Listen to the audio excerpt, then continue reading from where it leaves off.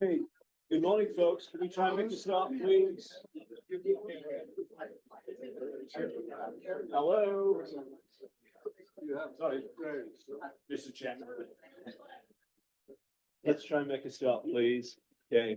So welcome, everybody, on this day that's a little bit closer to Utah than it is to DC normally. So I'm very grateful for the weather. It makes me feel at home. Thank you. I'm not sure we all enjoyed the fire alarm at 1 a.m. this morning, but never mind. So what? This is the meeting of the year. What we're going to do this meeting is talk about. I'm getting.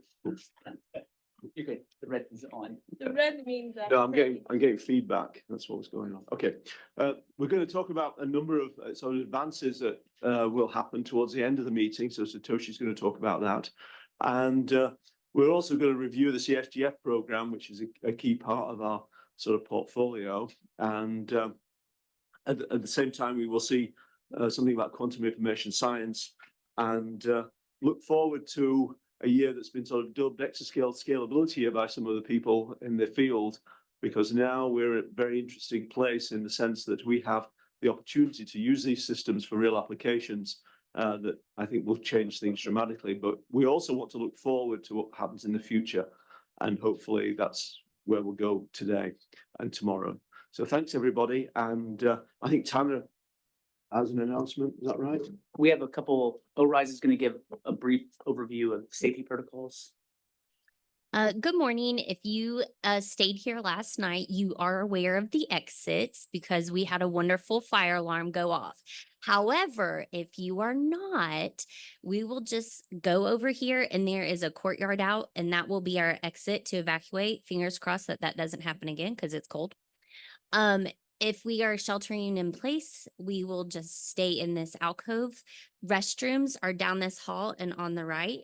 Coffee is on down this hall on the left. I think everyone has found that, but if not, coffee down there. And then the restaurant is over here in the front, and for lunch if you need that. So if you need anything else, just ask. A couple more administrative announcements. This meeting is being recorded. If you are uncomfortable with it being recorded and posted on YouTube, please excuse yourself. Also, great. If you have any questions, please enter them into the Q&A, not the chat. For those online, please enter your questions in the Q&A, not the chat. And we'll try to address them in real time with the speakers, but if there's not time, then we will address them during the public comment period, or at least try to. With that, I'd like to introduce our first chairman. Well, maybe Martin. All right, how about I introduce Dr. Harriet Kong, our first speaker for the day, the acting director of the Office of Science. And I am very happy that she's able to join us today.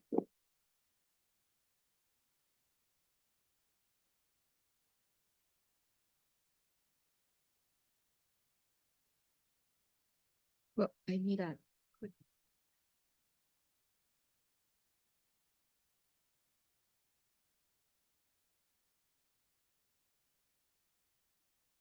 Thank you, Jaren. Before I start, I do want to make one quick minor correction. I'm still the Deputy Director for Science Programs.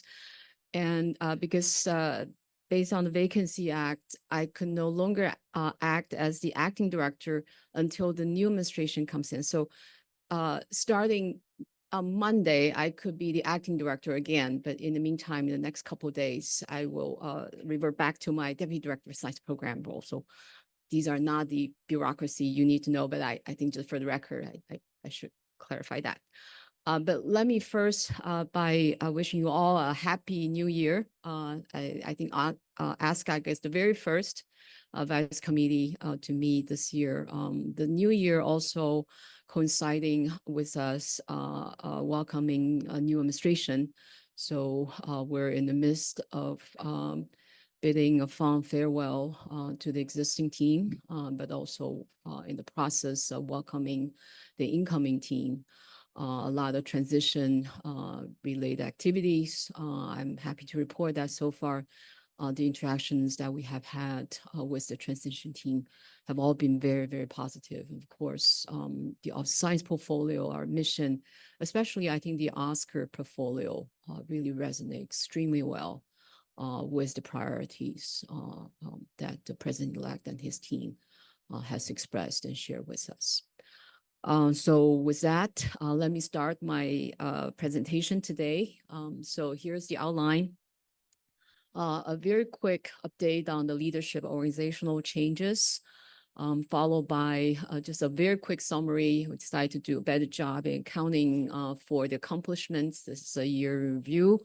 Followed by, we have recently been able to put out a number of honors and awards. Some were the decisions of the White House and got more of a delay, but some of our own awards, and then followed by a very quick update on the DOE Research Security Framework. Okay, so this is the Deputy for Director of Science Programs organization chart. You see the 6 major program offices and some of the supporting other offices. And there have been a number of changes.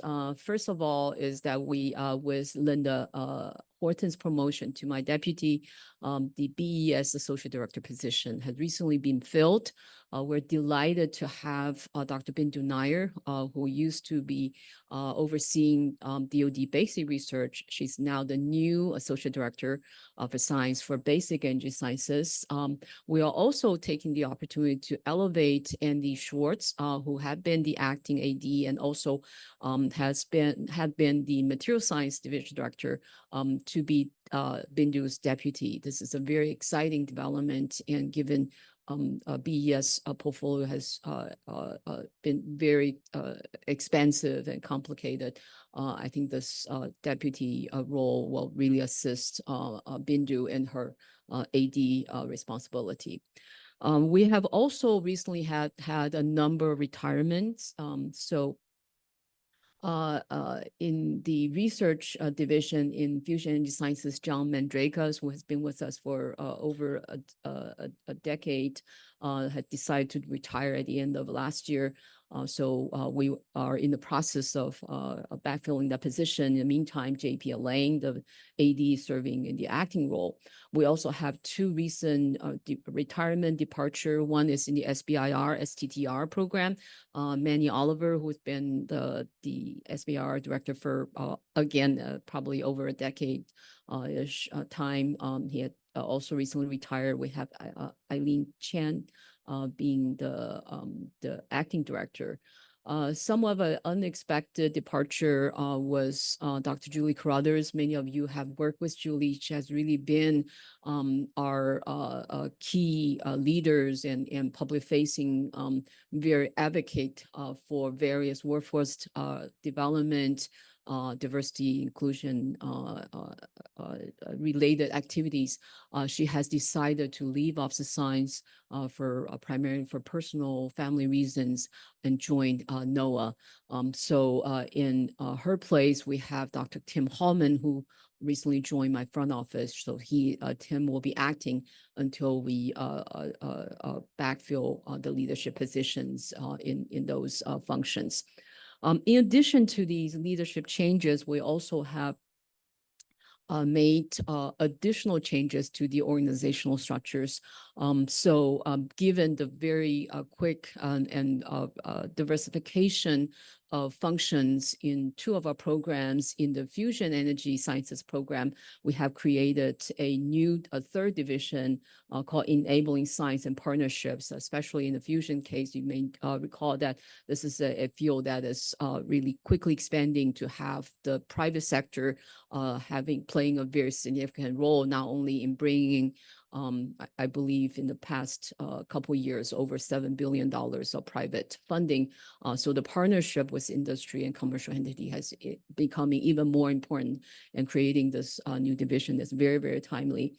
And in the high energy physics field, because and also taking advantage of the accelerator R&D production program being folded back into the HEP, we now have a 3rd division called Accelerator and Technology and division, facilities division. So this is really very exciting and very timely. So moving on to just a very quick overview of what collectively, especially I think Oscar is a central part as our community contributing to really a year of very exciting major breakthroughs. So in the next 4 slides, I'm trying to capture an exemplar way of some of the key very exciting. These are by no means exhaustive, comprehensive, but just showing some examples of very exciting development. The first panel is on the future of telecom atomic things. So 2D materials, quantum materials have been the focus of the BES portfolio, actually the broader community for some time.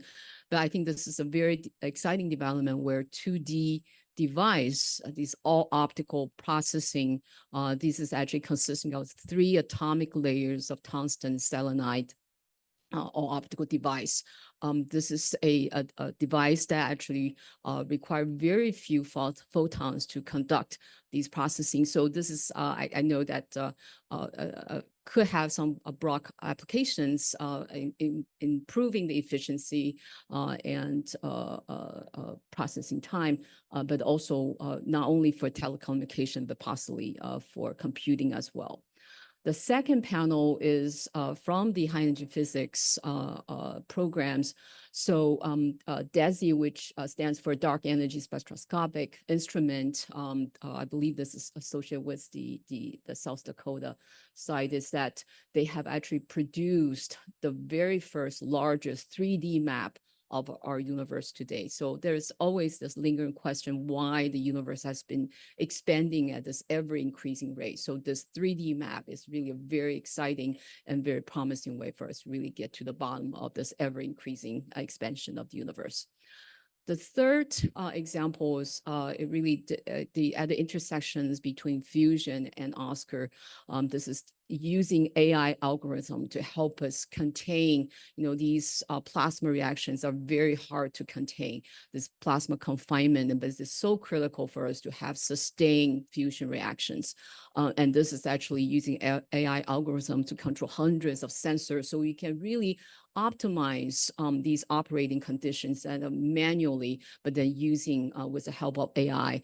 And this is very important because the farther out we can push the limit of the operating conditions of these fusion, the sooner, the faster we can get to really hopefully a prototype of fusion reactors that can really be the future of energy sources. The last example is from Oscar. Actually, I had a quick exchange email with Jaren. I read about this in the Oak Ridge press release. I think it's one of the press releases. I was so intrigued. This is a very novel quantum gate where this hyperentanglement by taking advantage of the 2 degrees of photon from both the, I believe it's polarization and frequency as a way of really increasing and improving the resilience of quantum communications. I'm really deeply impressed by how novel some of these advances have been and really exemplify what I think Oscar's unique contributions to all of science as an overall portfolio. But of course, these breakthroughs cannot be done without some of the underlying technologies and research advances. And here are a number of examples. The first one is the super heavy element. Berkeley Labs had figured out a way to use separate atoms of element 116, this is livermorium, paving the way to create the heaviest, I believe it's a 120, which is the next super heavy element. So this is a very exciting development. Also very interesting and exciting is biologists have now figured out a way to transfer beneficial genes into plants. That's kind of essentially following the CRISPR-Cas9 route. How do we really tailor these genes into the plants for various, whether it's drought, climate resistant, to produce higher yields for various technology. And then the third example is using LiDAR to combine LiDAR with these wind turbines. So we can then have a much better estimate of the wind energy production. So we can really harness wind as a renewable source. And of course, the very last one is we'll welcome Professor Dave Baker to the long list of Nobel laureates. And Professor Baker has utilized, I hope someone is making sure that this connection works. It seems to be a connection issue.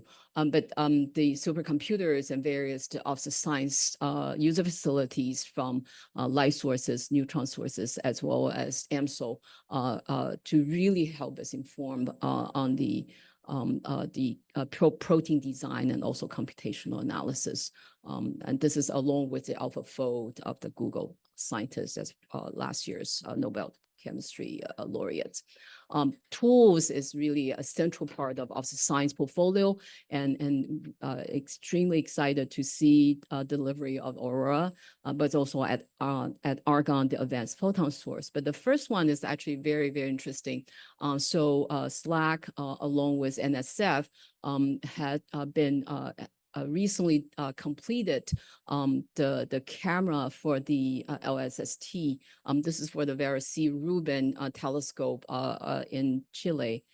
I don't know. I hope it's not me holding this thing. So okay. So this is this camera is actually broke the Guinness records as the largest camera in the world that have ever been built for astronomy. And then this is the size of a small car. I just imagine a camera of that scale is twice as heavy. But this is it will be able to give unprecedented resolution once the LSST camera being installed at the observatory in Chile.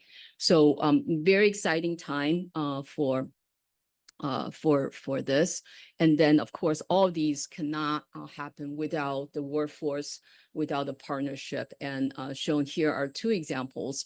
One is a very unique partnership model. It's called the milestone-based program. This is the public-private partnership funded model that Fusion has explored, patent after the COTS program by NASA.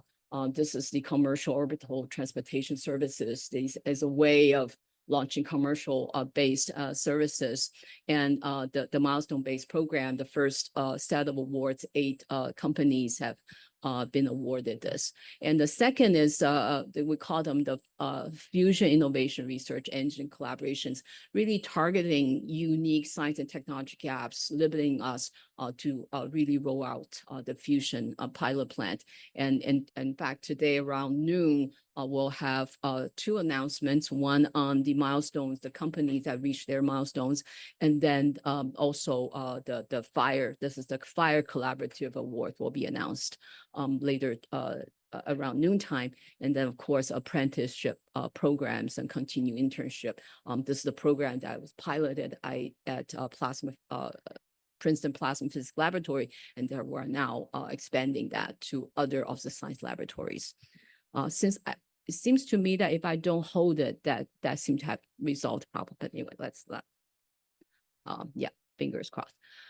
Okay, so the next slide I want to share with you a upcoming initiative.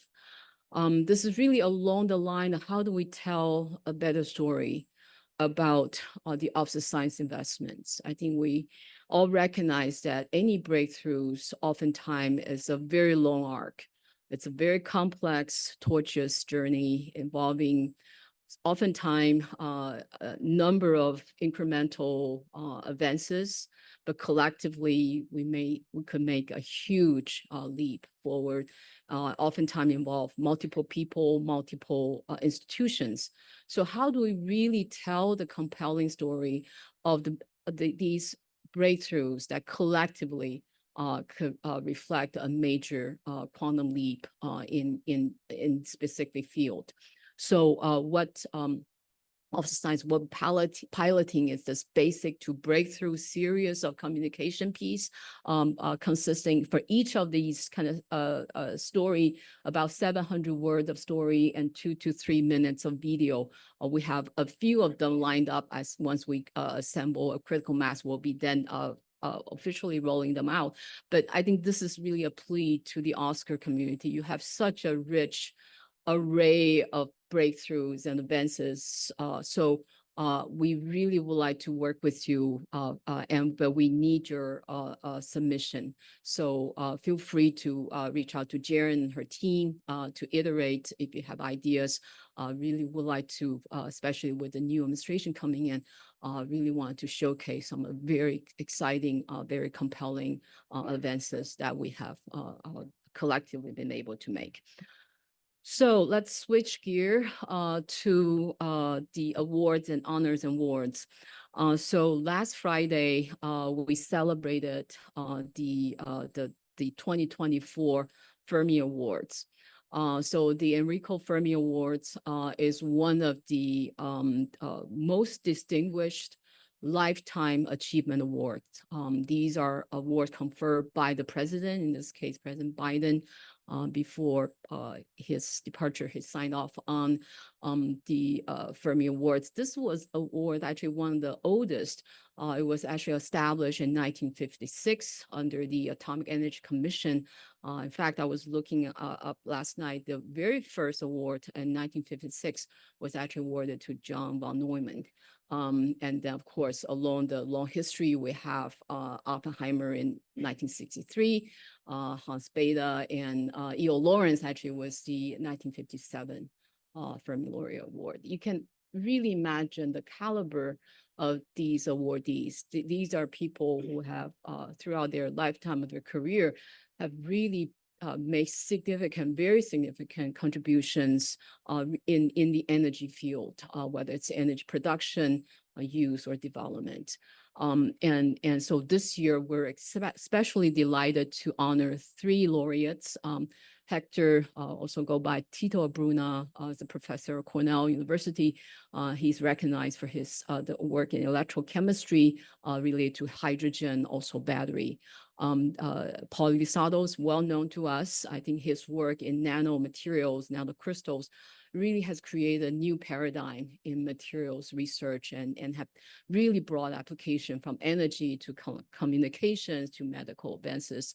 And John Nichols, who was the Lawrence Livermore Laboratory Director, he was credited to really enable the recent NIF successes. But in addition to that, I think he was honored for being able to lead Livermore at the end of the Cold War. In fact, some of the laser facilities and programs were established under his leadership. Someone with huge vision, not only for fusion, inertial confinement fusion, but also for various high density physics fields. So we're delighted to have these 3 laureates honored last Friday. Following that theme, this is more of a Office of Science Awards, but also I want to make you all aware, because we will be, these awards will be given out on a periodic basis, and we're always looking for highly qualified nominees. So these are the Office of Science kind of Oscar prizes for distinguished fellows at national laboratories to really highlight the contributions of distinguished scientists at national laboratories that often would not have that kind of recognition outside the national laboratory system. The awards was authorized in 2019 by the American Competes Act, and since then we have made about 17 fellows, if I remember. But this year we're especially delighted to have 4. Mayor Bishai from Brookhaven in the high energy physics field, Alois McInnes, from our very own Oscar from Argonne National Laboratory, Kristen Pearson for the materials projects leadership, and Jerry Tuscan in the biology area. We have a couple years ago started this distinguished scientist lecture series, and this year we actually have completed 3, and Lois lecture is coming up later, I believe in early February, if I remember correctly. So these are both in person, also virtual. So welcome you all tuning in and celebrating Lois' very distinguished career and also leadership in this field. So with that, actually the last one is the recent PK's awards. I believe it was 2 days ago, White House kind of surprised us with this announcement. So along in the DOE awards, there's a total of 55 awardees, and out of them 35 from Office of Science, this actually covered 2018 to 2022, and I believe Jaren will go into some of the Oscar awards. We would like to congratulate. This is again the highest honors that the U.S. government bestowed to researchers in earlier in their career. So again, this is really quite an exciting time to be able to see so many people being honored with these well-deserved recognitions. So let me end by give a very quick update on the research security policy. So in November of this year, the Deputy Secretary in the department has signed out a memo giving out more policy guidelines on how the department will be treating the research, technology, economic security issues. I think in my talk last time, a couple months ago, I gave you an overview of the general posture, but then I think this is a very timely update because NSF has put out specific guidance, DoD has their risks or decision matrices, and NIH also have very specific guidance. DOE, we've been talking about kind of our general policies for a while, but this is the very first time that a very clearly written memo has been released in November. And at the bottom is the link that you can link to the memo. But in a nutshell, the memo captured kind of 3 main components. One is the goals, background, commitment, especially I think this part, I don't remember specifically. I think one of the FACA meetings, I was reminded of the importance to publicly declare our commitment to non-discrimination, which we know that could easily be abused through these kind of due diligence process review. Also, the memo has detailed risk factors, risk-based review process, and also what would be the mitigation process, clarification, and reconsideration processes. So I really encourage those of you who will be interested in the DOE specific guidance being published to check out the memo. But this actually details kind of the relationship between the program offices and the office that will be conducting these due diligence reviews. So on top of these office, we actually have a artist policy working group comprising of members from different program elements to provide input, to harmonize input before they formulate their policy. And the artist office is the one that will be executing the due diligence reviews in consultation and coordination with the program offices. And here on the left-hand side, you see the different roles and responsibilities of the different offices. Let me just delve a little bit deeper. And last time I already talked about the 3 phases of the artist due diligence review, but let me just reiterate the key principles that Office of Science is firmly adhering to. We believe the reviews and mitigation must be informed by the science, the risk base, and perform on a case-by-case basis. There's no categorically treating any particular field or proposal. We want to focus on behaviors and their timeliness, and also characterized by fairness, transparency, and non-discrimination. A little bit of detail on the SC implementation. So we still continue to recommend universal disclosure, source of support position appointments. We also continue to use Science CV. This is the NIH lab form to reduce administrative burden by allowing the use of digital person identifiers. And we'll continue to leverage interagency common form. This was released earlier last year. Certified completion of the research security training. This was a requirement flowed down by NSPM 33. And also we continue to emphasize that we are not imposing any citizenship or residency requirement on personnel working under the Office of Science Awards, even though some yeah, I think you have to have the legal right to perform work. We also do not require university PI to seek prior approval for foreign travel unless there's a part of the mitigation plan. So again, trying to clarify how SC will be implementing and working with our test office. We welcome input from the community, given this is really very important and impacts the broad spectrum of activities in Office of Science. So with that, thank you very much. Really appreciate the opportunity to address ASCAC. Thank you. And we have time for some questions from the ASCAC committee. Questions?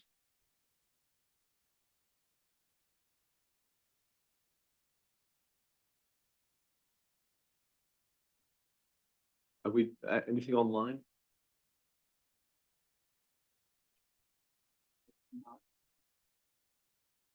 Actually, I hate to let anything go without questions. Roscoe. So, no, I appreciate all the information, and I realize you're in the middle of a big transition. It's interesting that we're meeting before that transition has really formally begun. I don't know quite the right words. How will our committee keep track of what's been going on between now and the next meeting? Will we have any opportunity? I know we don't operate as a committee, but how will we know, or just read the newspaper or whatever? I think that's a very good question. And I actually thinking about not only we need to keep the community informed, we also need to keep our office informed. I was here 8 years ago and also 4 years ago, and different team actually have very different policies, postures on how information sharing. So to the extent possible, we can share information. I'm committed to sharing that information, not only to keep the Office of Science staff informed, but I also think that the community needs to be, we have to maintain our transparency. The first meeting will actually happen on Monday. We'll have someone assigned to the Office of Science portfolio. So I'm currently scheduled to meet and greet the person and provide the person with the Office of Science introduction. Based on that interactions, we'll probably devise a plan, but either through Oscar or through the Office of Science communication. Well, I'm committed to sharing as much information as possible. It is indeed a highly uncertain time for all of us based on what we read in the paper. But I'm actually pleased to, so far, the interactions with the transition team have been extremely positive. What the message we got was that not only what Office of Science Special Oscar has been doing is very important, we need to do them faster. So how do we really accelerate the development, deployment, and in these critical field that's so central to not only national security, but also the the economic prosperity for the nation.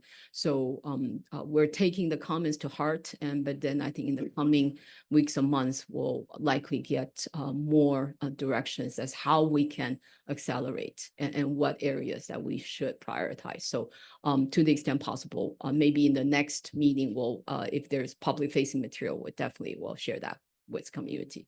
But thank you for that question. Question about the basic to breakthrough. Yep. As a university person, how does, is there help provided to create these stories, especially when you're a smaller team with less resources for Exactly. visualization and- So I believe we have staff that will help, but we need the raw input from the team. So if you have ideas, I would strongly encourage you to work with Jaren and then bring these input to us, and we can then help you, whether it's the videos or we have staff writers, science writers that can help polish those to be more general public accessible writing. But thank you. If you have ideas, we really love to have them. Thank you again for a great presentation and good questions. So let's move on to our very next speaker. It's Jaren. Okay. Who can give us a view from Germantown.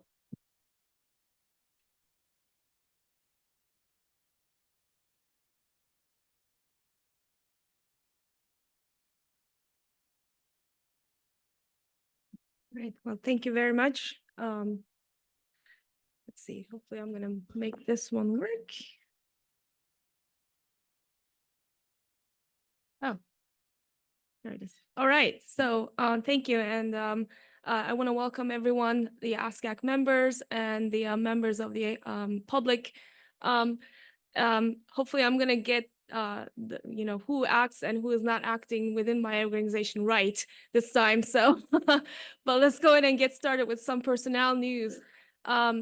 I think I promised last time that I was going to be able to announce the third division, the Advanced Computing Technology Division Director, next time we meet, and I am very happy that I'm actually I can hold that promise. So we do have a third division director, that is Pavel Lugowski. I'm going to talk a little bit more about him. But also we do have other changes within the staff. In Oscar, we're welcoming a new member in the facilities division. That's Chris Myers, who is sitting in the audience there. And we also have a departure. So let's see. So slowly building the team. We still, of course, have some vacancies in terms of the program managers, and we are furiously working on filling those vacancies. Okay, Pavel joined Oscar on Monday, actually. He cannot be here in person, but next time, hopefully you'll be able to meet him.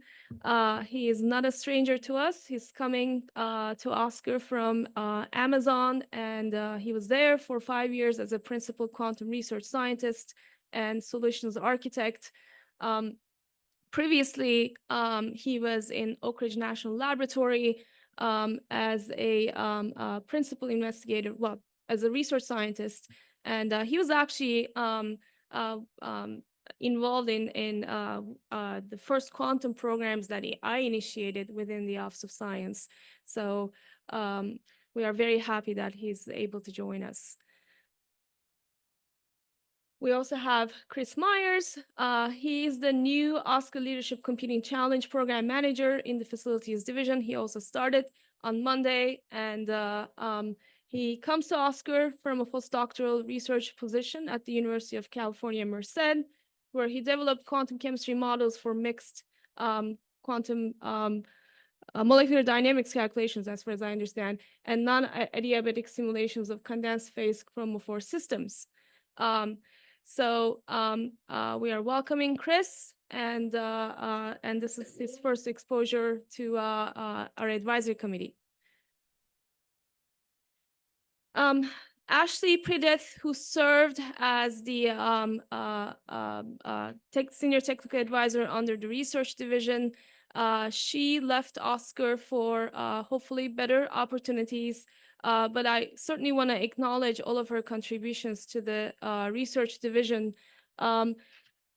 She had a strong interest in developing teams and organizations to achieve science and technology goals, and brought that interest to Oscar in a zealous fashion. There were lots of processes that we had to reconsider and overhaul, and she was actually instrumental in looking at all of our processes. So we appreciate all of her contributions. Of course, previously she served as the assistant director and then the executive director of the PCAST. And she was serving as the cross-cutting initiatives director, actually previously joining Oscar within the Office of Science. This is a slide just to remind me that to tell you that there has been no movement in budget, basically. This is the budget slide that I showed previously, and our FY25 request is still publicly available, of course, but since last time we talked, and we talked about the markups, Senate and House markups, there has been no movement, so really I don't have any more news on that front. But it has been a great year for DOE exascale, DOE supercomputing ecosystem. In the supercomputing 2024, we were actually able to celebrate the top 3 positions in the top 500, all coming from DOE. El Capitan, of course, that is our the computer from the Lawrence Livermore National Laboratory, took the first place, and Oak Ridge is currently the number 2 machine, and Aurora is number 3. What a great feat. So I want to shout out to our colleagues in NNSA, and because I think this is a great demonstration of our long-standing partnership with NNSA, and our contributions both from NNSA side and the Office of Science side to create this powerful DOE ecosystem in supercomputing. Now, a couple of kind of sad news and good news, and I don't want to say funeral, but I attended the Farewell to Summit online, and it could be just my screen, but I think I've seen some real tears. So it has been an incredibly productive system for us, and a great science came out of it, and as evidenced in some of the prizes that I'm showing here. But it was time to decommission Summit, and I want to thank the Oak Ridge team who worked on deploying and operating and doing incredible science on that machine. So, but a couple of other celebratory news. NERSC turned 50 this year, and it was a great celebration for us. I'm not going to steal Sudeep's thunder, but NERSC is actually, in terms of the number of users, is the Office of Science's largest user facility. On this slide, we're showing about 10,000 annual users, but currently it's actually well exceeding 10,000 users. So please stay tuned for Sudeep's talk tomorrow morning. Frontier, there's a lot of great science that's coming out of Frontier, and we would have to spend a whole day to actually go through and all the great breakthroughs. Last time we met, we were able to hear from Bronson, who talked about some of the early science results. We have more. I'm showing here one example, and that is the world's largest simulation of the cosmos, which really lays the new computational foundation for simultaneous extreme scale dark matter and astrophysical investigations. So the way that I understand this is that it is so complementary to the observations and the experimental data that's coming out of the different telescope surveys And this kind of simulation was not possible previously. Another example here is the game-changing quantum chemistry calculations, and this is the Gordon Bell Prize, the latest Gordon Bell Prize. And I'm happy that we're going to be able to hear Giuseppe's talk this afternoon, so I'm not going to try to go into details and embarrass myself here, but please stay tuned for that talk.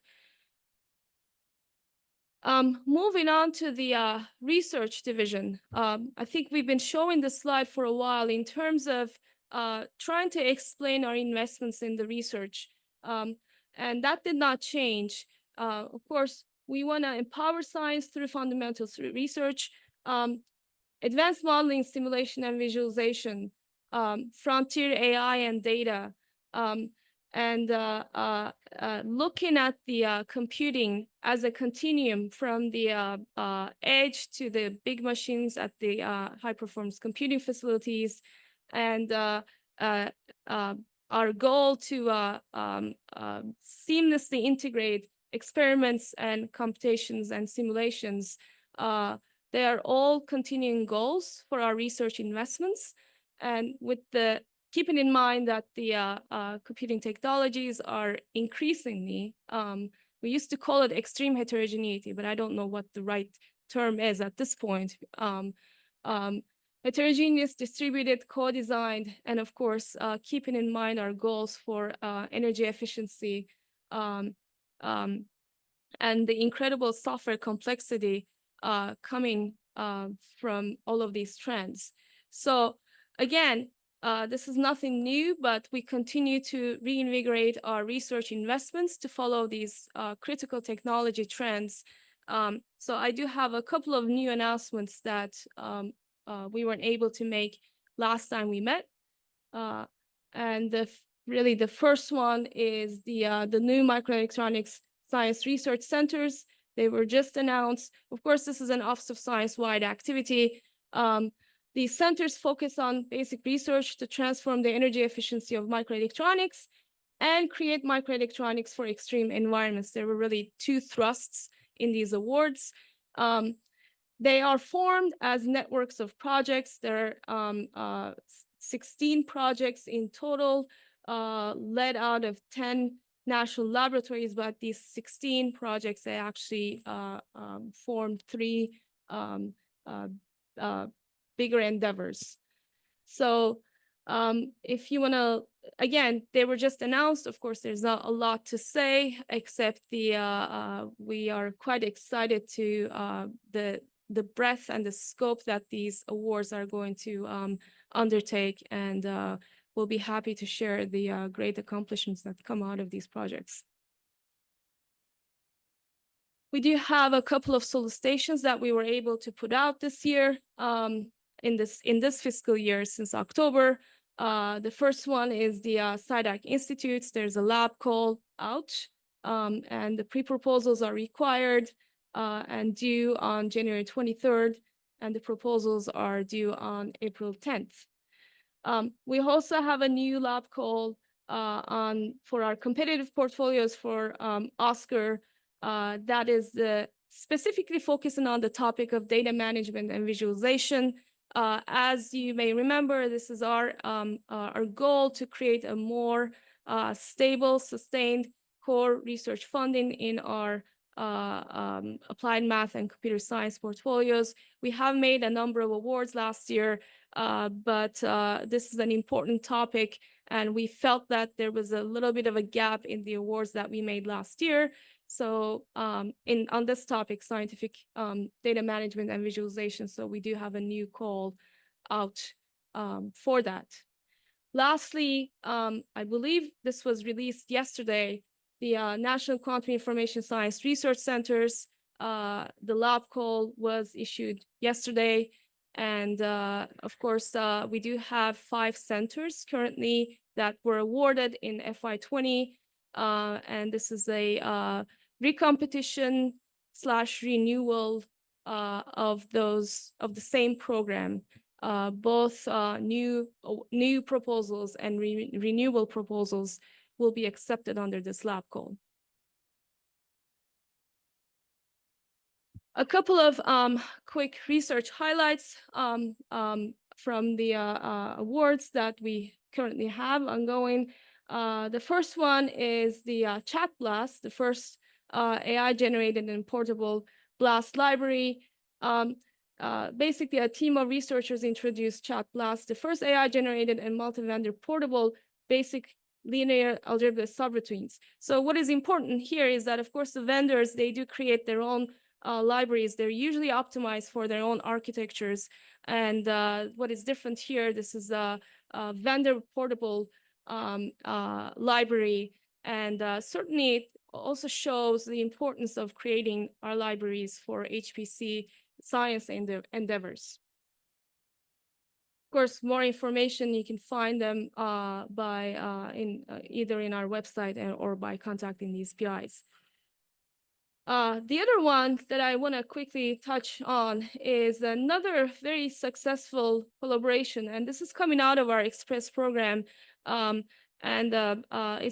one of our, of course, all of our programs are our favorite programs, but it's one of our favorite programs in the sense that, of course, such a small program can leave such big footprint in various endeavors over the years. This is a successful Express collaboration. So far, we've an incredible record of papers and a lot of awards to the personnel that's been involved. In terms of our partnerships with other programs like AMTO within the DOE, and in terms of also creating a pipeline into other programs that we have within OSCAR, like the competitive portfolios, especially this project actually contributed a lot. The last thing I want to touch upon here is it also provided an application mini app to our colleagues on the NNSA side. The whole endeavor, as far as I understand, is to create a new algebraic formulation for efficient solution and parameter derivatives for finite element operators. Again, this is one of the maybe highlights that really touch upon some of the things that Harriet was alluding to this morning, how our community is agile and innovative in terms of a lot of the investments that we make, and when given the opportunities, we can actually come up with sometimes very disruptive breakthroughs. Okay, I'm very happy to congratulate our PCASE awardees. Harriet showed a long list of awardees that were funded by Office of Science Investments. 5 of them, actually 6 of them that I'm showing here are from the OSCAR community. I want to go through the list. And Peter Bosler from Sandia National Laboratories, Catherine Isaacs from University of Utah, Joe Lukens from Purdue University, Bei Wang Phillips, University of Utah, Stefan Wild from LBNL, and Zore Dawidi from University of Maryland. Most of these PCASE awardees, they were supported by OSCAR Early Career Research Program. Not all of them, but certainly they do have funding from OSCAR programs.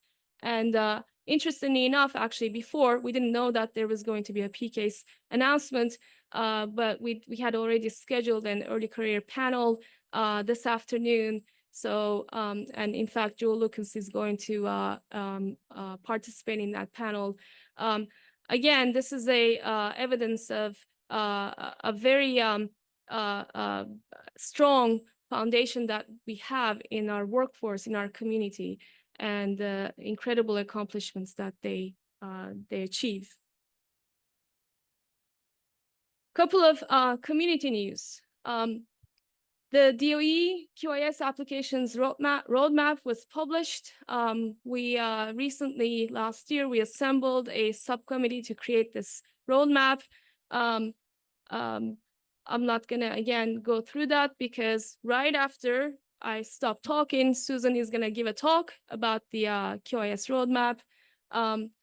At the same time, Office of Science held a series of roundtables on transformational science enabled by artificial intelligence. Oscar was tangentially involved in these roundtables, but this was really about gathering the community from supported by other offices within the Office of Science to see the breakthrough achievements that can be achieved by artificial intelligence. I know that the community is working hard on completing the reports that's going to come out of those series of roundtables, and hopefully, I do hope that we can talk a little bit more about that in the next ASCAC meeting. We have an upcoming workshop. That's the partnership workshop with the biological and environmental research, and it's about envisioning frontiers in AI and computing for biological research. As you may remember, of course, we do have a very strong partnership with the Biological and Environmental Research Program. But in recent years, there have been a lot of advances, especially on the biology side, and of course, on the computing side as well. And it's been a long time since we gathered both communities together to talk about what's next, what we can enable together. So that workshop is coming up in February, and we're quite excited to hear the discussions. I believe this is my last slide, and I just want to remind you that we do have office hours, Office of Science office hours that are continuing. For more information about these office hours, please see the website. These are really somewhat informal times for the community to drop in and talk to different program managers and hear about our programs, ask questions. I do believe that actually the slides and the recordings of the past Oscar office hours are also posted online, publicly available. So if you want to watch them, nothing else to do on the weekend and watch these types of things, please feel free to do so, and hopefully they're helpful. And we're going to continue to record these office hours. I think that is all I have, and I was able to stay on time. So Okay, I'm happy to answer a couple of questions. thank you very much. Let's take some questions if we may.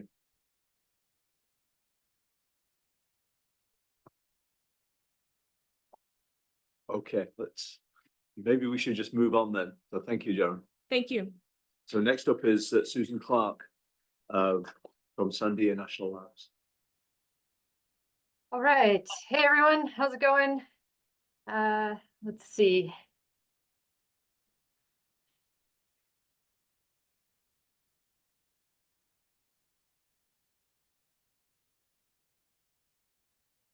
Okay. Does it look okay? Yes, we're good. Okay, great. Okay, so I'm Susan Clark. I work at Sandia National Labs. I run the Q-Scout program, which is the Quantum Scientific Computing Open User Testbed, which is one of the 2 DOE-funded quantum testbeds.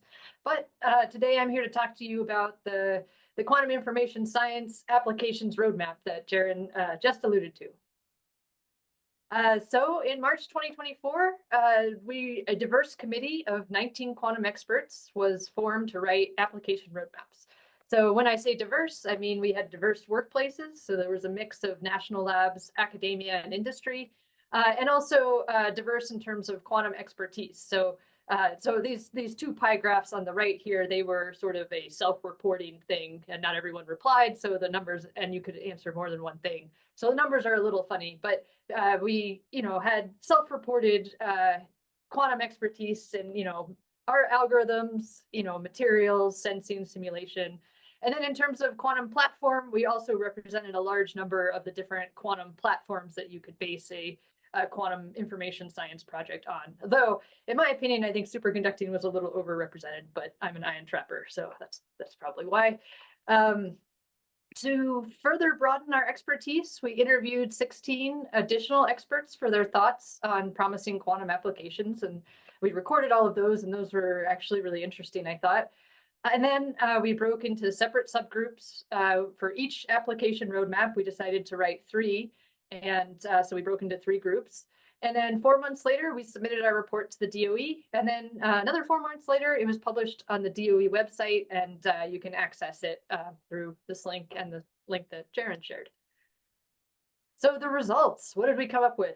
We're still excited about quantum. So that's good news. So after 4 months of thinking really hard of how we would get from where we are now to where we want to be, instead of being totally overwhelmed, we're actually maybe even more excited than we were before. So we ended up writing 3 roadmaps, one about quantum computing, one about quantum sensing, and one about quantum networking. And the sort of the high level results from each of those 3 roadmaps is that quantum computing, these are, you've probably heard all 3 of these things before, but I'm going to say them. So quantum computing is fundamentally different from classical computing for solving various classes of problems. But to be useful, the consensus was the computer has to have many qubits and it has to be fault tolerant to solve a realistic problem. But we're particularly excited about the prospects of using quantum computers for physics and materials simulations. Okay, quantum sensing. This may be the best near-term application of quantum information science. In fact, there are already, quantum sensors out there in the world doing great things, but there's still a lot of research to effectively harness the quantum properties of these sensors and, use them to their best ability. We're looking forward to using quantum sensors to measure fundamental constants and as biomedical imaging devices. And quantum networking is a little interesting. It's kind of, in our opinion, kind of like the internet. So, it's the idea that you can provide entanglement between any 2 places anywhere in the world or in satellite or, something like that. So like the internet, it doesn't necessarily have its own application, and it's more of a service and could be used to do lots of different applications. But it does have a few obvious applications that we highlight in our roadmap, which is to enhance the abilities of quantum computers and quantum sensors. And so, not surprisingly, if you ask a bunch of physicists, what are you going to use quantum information science for? They're going to tell you that they're going to use it to do physics. And so that was kind of where the applications kind of lean in that direction in this roadmap. Okay, so now I'm just going to walk you through the 3 roadmaps that we did, so you'll kind of have a feel for what the contents of the report is, and I'll explain what was intended behind each of the figures that's in the report as well. Okay, so first, quantum computing to extend the frontiers of quantum computation. Many of you have probably seen a picture like this before. The idea here that we're trying to show is that classical computers have a certain types of problems that they are good at, and we also, want to emphasize that classical computing includes supercomputers, AI, and GPU-based quantum computing. So those can all fit inside that dark green circle there. So, there's a lot of hype on AI, and it's going to do a lot of great things for us, I think, but it's still limited to this classical computing circle. Quantum computing has a whole other class of problems, including the ones that you can do on AI. It's not going to replace classical computers, obviously. And then there's also a class of problems that we don't really know how to be able to solve in any meaningful length of time using quantum or classical. So that's this sort of gray circle on the outside. And then that also points to this other picture where we're trying to, emphasize that depending on your problem size, as the problem size gets bigger for classical computing, for smaller problem sizes, they're outperforming quantum, but they don't scale very favorably. So the computation time starts to go up much faster than you would hope. While quantum, as the problem size gets a lot bigger, the scaling is more favorable. So for large problem sizes, it can solve those types of problems in a reasonable amount of computation time in some cases. Okay, so some examples of things that we'd like to compute, but we can't right now, that quantum computers might be able to help us compute, and we're pretty sure they would. One is simulating the dynamics of the strong force. So what is a strong force? it's the force that holds quarks together, which form protons and neutrons. And why is it hard to simulate now? It's the strong force is explained by quantum chromodynamics, and that has the property that as things get further away from each other, the force actually increases. And if the force, most of our forces, as things get further away from each other, the force decreases. And so if you get something infinitely far away from each other, they're actually not talking to each other anymore. And so we can make a lot of approximations that make it a lot easier to work with the math to explain those types of forces. This force is unique in that as things get further away, the force goes up. So we can't make the same approximations that we make for other types of simulations. And so it's just really a bear to deal with. So, I mean, we do have ways of doing calculations with the strong force, but they rely on certain approximations that we're really just not sure how accurate they are. And reasons to calculate the strong force is if we understand the dynamics of how, protons and neutrons are made, we can understand the evolution of the universe after the Big Bang. And then we can make predictions to better use our facilities, like the Large Hadron Collider, the Electron Ion Collider, to search for new fundamental interactions or particles. Additionally, understanding quantum chromodynamics opens up a whole, gives us numerical access to a wide variety of problems in nuclear and particle physics. So there's, if we had a large fault tolerant quantum computer, we have a lot of algorithms that we would be excited to try out to give us numerical answers, and we could predict some of these things. Okay, thing number 2, things that we'd like to compute but can't right now. Can't compute efficiently right now, is getting more accurate chemical and material simulations. So this is problems ranging from catalysis, energy storage, drug discovery, and quantum materials. And so for these types of simulations, simulating on a classical computer is certainly possible and is well researched and widely done, but you have to make a choice between sacrificing either accuracy or efficiency.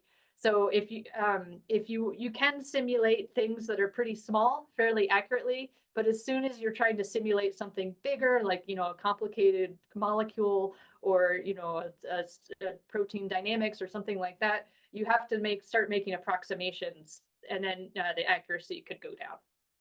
So with a fault-tolerant quantum computer and some advances in algorithms, we could do these much larger simulations without sacrificing accuracy. Okay, number 3 and 4 of things we'd like to compute but can't, that we think we could do better with a quantum computer. So enhancing scientific computing applications, and what that means is really solving ordinary differential equations and partial differential equations. And of course, there are lots of classical methods for solving these types of equations. Probably all of you took partial differential equations in college or maybe in high school, who knows? And so we have good solutions for that. But it's the same story. As the problem gets bigger, it's harder, it takes longer and longer to get the solutions that we want. And so if we want to start looking at these more complicated differential equations and partial differential equations, a fault-tolerant computer is predicted to solve these types of problems faster. And even with polynomial speed up, that can get really important if it's something that you're doing over and over and over again, then those benefits of any speed up at all really starts to help. Okay, number 4. Enabling more efficient management of infrastructure, logistics, and commerce. So this is referring to the class of problems where it's an optimization problem, where you're trying to optimize over many variables. And this one's a little fuzzier if the quantum computing advantages for optimization problems isn't quite known yet, but it seems reasonable to assume that if we look into it harder, we could probably figure out how to make a quantum computer work for us to do these sorts of problems. And that's attractive because we use optimization, we run optimization problems a lot. So for example, management of supply chain uncertainties, determining shipping routes, allocation of resources in power grids, and improving manufacturing processes are a few examples of things that the DOE might be particularly interested. And again, we do have methods of solving optimization problems, but with some research in quantum computing, they may be able to solve them faster. Okay, so the next figure in the report is this figure here, which is kind of trying to get at the question of, how are we going to build these this large fault tolerant quantum computer, and how are we going to best use it?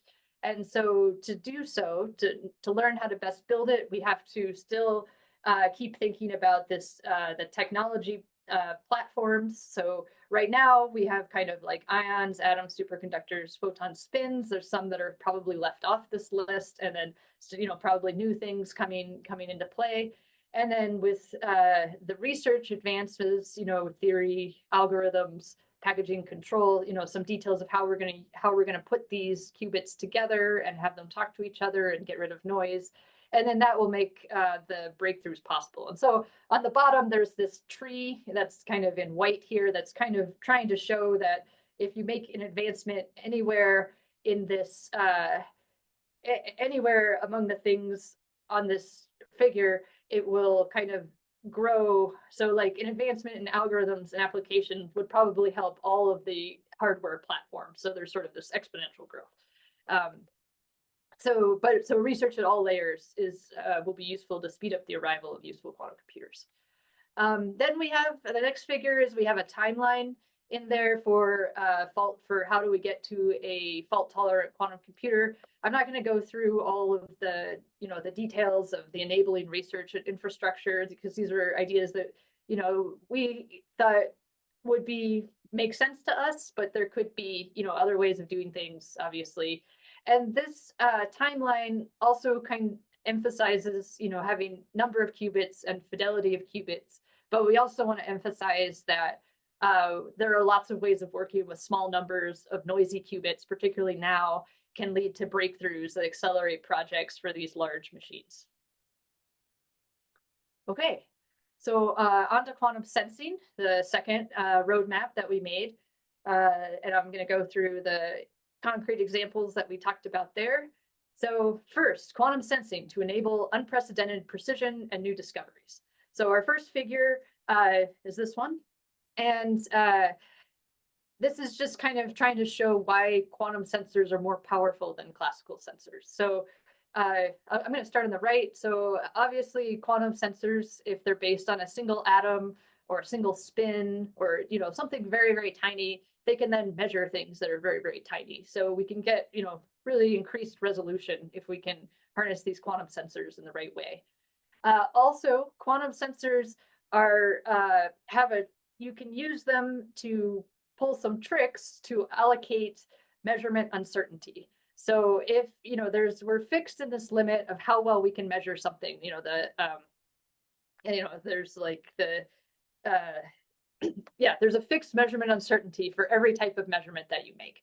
And then, but you can do tricks in quantum measurement where you can push that uncertainty around so you can make it more uncertain in something that you don't care about, but measure the thing that you do care about in a more certain way. So, we have this picture here of your measurement uncertainty, and you can squeeze it into putting all of your uncertainty into a particular type of measurement that you're not doing, and then make your measurement uncertainty very small in the measurement that you are doing. Okay, so first example, precision measurement for new physics.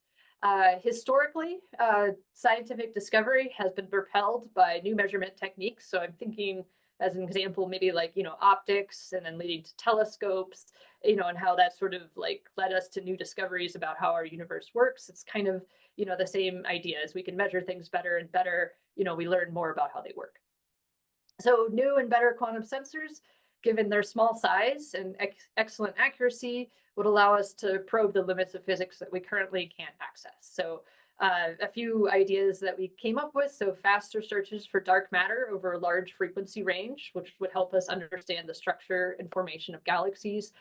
We could test the weak equivalence principle, which may expand our theory of general relativity. And then also increasingly precise measurements of the fine structure constant, which tests our standard model and potentially would reveal new particles or phenomenon. So that number two, sensitive and high resolution probes to understand materials. So really our ability to make technologies and improve our technologies is fundamentally linked to our understanding of materials. And so since quantum sensors are so small and again accurate, they can perform these measurements of materials with higher resolution and get deeper inside of the material than we currently could right now. So they can measure minuscule magnetic and electric fields, as well as local temperatures and pressures within a solid that would help us understand impurities in the solid, or how charge moves around in a solid for our electrical devices. And then I'll also note throughout the sensors roadmap, there's the idea that large scale entanglement of the sensors also increases their sensitivity. Okay, number three, robust and deployed quantum sensors. So this one we're talking about the idea that since quantum sensors come pre-calibrated to physical constants, they can be naturally robust. So if you have an atom, it is pre-calibrated to the fine structure constant. Therefore, that's why like every single atom is the same of the same element. And so because of this, then they can be sort of ideal for extreme environments like space, plasma, and ion beam sources. They are also, since they're very small, they're also less likely to absorb harmful radiation. So if you have a situation where there's a bunch of neutrons flying everywhere and you have a single atom, the chances of the neutron hitting that single atom are smaller than they would be if they had a bigger target of something to hit, is what we're trying to get at there, which might make them suitable as sensors inside fusion plants. And then also like quantum gravity and gradient sensors can use that inherent stability of individual atoms or ions or spins to enable low noise, low drift measurements of the Earth's shape and density. However, if you've ever talked to anyone in quantum, you know that these quantum sensors are extremely sensitive to everything. And so isolating them from things you don't want to measure from things you do want to measure can be challenging. So we need a lot of like classical engineering to, design these materials in the right way to make them useful as these types of sensors, to harness those advantages, really. Okay, and then number four, biological, chemical, and biomedical sensing is another place that quantum sensors are really poised to make an impact. Our understanding of biology, disease, and human health really depends on how well we can measure things that are going on inside our bodies. And so quantum sensors, again, are small and accurate enough to detect and locate small magnetic fields inside the body. So instead of going to an MRI, to get an MRI image done inside this, this huge tunnel where you go in and it's loud, it could be something as small as, like maybe a little thing that you would put here that could measure in even higher resolution what's going on inside your body. And it could also monitoring heart and brain activity if you have an electrical sensor. So also ultra-sensitive detection of microfluidic assays.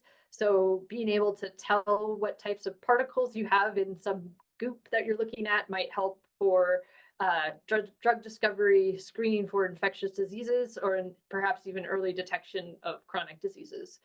And then finally, there are certain things that when we try and look at them with light, we end up destroying them. So quantum light sources that are entangled or squeezed allow you to get information about something without shooting very much light at it at all. So we could possibly look at these things that are light sensitive without damaging them, that we can't do now. Okay, so the next figure we had in quantum sensing in the roadmap was this one, where here we were trying to get across the point that we had these, physical platforms that are based on, quantum tiny single pieces. And in this purple box, we talk about the quantum resources. So the things about them that make them unique as sensors. And then also on the right blue box, the classical engineering challenges. So we need to understand a lot of these engineering challenges to make use of those particular types of quantum resources. And then that will lead to the applications that I just talked about. And then we have some photos of, loosely reminding you of the applications that I just listed.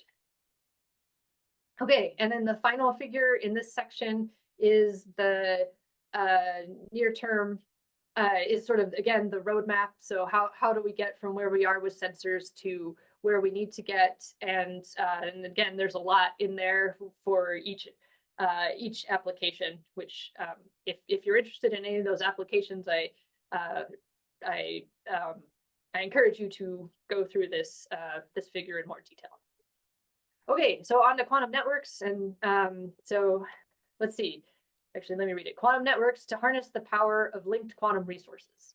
So the vision of large-scale quantum networks requires the development of a lot of specific quantum networking tools. Here's a artist's concept of a quantum network that spreads across the continental United States, which includes entangled clocks, along baseline telescopes for better resolution telescopes, distributed quantum computing, where quantum computers are linked, and then improved sensor and data collection by linking quantum sensors to a quantum computer.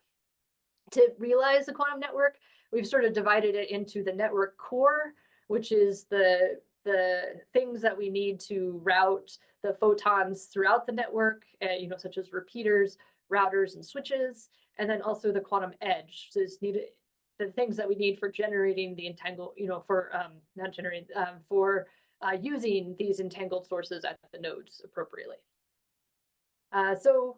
First concrete example, linking sensors for increased resolution. So this is the idea of having telescopes. Obviously, with radio astronomy, we are able to have telescopes very far away from each other and have them get much higher resolution images, but they're kind of stuck to the radio, the radio wave frequencies. And so going into the visible range frequencies would really help us. You could even increase the resolution even further. So, and so that would allow us to see sorts of things like star spots and understand how magnetic fields affect temperature, topological features on exoplanets, very faint stars for benchmarking galactic distances, and massive stars for understanding mass loss and transfer and rotating systems. And so additionally, another example would be linking atomic clocks for more precise timekeeping, which every time you make a better atomic clock, someone then does a precision measurement experiment on a fundamental constant. And so we keep narrowing in on those fundamental constants and help us learn about the standard model, detecting dark matter, and then detecting small shifts relative to Earth's gravitational field. To drive home the advantages, we have this figure, which is kind of showing as we start adding these quantum elements to our telescopes, we can get increased resolution and increased increased contrast, because they can be more sensitive. So number 2 and 3, linking quantum processors to sensors. And then number 3 is linking quantum processors to each other. Linking quantum processors to sensors allows us to learn. So usually a quantum sensor measures something and it is measured immediately to put it in a classical state so it can easily be stored. If you can send it to a quantum computer first to manipulate it, and then do a different measurement, perhaps, it's been shown that you can learn the state of a physical system with exponentially fewer measurements. And this could also be good for detecting very small or rare signals, such as exotic types of decays in a particle accelerator or something like that. And then linking quantum computers to increase processing power. That's a pretty straightforward concept for us to get our heads around, because linking classical computers helps us increase our processing power. And so as you can imagine, linking quantum computers, it's the same deal. But it's also one thing that's interesting is that linking quantum computers, the communication overhead is far reduced. So sending a piece of information that would require 10 to the 18 classical bits could be sent with only tens of qubits between quantum computers. So that's a kind of an interesting application in itself. So then we show this roadmap for realizing quantum network applications, where we've divided it into the network core, which is this green line on the top, which is the, sending the photons around and how to do that in a way that preserves their quantum information. And then the network edge, which is dealing with the photons at the nodes that we collect and how to make best use of those. Okay, so again, there were 19 authors. Jens Koch from Northwest University was the chair, and I was the co-chair. And again, so the main message, though, is quantum information science will allow us to better understand the world we live in. And we give examples in quantum computing, quantum sensing, and quantum networking. Okay, so that's the end of my tour of the quantum roadmap. Okay, thank you very much. Maybe we have time for a couple of quick questions from the panel. One from Rick online. Okay, we have one online too. Let's start with Tony and then. Thanks, Susan, for that comprehensive review.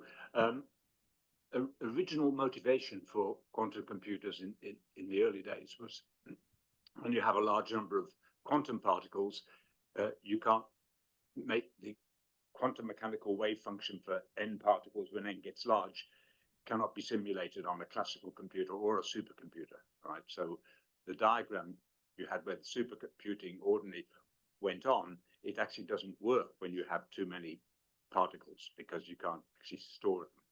So I'm curious to know also that there was emphasis on physics, and you said many qubits, all fault tolerant. How many did you mine? Do you mean by that? Oh, well, okay. So, I mean, the resource estimates change all the time when you talk to the theorists. So in the roadmap that we had for the quantum computing, it seems like we were, we have the applications down here. How did we do this? So we kind of divided it up into these 4 eras. We kind of called it the eras tour because the eras tour was going on. And so, we list, if we have about 1,000 physical qubits with error rates, 10 times below the threshold for logical qubits, we could kind of demonstrate the suppression of logical error rates. And, as it gets bigger, we can do more things. And then as the theory grows, it tends to shrink the number of physical qubits that we need. So that number is changing all the time. So I'm going to sneak out of answering that question, if that's okay. There was also no mention of the original application of Peter Shaw in factorizing large numbers. I mean, yeah, that's true. We felt like that had been sort of done to death, so we didn't bring it up, and there was kind of this feeling that that the DOE was less interested in that application. But yeah, certainly that is an application that could be used with quantum computers. Thank you. Next question. Hi, this is James Whitfield. Thank you for the great presentation.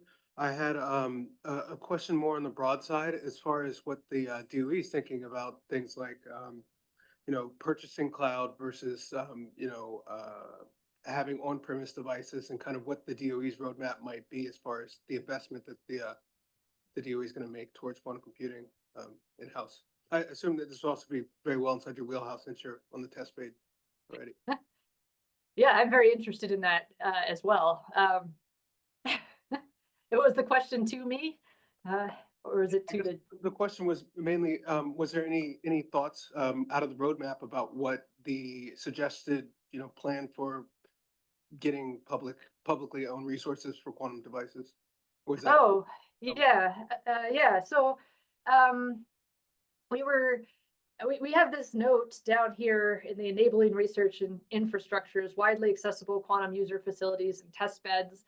I think, well, okay, I'm not allowed to say rake recommendations for what the DOE should fund since I work at Sandia National Laboratories, but the thinking was that the commercial entities it's fantastic that we have access to those, and But the concern of relying solely on the commercial entities is that they have their roadmaps and what they're going to do, which makes them a little bit inflexible and a little bit not transparent. So I think, the test beds that are really transparent, and then other fundamental research at universities, I think is still really important. If new breakthrough comes up that's maybe a little bit off the technological roadmap that the companies have made for themselves, then there's this room to explore it and to make that breakthrough in the first place. Thank you. Thanks. And we have a question online from Juan Torres. Yeah, hey Susan, nice presentation. Questions, my understanding is quantum computing can be much more energy efficient than some of the current high performance computing approaches. Can you talk a little bit about though where you see both the power requirements and the power, not the quantity and the quality that might be needed? Are we going to be much more sensitive to power quality with quantum sensing, Yes. quantum technology? I mean, because that's really important, because I don't know that we are preparing the power infrastructure for where quantum is going. So if you can speak to that, and maybe that could lead to some potential research. Okay, yeah. So this is, we didn't touch on this too much on the road mapping committee, but I can give my personal opinion. So I work with trapped ions. The power that comes out of the wall is a little bit too dirty for us, so we have to clean it up before we can put it on anything in our systems. And that seems to work okay for now. So you can do clean up the power at the end point, and we can use the same power that that's sent out from the infrastructure. In terms of if more efficient in terms of power consumption, that's a really interesting open question. I think there's maybe even a call that just closed about measuring the power consumption of quantum computers that and then comparisons could be made of the computational power of a quantum computer per wall plug power versus a classical supercomputer for maybe the same type of problem. So there's a lot of research to be done, and I wouldn't want to comment on what I think is going on in that way. So okay, thanks, Susan. I mean, and that might be something for us to consider here, where additional research is needed. Great, thank you. Yeah. Thanks. And I think Rick Arthur had a question online. Is that right? Yes, thank you.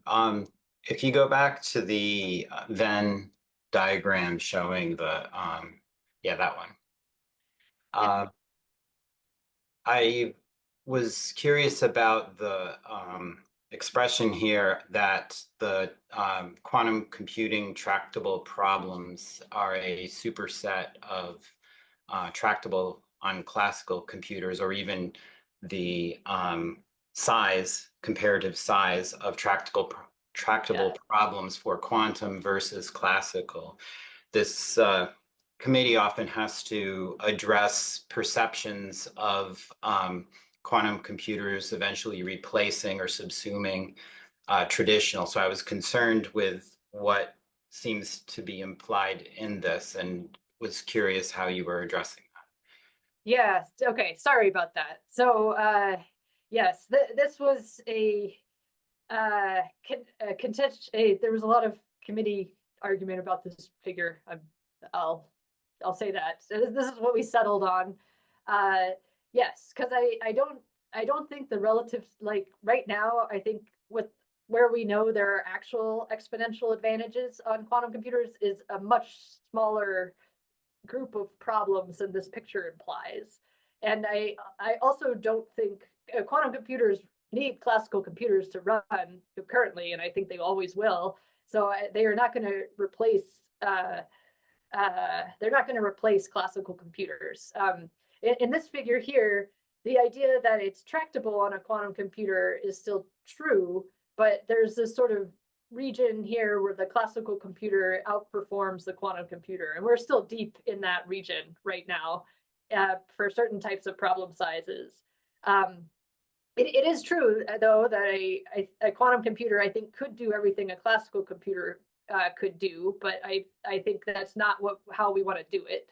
I think we want to keep using classical computers for the things that they're good at, and then use quantum computers when we want to do a really big calculation. So I don't know if this figure, if you feel like the figure's too misleading, I can understand that. Well, I think it's important for non-technical stakeholders, like people who do budgets, to understand the currently narrow applicability. Though within that narrow applicability, yes, there is tremendous opportunity, but these visuals would, I think, support the viewpoint that, okay, check the box, exascale is done. Let's get moving on these quantum computers that are going to do things better. And certainly in problems that have state and many time steps and complex geometries and massive amounts of data, these are the bread and butter of much of what the exascale systems have been applied to, and I don't know that we even have a roadmap of how quantum computing will eventually address those kinds of problems. Sure, that's an excellent point. Thank you. Sunita?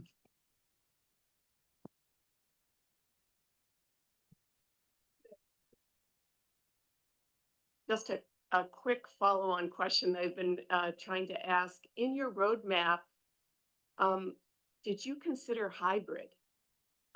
Because all this discussion about cloud, et cetera, plays into that discussion, and I didn't see any evidence of it. By hybrid, you mean using different qubits together? No. Okay, what did you mean? Hybrid classical and quantum, because that seems frankly a more likely scenario in the medium term to me. Maybe. So are you talking about like where you do a quantum computation and then the answer from that quantum case is sent to a large computer that does its own computation and then back to do a quantum computation? So like this variational quantum eigensolver type thing? Perhaps, but more generally, realizing that that's that slide that you have up there and that Rick was referring to implies that there's that quantum supersedes classical. And as you said, that's not likely to happen anytime soon. So it seems that there would be a time in which you would do pieces and probably major pieces, but there needs to be some ability to compute on both, on a problem, but pieces of the problem. Yeah. Let's see. Oh, we're in Sensei now. I mean, I think that's perhaps maybe better addressed in the text and not so much in the presentation. So we do talk about the need for using classical computers to control quantum computers. And yeah, okay, so maybe the figure is not the best, but I think the idea we wanted to make sure people understood with this figure was that quantum computing is fundamentally different from classical computing, and that gives us access to a different class of problems. And I truly believe that you're correct, that yes, we're going to need classical computers to interface with our quantum computers, and we're going to keep classical computers for what they're good at. Like, you don't need to send quantum information all the time. You can send classical information and and do just fine. I don't think that was like an intentional message from the committee that quantum computers are going to replace classical computers, because I don't think anyone on the committee believes that. Thank you. There's one last question. Thank you, Susan, for all the summary, and I'm looking up the roadmap as we speak. And I think just piggybacking on Irene and the other comment in the room, hybrid is one thing, and the other thing, call it a concern or a comment or a thought. The programming angle, there is very little mention of compiler, software stack, validation, benchmarking, and there is a slide here, slide 11, which has bullets on it. But I think to get to that point, to be able to program something on these quantum computers with offloading tasks from classical to quantum, it's going to take a very long time. So sooner the better. We start off some basic research on it, going back to on-prem hybrid infrastructures. I'm from university, and if I get a prototype, I would be happy to play with it, but we don't have one, or we don't have the idea to have one, right? Something to think about. So it's just a comment. Okay, yeah. Thank you. Thanks for a great and stimulating presentation. And we're running a little bit behind, but that was deliberately. It's been a superb discussion. So that's a good thing to do. Okay, let's move on. So thanks. next we have Irene talking about CSGF.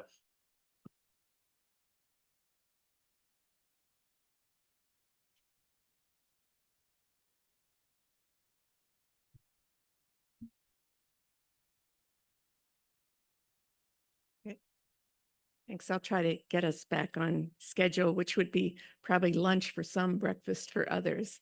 So this is just a summary. The draft report is in the materials, and I would welcome any questions or comments as we go through this. We'll keep a record of those questions and comments because the report is not completed. We expect to revise it based on the comments we've already received. Oh. Hmm.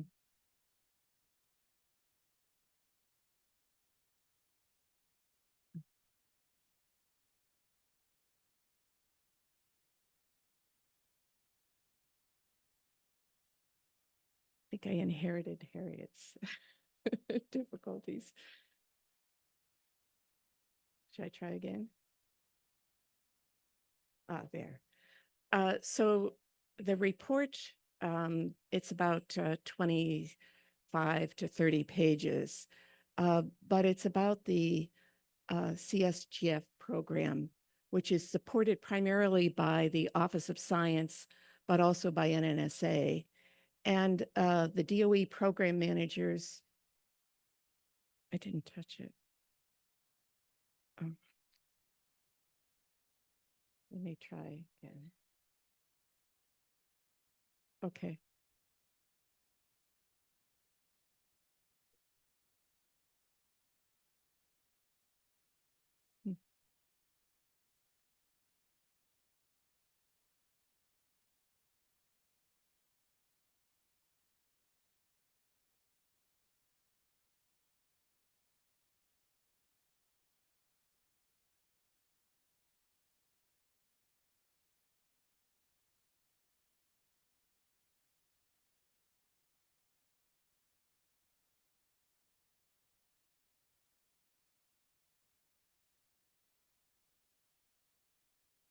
Okay, next.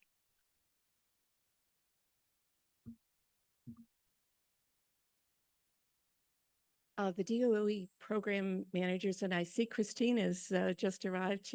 Christine Chalk is here, and you've been the program manager for a very long time, correct?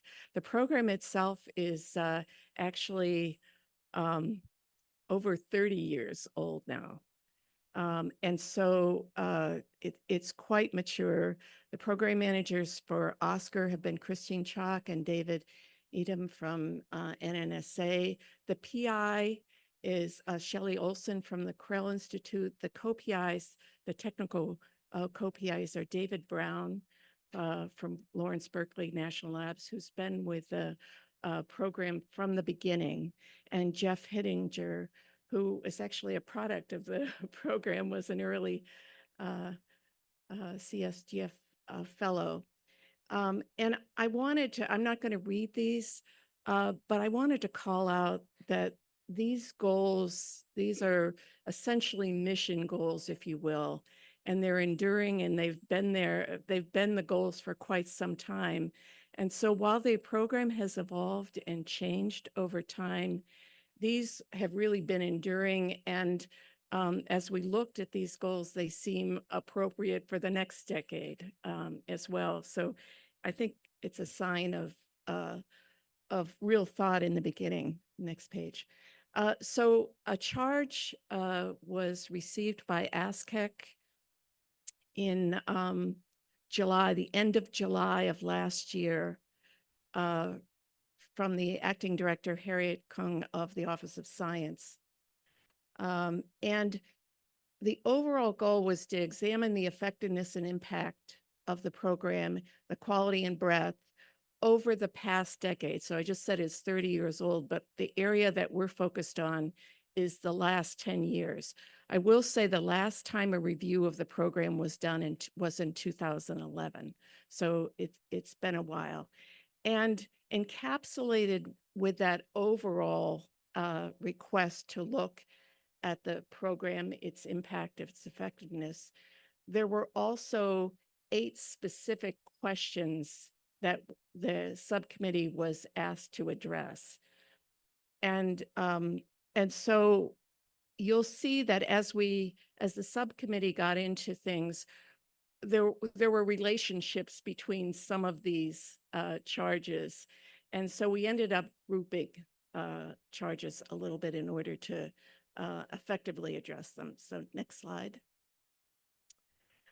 We're a subcommittee of 11 members, approximately half from ASCAC and half primarily from universities, but also had other agencies represented and labs. And we were privileged to have other who had been products of the program earlier in their careers. Next slide. So I'm just going to give a 1-slide report summary on the overall evaluation. Next slide. We find the program to be of very high quality with broad and enduring impact. And calling out these 5 areas of excellence, the objectives, as I mentioned previously, are clear, compelling, and essential to DOE and the nation. The program components, again, have evolved, but collectively they constitute a unique federal program, and we'll talk a little bit about that on a subsequent slide.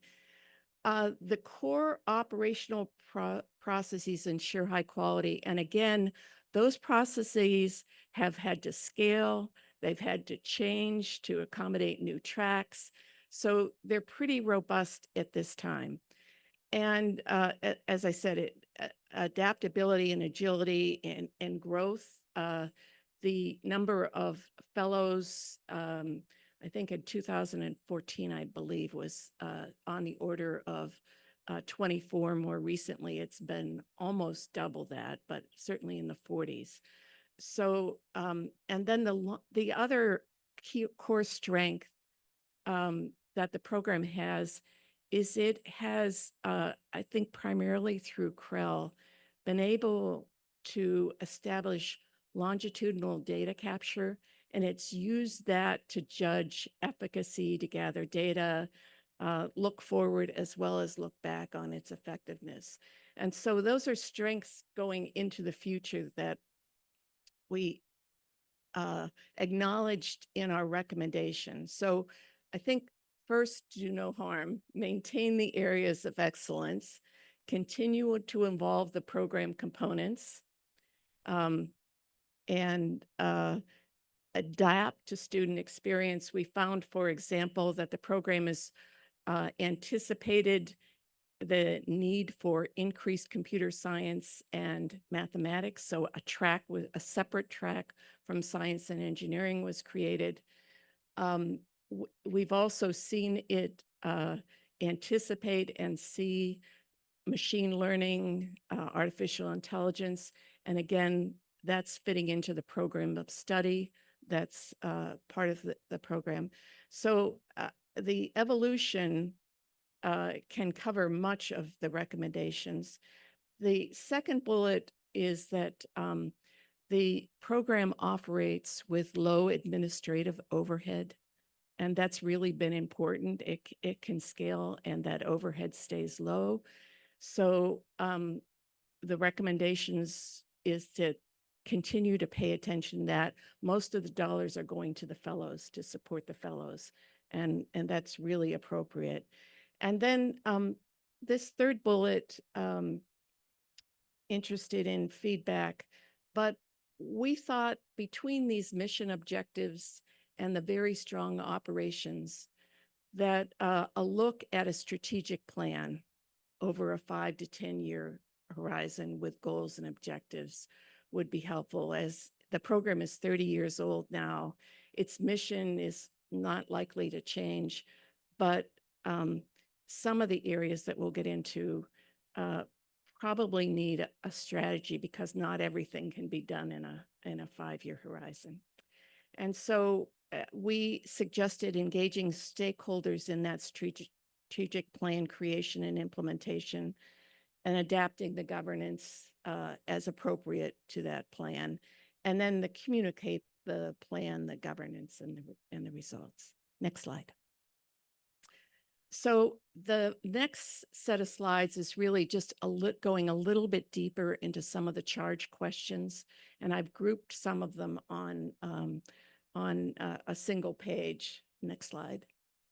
So the first question was, does it provide students with an effective and impactful program of appropriate quality and breadth?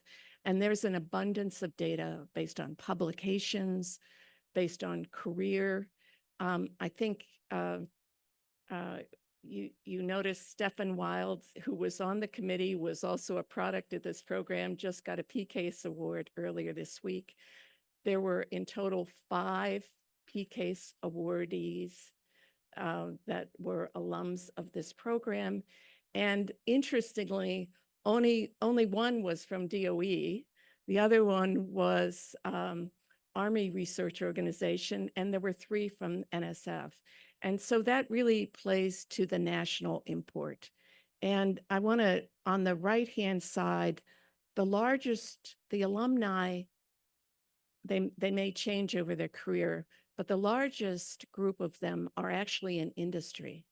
And that's perhaps not surprising because if we look at R&D and where the R&D population is in the US, the R&D is primarily in industry, but more recently, beginning in the 70s, the research is also a very significant percentage is in an industry.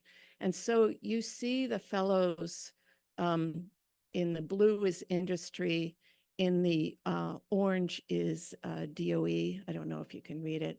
So you see them everywhere in small numbers, of course.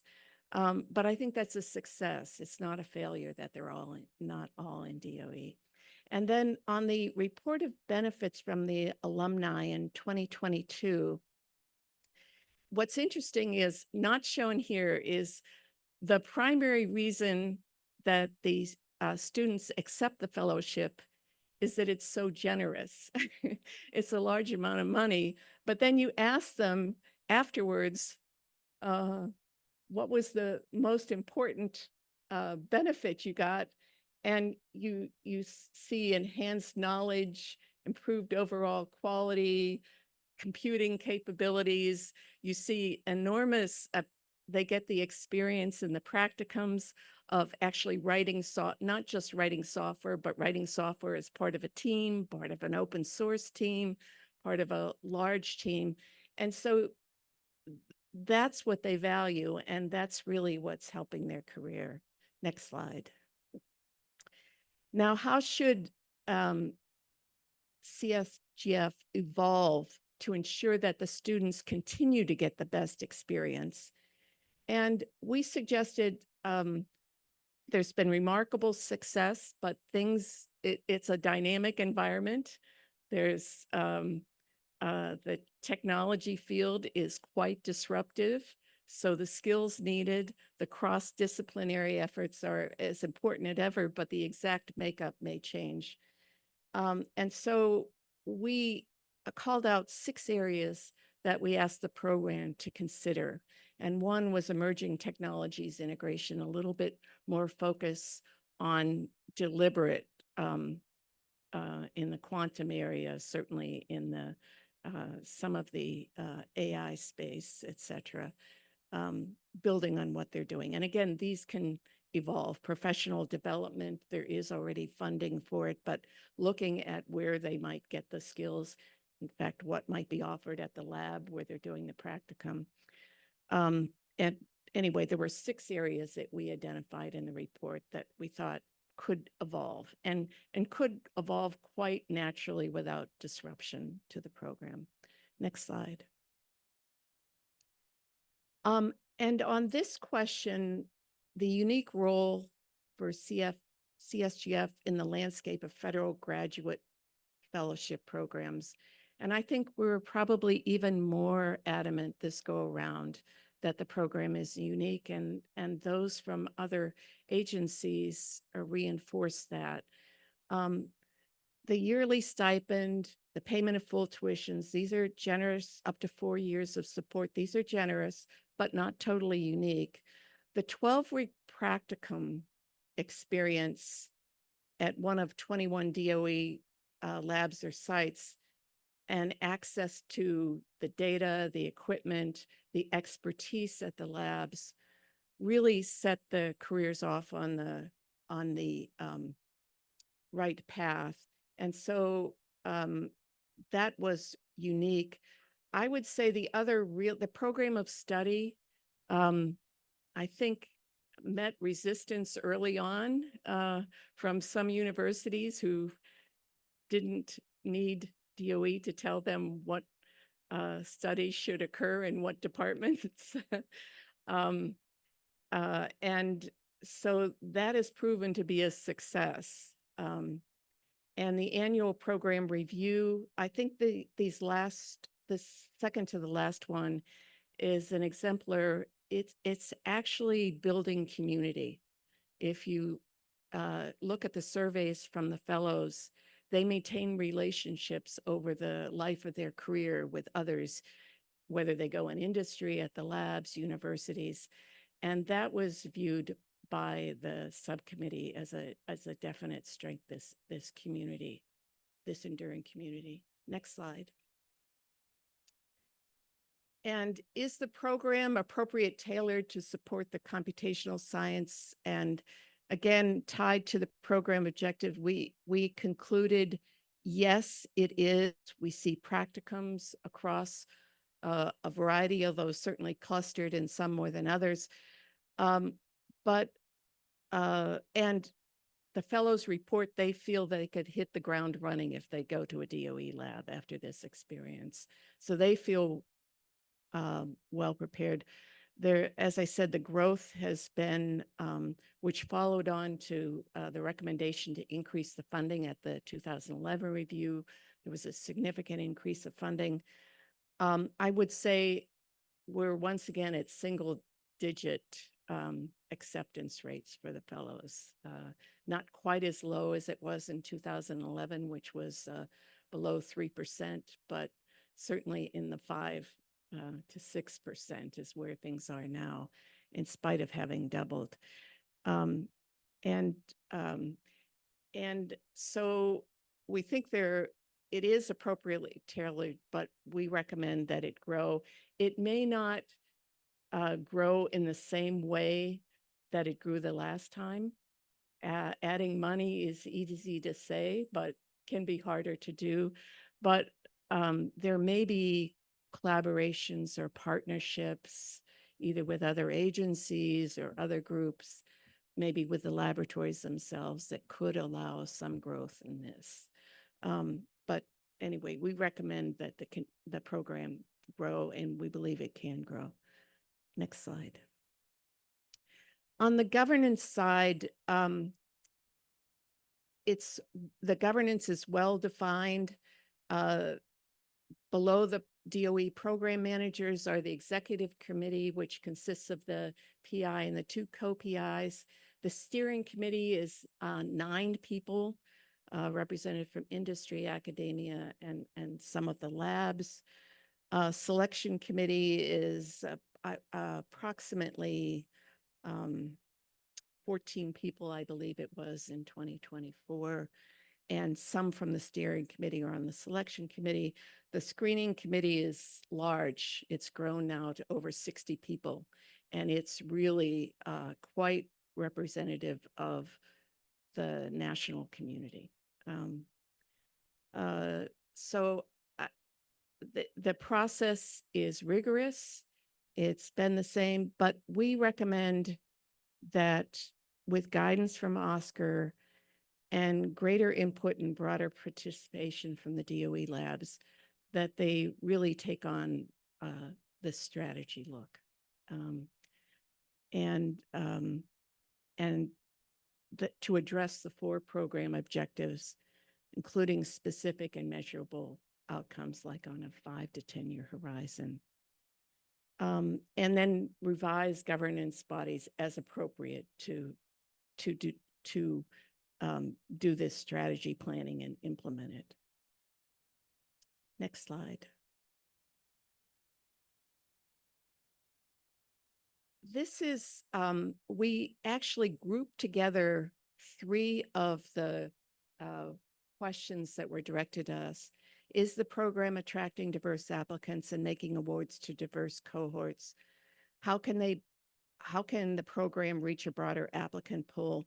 And is it appropriately supporting students at institutions historically underrepresented? And it has had success, definite success.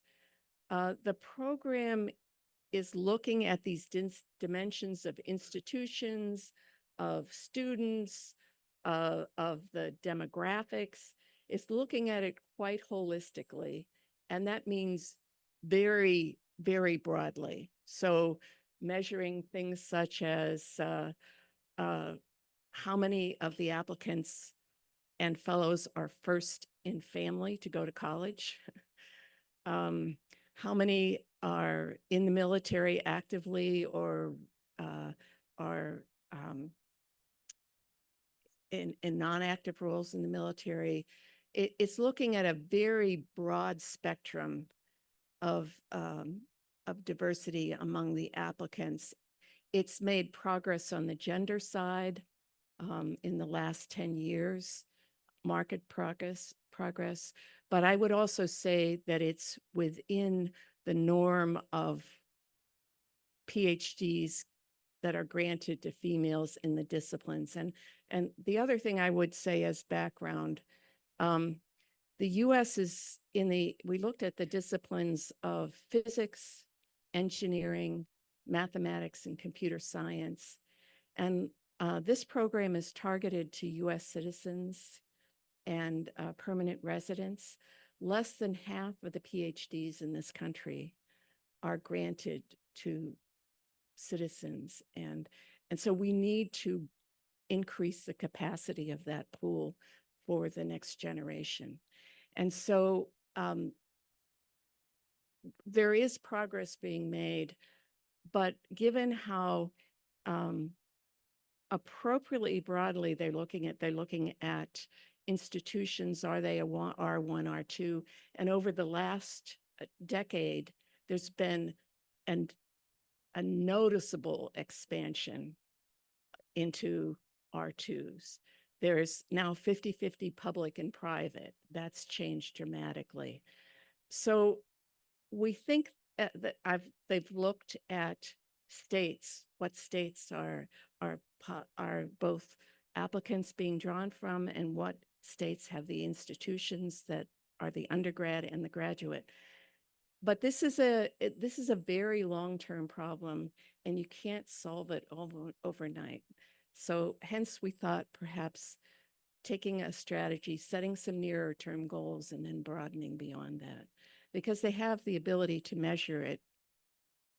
But I don't think that they can solve this overnight, not in 5 years.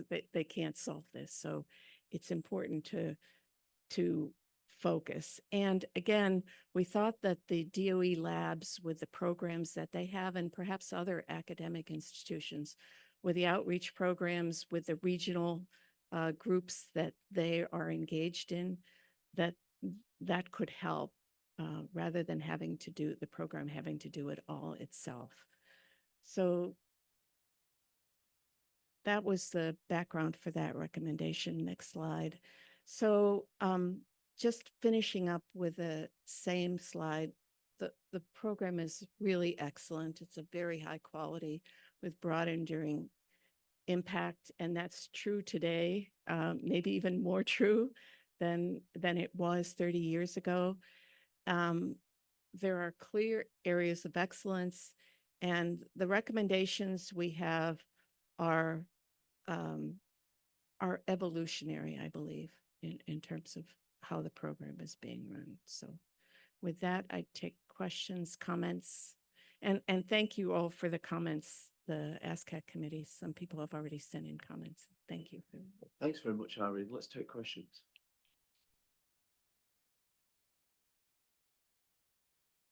One more slide then. I wanted to give a thanks because I've had a lot of support. This is my first year on ASCAC and first time being on a subcommittee, and I had a lot of help from a lot of people. So I thank you, and the subcommittee has been exceptional as well. And I thank them and my co-chair, Valerie Taylor, back there has really been helpful. So I don't want to miss out on that. Well, okay. Yeah, I just want to say I do appreciate, I sent in a number of comments about the text, but I really do appreciate the work that you and the committee have done with this. I actually sat on that steering committee from '96 till last year. And I have to say, when you're asking for the strategic plan, it called to mind the number of times, the degree to which we optimized that program and revised it every year. So I also appreciate the idea of evolution in such a way that it doesn't undo some of those things. And again, with anything that's been optimized so much, it's hard to see how any change doesn't start by going downhill. But that's why you need an external committee to call for it, but also that caution when you do it, that that one doesn't unbalance things or make it harder. So thank you. Thank you. Tony? Yeah, just to say, I thought it was a great report, and the committee and you did a great job. Oh, thank you, Tony. I think there's agreement on that. In the report, you talk about the EPSCoR states, and you mentioned you thought there'd been advances in sort of how the program viewed students from different sort of academic backgrounds and so forth. Do you think there's further scope for that, in the sense that with certainly with research proposals, EPSCoR states are sometimes treated differently? Is there scope for sort of further broadening the search out to have a larger talent pool? So we weren't trying to be overly prescriptive, but we noticed how complex the landscape was. And so while the number, I won't get the number right, someone else probably has the number, but the number of institutions that the students are coming from undergrad has just dramatically changed. But I still can't help notice that if I look at the demographics of the students, even though the number of R2 institutions has increased, and it should, if we're going to increase the capacity, we need R2s, not just R1s. And so there's progress made there. But the upper center of the country is still pretty, the central part of particularly the north is pretty underrepresented. And the other thing I would say is, if I look at schools, one of the important components of this program is its cross-disciplinary nature. And if I look at a lot of the R1s, you look at the Odin Institute, University of Texas at Austin, you look at NCSA at the University of Illinois, you look at CSAIL at MIT, they've done their own, they've got their own approach of getting that cross-disciplinary piece built in. But I think it's going to take some engagement with the broader set of schools. And I think we need that engagement. And that has to almost happen at the faculty level. I mean, we need ultimately to engage with the faculty. And it might be that the labs in some instances can help with that, or other institutions, because they already often have programs that engage those institutions. So I don't know, that's just a thought. Does that help at all? Yeah, I think there has to be some kind of mentoring. I know examples of students from the sort of states that you're talking about who perhaps had sufficient help been given in formulating their applications, probably would have had a really good opportunity, but there wasn't, the process wasn't in place. I'm talking about quite a long time ago now. And so I think there is a scope. There are students we see in the middle of the US who have outstanding potential. On the other hand, the student I'm talking about is now sat on a whole bunch of NVIDIA shares and probably doesn't need to work again. So I don't know that things have turned out that badly. But there's certainly, I mean, you're right, it's a faculty mentoring in some way, and it's trying to identify those people early enough so that you can catch them and sort of make them aware of the opportunity, but also providing the support in terms of what they need to do to properly frame their cases. And I think the screening committee is doing a good job of kind of looking holistically at that potential, the students that may have potential but haven't been exposed to what other students have, and suss that out. But again, as I said, if we're going to make that change enduring, somehow the institutions have to be a little bit more engaged in the faculty. So, other questions? Great presentation, and I'll comment that having spoken at CSGF meetings, as well as had excellent postdocs who came from the program, I think it's really wonderful. I was wondering, was two questions. Was there any thought of feeder programs to help better prepare the students more at the undergraduate level? And also, how does this particular fellowship program compare with other similar programs, Amelia Earhart Fellowship, other types of, were you able to look at any of the those? subcommittee, there was a subgroup, and I don't know if they're around, did look to that latter question, did look at that and concluded that there were components of the program that were available in other programs. And in particular, the question was around federal programs. There were about 38 total that they identified that were across industry, federal agencies, and private. And they really didn't find any that had this complete set about not only the program of study, the practicum, but forming this kind of enduring cadre that would last, into your career. So we did not find something that was of that same caliber.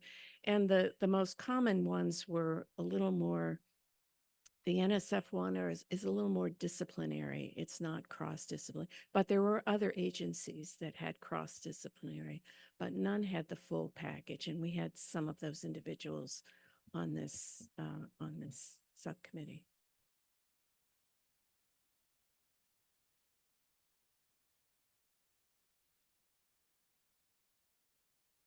Well, thank you, Irene. That's great. I think we need to move now to a formal vote on this. Okay. And I have to remind you, I've been told to remind you that we have to remind those of you who have conflicts of interests to step aside from the voting process.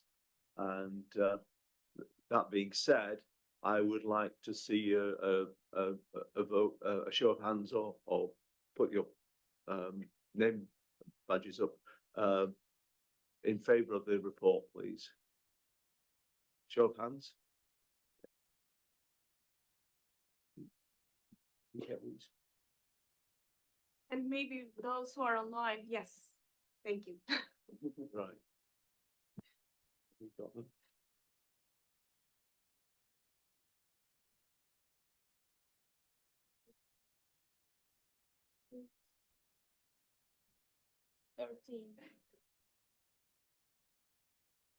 Okay.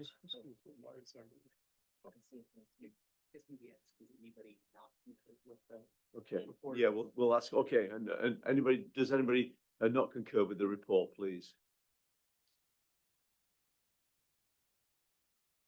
Okay, and the third choice is anybody deliberately abstaining for one reason or another? Okay. Thanks very much. Okay. I think the report has passed. Yes.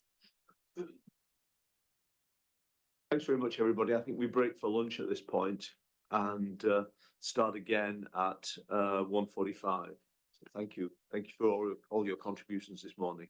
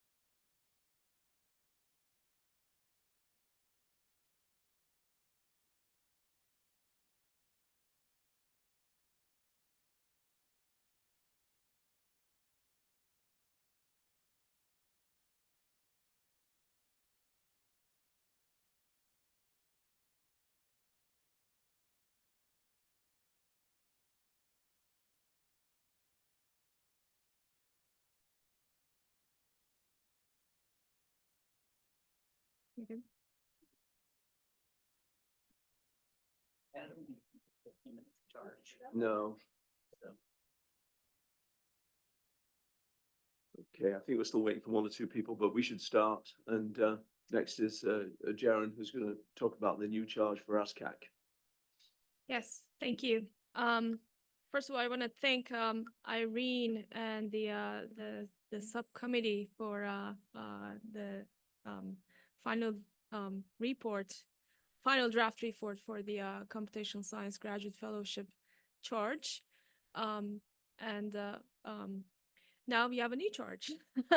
So we are gonna, it is time, it's that time of the I guess year, in the sense that we would like to invite ASCAC to form a subcommittee, a committee of visitors, to come and assess the efficacy and quality of the processes used during the fiscal years 2020, 2021, 2022, and 2023 on the review, to solicit, review, recommend, and document application and proposal actions, monitor active awards, projects, and programs, and consider a couple of other things like what resources and technologies will help the program staff to assess and manage their research portfolios as, of course, HPC continues to rapidly change, and what metrics will be useful for the program to monitor. a second part of the charge is within the boundaries defined by the DOE mission and available funding. Comment on how the award process has affected the breadth and depth of the portfolio elements, the overall scientific and technical quality of the portfolio elements, and consider given the different types of organizations in the research enterprise. So I think most of you are aware that this is a regular process that we do to make sure that we get some input from valuable members of the community to continue improving our processes. So the charge letter is signed by the Deputy Director of Science Programs, Harriet Kong, and that was delivered to Martin earlier this month. So I'm happy to answer any questions. We, of course, again, in advance, thank you very much for your thoughtful consideration of these questions. And we will look forward to the COV process and hosting the COV members and of course the final report. Yeah, thank you very much. Questions?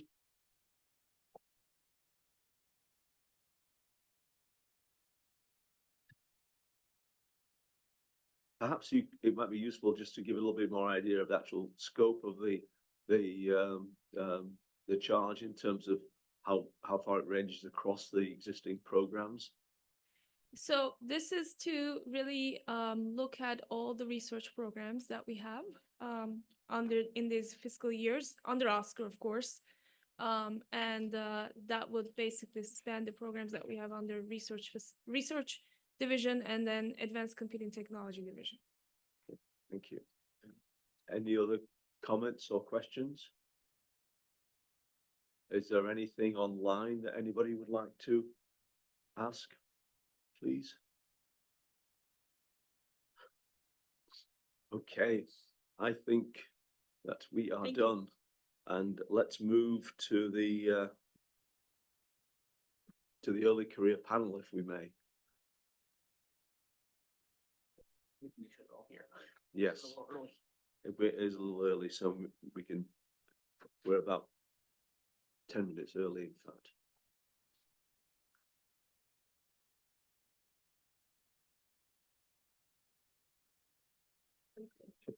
Cindy, if you can hear us, if you could maybe try to load up the slides. I see. Sure, yes, let me get them set up.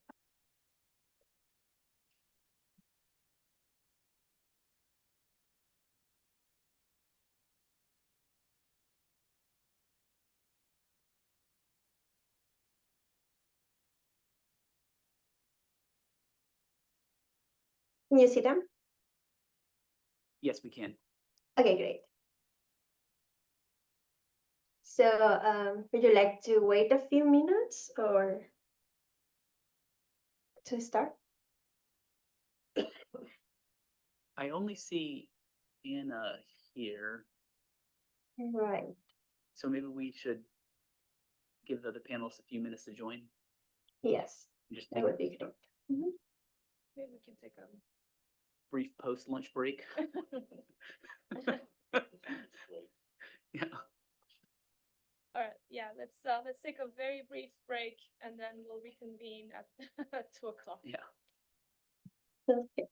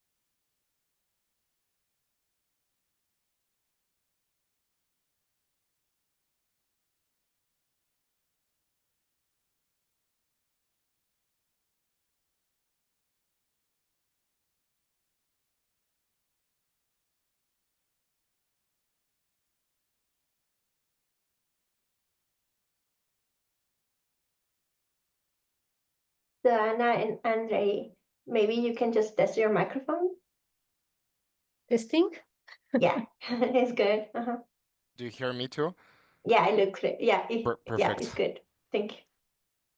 Good meeting both of you. Yes, nice to meet you. Same.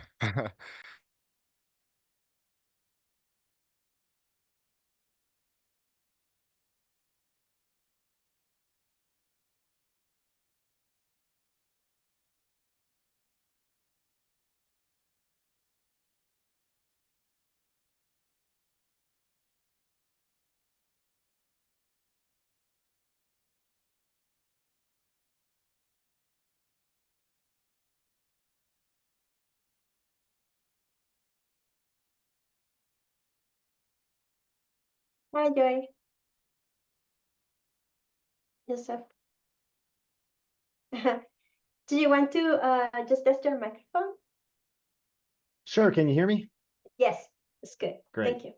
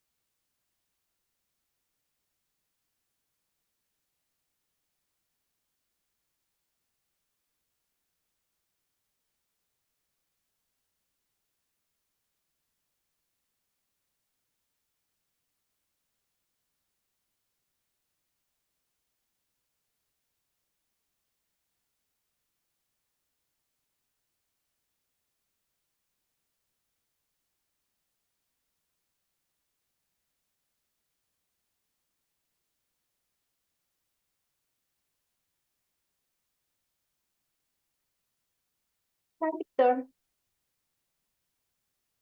Hello. Okay, good. Yeah, just wanted to test your microphone. Yeah, we're in a quick break, so we should be ready to start in a couple of minutes. Okay. Okay, folks, can we try and restart, please? I think we are at just about 2 o'clock, and hopefully all the panelists are in place. And I guess, is Cindy's taking it away? Yes, we're ready. Yes, everyone is here. Okay, great. All right, so should we get started? Okay. Okay. Hello and welcome to the Early Career Virtual Panel. My name is Cindy Rubio Gonzalez, and I am an associate professor of computer science at the University of California in Davis. And it is my pleasure to be here today with an exciting group of early career scientists. So who will be, our panelists today. So we'll have Andrei Lokov, who is a staff scientist in the Theoretical Division and the Advanced Network Science Initiative at Los Alamos National Laboratory. Also Joe Lukens, an associate professor in the Department of Electrical and Computer Engineering at Purdue University. Anna Kenaru, a computer scientist in the Computer Science and Mathematics Division at Oak Ridge National Laboratory. And Victor Marepizzi, a computer scientist at Argonne National Laboratory. And without further ado, let's have our panelists introduce themselves and their research before we go around the table. So we get started with Andre. All right. Hello, everyone. I hope you can hear me well. So my name is Andrei Lokov. I'm with Theoretical Division in the Applied Math Group at Los Alamos National Lab. So maybe we can go to the next slide, where I briefly present kind of like my education and background. So my bachelor, so I received my bachelor degree in physics at École Polytechnique in France. And later on, I carried on. At that time, I thought that what I wanted to do was particle physics and field theories. And so I went to pursue a degree, a master in theoretical physics, specifically in particle physics at École Normale Supérieure in France. And then after that, I decided to switch gears a little bit and go to statistical physics. And this is where I did my PhD. It was also in France in University Paris 11, Paris Sud. And after that, I moved to switch gears once again and start working on even other things. First as a postdoc and then as a staff scientist in applied mathematics at LANL. Next slide, please. So here are kind of my main areas of research and associated funding currently. So I would say that, roughly I can partition what I'm doing in like 4 branches. So the first one is theory of statistical learning. And this is one of the main things that I'm trying to pay attention. The funding for this work is coming from DOE Office of Science, ASCAC Early Career Program. And so this is of most relevance maybe to this panel today. Some of the other fields that I'm working on are quantum computing.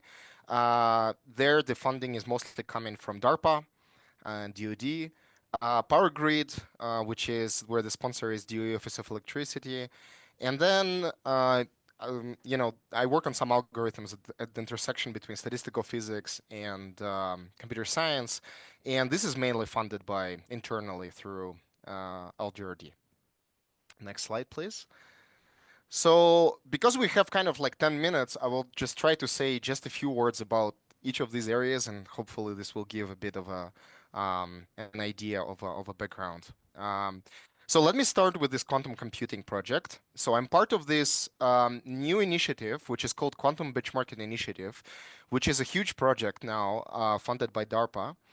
Where essentially what the idea there is to if you ask your physicist whom you trust, you probably 50% of them will tell you that quantum computing is the next revolution which is coming and it's going to change everything in the next 5 years. And then the other 50% will tell you that nothing, quantum computing is completely useless and it's never going to work. And even if it does work, it would never replace the science you do on your laptop. So this program was essentially designed to answer these questions and especially to give answers to the main stakeholders, such as Congress, to actually, is everything coming? So first of all, if we have one day a quantum computer, is it useful to something? Can we solve some big problems which will have an impact to our economy? And second of all, can we actually take quantum computing companies which exist out there and verify and validate what they're saying and actually try to see if we can achieve the utility scale operation in the next 10 years, essentially 2033. So I'm part of the team which is advising government on that. We're not publishing a lot under this kind of trust, but it's a very rewarding work because we get to know what's the state of the art affairs, verify what other people say, and try to come up with like applications for quantum computing. All right, next slide. So Power Grid has been, so when I moved to Los Alamos, and it has been 10 years exactly ago, for the first time, most of the funding in our group was coming for problems coming for Power Grid. And the main sponsor was DOE Office of Electricity. And this was a very rewarding experience because I got to learn a lot on power grids. So I didn't have any background in electrical engineering, and it was very nice to learn about some real problems and then to try to come up with some of the solutions. So the current kind of projects that we have, they have machine learning focus there. And the idea there is somewhat simple. So we have sensors in the power grid. These are called phasor measurement units, although it's not very important. But the idea is that, you know, these sensors can be malfunctioning or they can be attacked. And of course, you can always stop everything, disconnect the sensor and try to see if it's working properly. But this is, you know, very costly and usually people don't do that. And instead, you know, you need to come up with some creative solutions on how to try to do sensor evaluation, you know, without disconnecting things. And so we're trying to develop some rigorous algorithms based on statistical learning theory to try to understand if we can actually understand if the sensor is attacked or being malfunctioning without disconnecting it, just by checking the consistency of it with the physical processes. And the funding is coming from Office of Electricity primarily for that. And this is part of the power grid work that I'm doing. All right, next slide, please. Okay, so so I'm again, my background is kind of is in physics, but then I'm mostly working on computer science problems these days. So I like algorithms on graphs, and so this, for example, slide describes one of the projects that we have internally, which is funded by LDRD. And LDRD invests into more like higher risk, but also higher reward projects. So the idea there is that we can allow ourselves to be to work on some riskier science, but then, you know, maybe it will pay off in the future.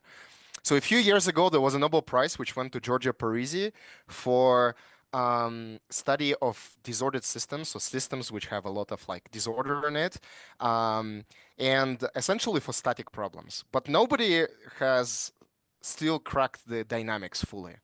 And so for many of these systems and many of, you know, applications, and the applications can be dynamics of magnetic materials or epidemic spreading or something of that type. So some of the dynamic processes on graphs, very often, you know, trying to predict something is and be hard, but we can always use Monte Carlo, but it's usually very slow and it's inefficient. And so the question is, can we actually build some of the standard Markov chain Monte Carlo methods? And so under kind of like this opportunity, I work on a continuation of my PhD work, which was basically like 10 years ago, but which tries to work on a class of algorithm which is called dynamic message passing. And these are some of our algorithms which are inspired both from computer science algorithms like belief propagation and physics, which is called cavity method, to try to come up with some algorithms which will allow you to do predictions of the dynamics by passing the interactability of MCMC. And so this is some of the, you know, more fundamental work on algorithms. And then next slide, please. Okay, which finally brings me, you know, to one of the fields which is of most relevance probably for today's panel, which is you know, the research which is funded by ASCAC and which is, you know, falls under what ASCAC is interested in. In particular, here it is a work on machine learning. I call it statistical learning because it has connection to statistical learning theory. So what we want to actually build is some theory with some rigorous guarantees. So the project is about a possible paradigm for scientific machine learning, which is called Markov random fields. And essentially, the goal here is to advance the mathematics behind this. So this project is part of the applied math program overseen by Bill Spotts. And we try to advance the mathematics behind the method, but also to illustrate the impact on some relevant applications. Next slide, please. So what is this beast, this Markov random field? So basically, this is something that probably everyone is familiar with, but depending on where you're coming from, what your background is, you heard the same object or very related object under a different name. So in physics, it's called Boltzmann distribution. In mathematics, it's a Gibbs measure. In statistics, we're talking about probability distribution, which are referred to exponential family distributions. In computer science, we talk about graphical models or Markov random fields. In machine learning, these are energy-based models, probably the most, used concept. And the idea there is that we have these distributions, and we want to better understand how to learn them and how to sample from them. And they're very natural in science because they're related to concepts like Gibbs and Boltzmann distributions. Next slide, please. All right, and that's my final slide. I just wanted to mention that so I'm not alone on this journey, and so there is a team which helps. And in particular, I wanted to highlight some of the postdocs who work, part-time on all of these 4 projects that I mentioned: Abhijit, Min, Shreya, Kartik, and Shiba. And that's it. Thank you. Thank you. So next, we have Joey. Yeah, hi. Thanks so much for that introduction. It's really an honor to be here on a part of this panel, and I'm really excited to share a little bit of my story, how I got here and how Oscar has played a major role in that. Next, please. So just a little bit about myself. So I received my undergraduate degree from the University of Alabama. I was there from 2007 to 2011 in electrical engineering and physics. And I think it's interesting as I look back on that story, I never, even as a junior in electrical engineering, I never really thought I would go to graduate school. I thought I would get an industry job and just move on from there. But it was kind of interesting. Although I got an internship at an electrical contractor between my sophomore and junior years, I tried to apply to a few places during my junior year, and I didn't really get any good offers. And because of that, I ended up doing undergraduate research instead. So I stayed on campus over that summer, worked with Professors Margaret Kim and Patrick Kung at Alabama, and that really changed the trajectory of my career. I really enjoyed the research, even though it was really hard. I remember the first few days doing research, and I had never spent multiple days getting nowhere. But that, of course, is what research is. And so after I kind of got over that initial shock, I actually really enjoy it. And that put me on a path to go to graduate school. So in graduate school, I went to Purdue University from 2011 to 2015 in my PhD, and I did research under Andy Weiner, who unfortunately recently passed away after a long battle with cancer. And I'm hoping at Purdue now to be able to carry on just a small piece of his legacy. But my graduate studies there, really enjoyable. I would say also very hard, but very fun. And it really cemented, I think, my desire to keep doing research after graduation. Next. I went to Oak Ridge National Laboratory on a Eugene Wigner Fellowship and then followed on as a research scientist. And it was while I was a research scientist in 2019 that I won the Early Career Award from DOE Oscar. And I'll talk a little bit about some of that research in the coming slides. In 2022, I joined Arizona State University. I really was interested in exploring the academic routes as well. And so this was a full-time research position, and continued doing a lot of the similar research that I had done at Oak Ridge. And I maintained a joint faculty appointment with Oak Ridge National Lab. And then just recently, I had the opportunity to kind of come home, as it were, to Purdue University with an associate professor position. And so it was just a really amazing opportunity I couldn't pass up. So I just started there as of January in electrical and computer engineering. And I still am maintaining affiliations with my previous 2 locations, Oak Ridge and Arizona State, and really hope to continue collaborating heavily with both of them in the coming years. Next. So my main research areas, and I really like that Andre brought up some of the quantum computing sides. I'm also very interested in quantum information, not necessarily quantum computing, but quantum networking, which naturally it relates to the future of quantum computing. So some of the areas that I'm interested in is frequency-based quantum information. This was an area that I had the privilege of really playing a major role of several years ago, along with my colleague Pavel Lugowski, who actually recently joined DOE in January. So we had a lot of fun exploring new ways to use this particular type of encoding, where we have single photons that exist as multiple colors, and doing quantum information with telecom components in this type of encoding. And that played a major role in a lot of my early career research as well.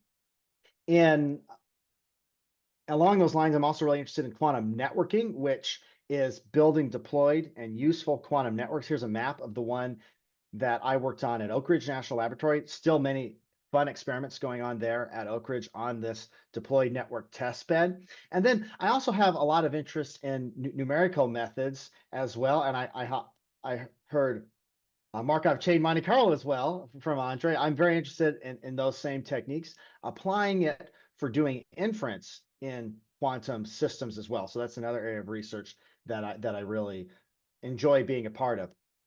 Next slide.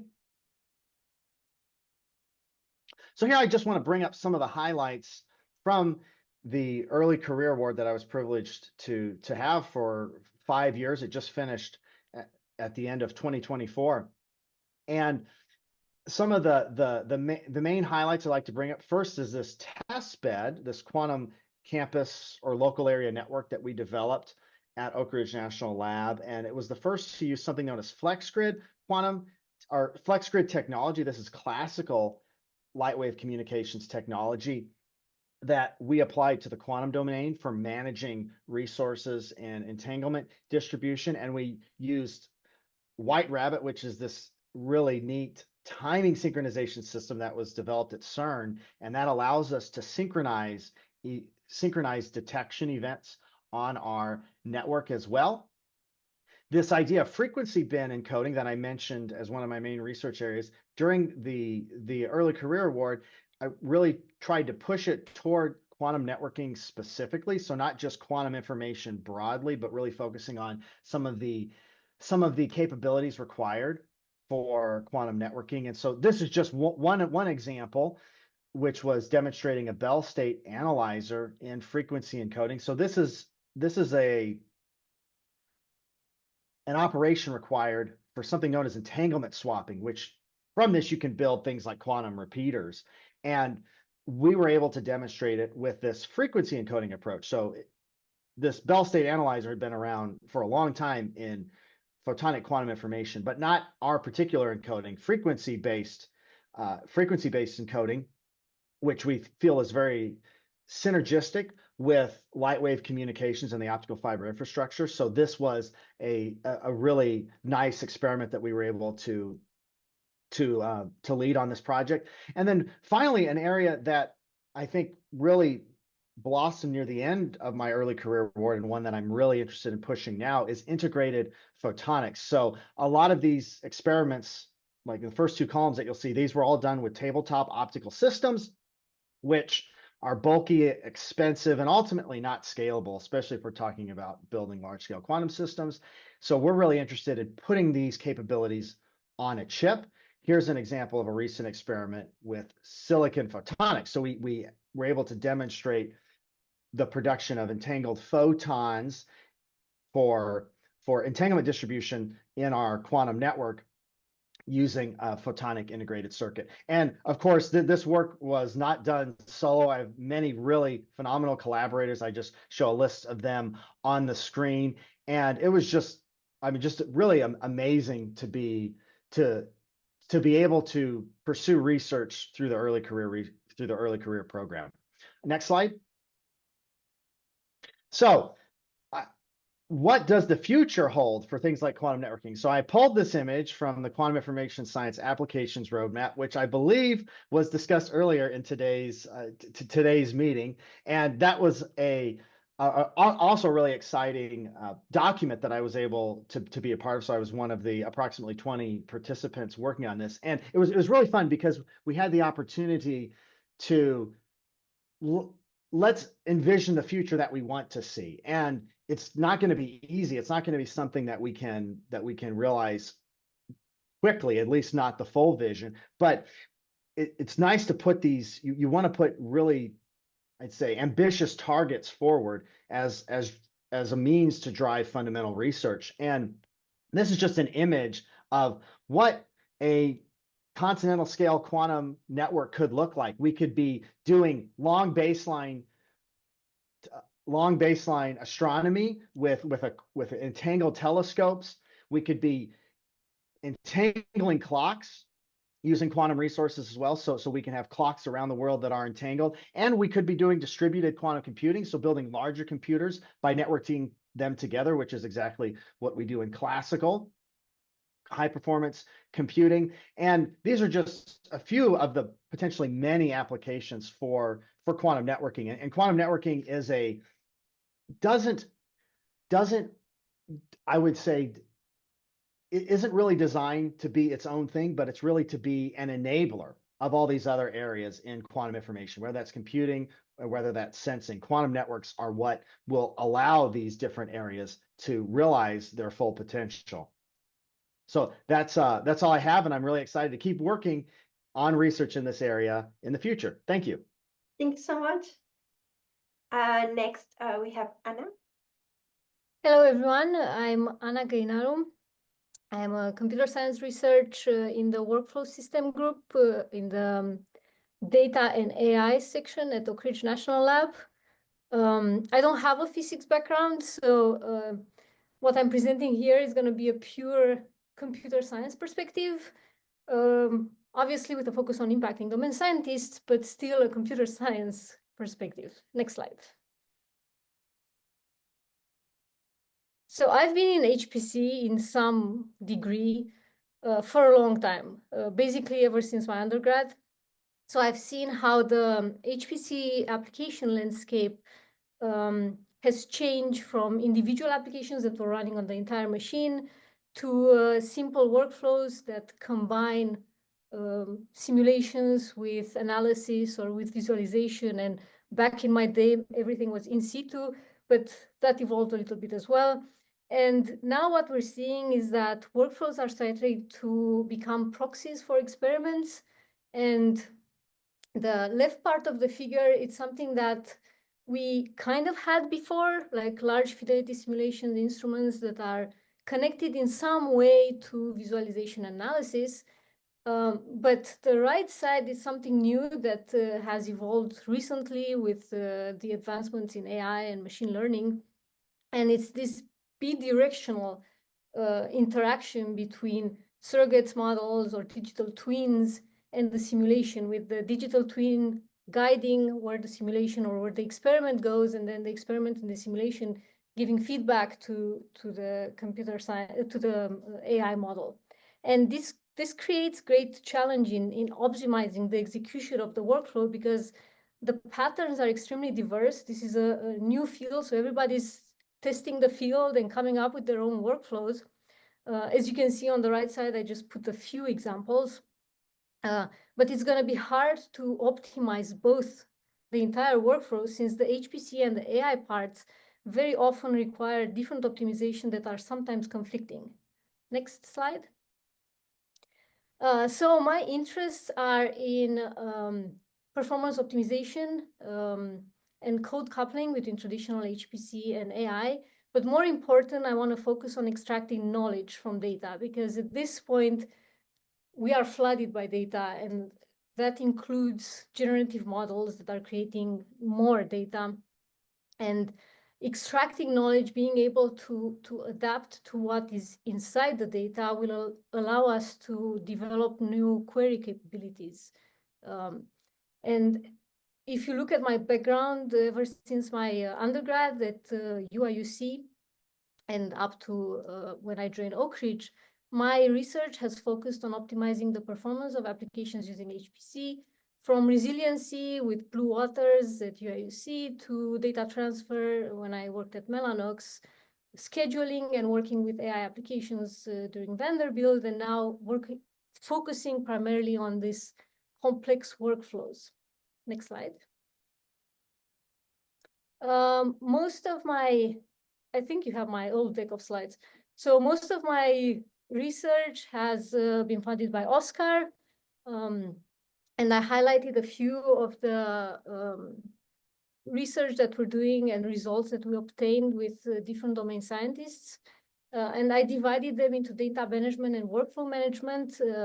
So my work primarily deals with optimizing the metadata in order to be able to keep track of provenance for data sets and being able to query them efficiently.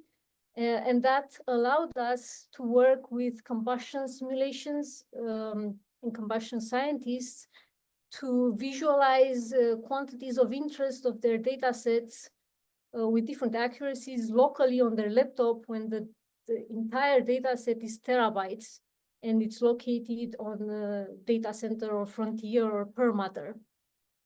For code coupling, part of FES, we're working with SIDAC applications, trying to understand what their needs are, and trying to optimize the way that the workflows run on Frontier and couple them with visualization.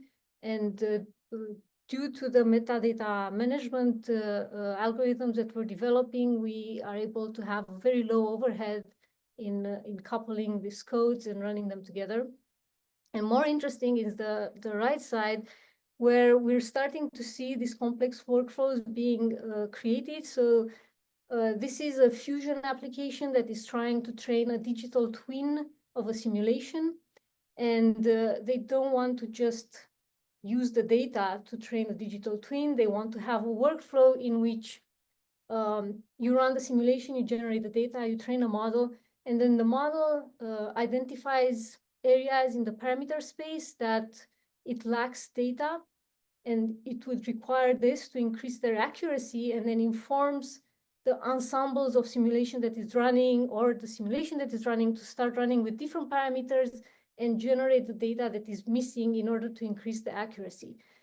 And we've shown that adaptive retraining models provide more accurate precision without having to run as many applications as you would need in order to have the same accuracy for digital twins.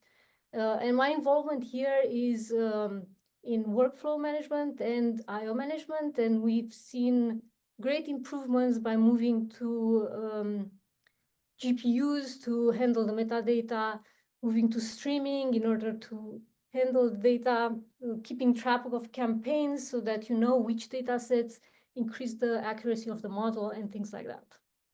Next slide.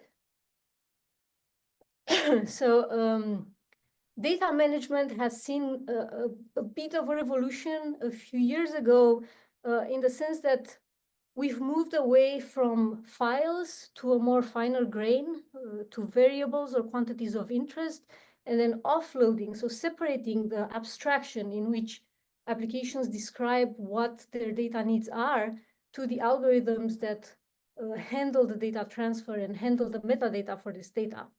And in a similar sense, I feel like we're in front of a new moment where we need to redesign the abstractions, but for the workflow, so that scientists can plug and play basically different basic models to create their complex workflows, and then offload the optimization to the middleware, to the computer science side, where we have more information and where we can decide which intermediate representation of the data is more important, what needs to be stored, what needs to be just moved in the system, but not necessarily stored, what patterns are more frequently used and how to optimize these patterns.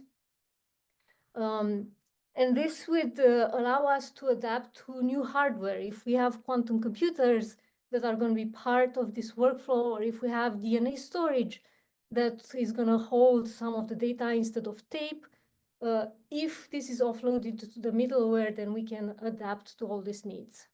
And that's what I'm interested in looking forward for working with Oscar. Thank you. Thank you, Anna. And next we have Victor. So I will stop sharing, and Victor, you can share your slides.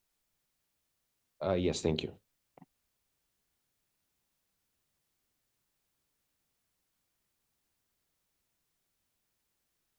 Okay, so you should be able to see my slides now. Yes. Okay, perfect. Thank you. Yeah, so my name is Victor Matevici. I'm an assistant computer scientist at the Argonne Leadership Computing Facility. A little bit about my background. I'm originally from Athens, Greece, and that's where I got my undergrad degree in computer science. And then while I was doing that, I got an opportunity to work as an undergraduate research assistant, and I kind of loved that, and I got hooked. So then once I graduated, I went back to Athens. I was in Tripoli, it's a small city. And then I also got an opportunity. A friend of mine was working in research, and he said, why don't you come over to the National Technical University of Athens, show you what we have been doing. Maybe you want to come over. And kind of like Joseph, I didn't have anything else at that time. I was just graduating, so not really searching for a job yet. So I kind of said, okay, I'll do that. And I just loved what they were doing. They were uh, using, kind of like EU funding, similar like the Oscar, and doing research.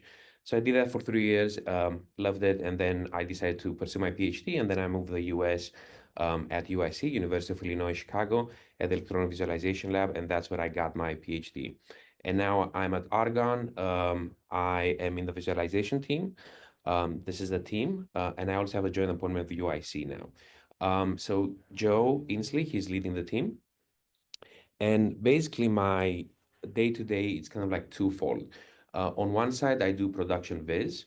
And what production viz means is that we have a lot of scientists and they use our big machines. Our flagship machine is Aurora. It clocks at about 1.02 or 1.1 exaflops. And it's the second machine to achieve, to break the exaflop barrier, and the third at the top 500 list, and also number one in AI. So the scientists, they use these supercomputers and they run their simulations and they do the research, and then they produce big data. Usually it's gigabytes, terabytes, sometimes even it's petabytes. And they want to visualize them. They want to look at the data. They want to understand what's going on. They want to get insights. So that's where we come in and we help them create the visualizations. So even though, I mean, there is a production side, and these are just a few images that we have done in the past that the team has done. So sometimes it's just production, we take the data in and we visualize it. Other times might be we write our own custom rendering software, or we might have to process the data, or there might be some research involved where, we don't really know how to do something, or maybe we need to come up with a new visualization algorithm. Then here are a few more images. And then the second side of what I do is I do research, and that's where Oscar comes in. And I am able to do that research because of Oscar funding.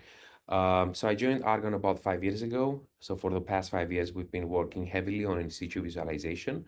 And one of the challenges with the current machines is the fact that the gap between I/O and computing just keeps increasing, which means that if you're a scientist and you're running these simulations and you want to save the data so you can analyze them or visualize them later on, the simulation basically stops so you can write the checkpoint.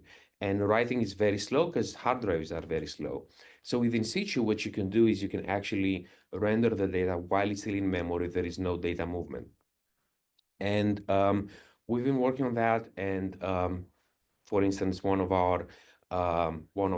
had a paper that we were instrumented in NEC-RS CFD code, and we kind of like demonstrated how you can run in situ on the entire machine, and we won best paper award at ISAF at supercomputing last year, I believe.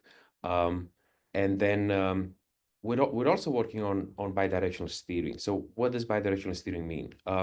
Traditionally, you submit your job to the queue, and then you wait, and then it might run in a week, it might run in a day, and then you get the results. But you don't have any insight at the simulation while it's running. Well, with bidirectional steering, what you can do is you can actually connect to the simulation while it's running.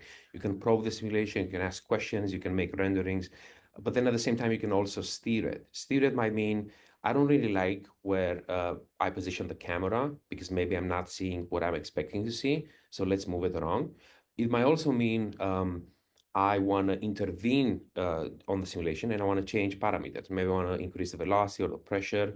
A nice use case is blood flow. So you have a vein and you have blood flowing through the vein, and now you can actually squeeze it and see what's happening in real time. And for that, what we won Best Paper Award at ISAF this year. And finally, while we have been doing the in situ with research work, one thing we found out is the fact that even if it is in situ, even if it's faster than writing to the disk, the simulation still needs to wait until the rendering or analysis is done because there's no data movement. And the idea was, well, what if we use the CPUs that are underutilized? What if we just copy the data of the CPUs? That's going to be fast. And then concurrently, we visualize or analyze the data on the CPU. And we presented that work at LDAV, and we're working on a full paper that was just submitted, I think, a week ago. Other than in situ, more recently, we're working a lot on digital twins. More specifically, we have this project where we want to bring the isotope production to the 21st century.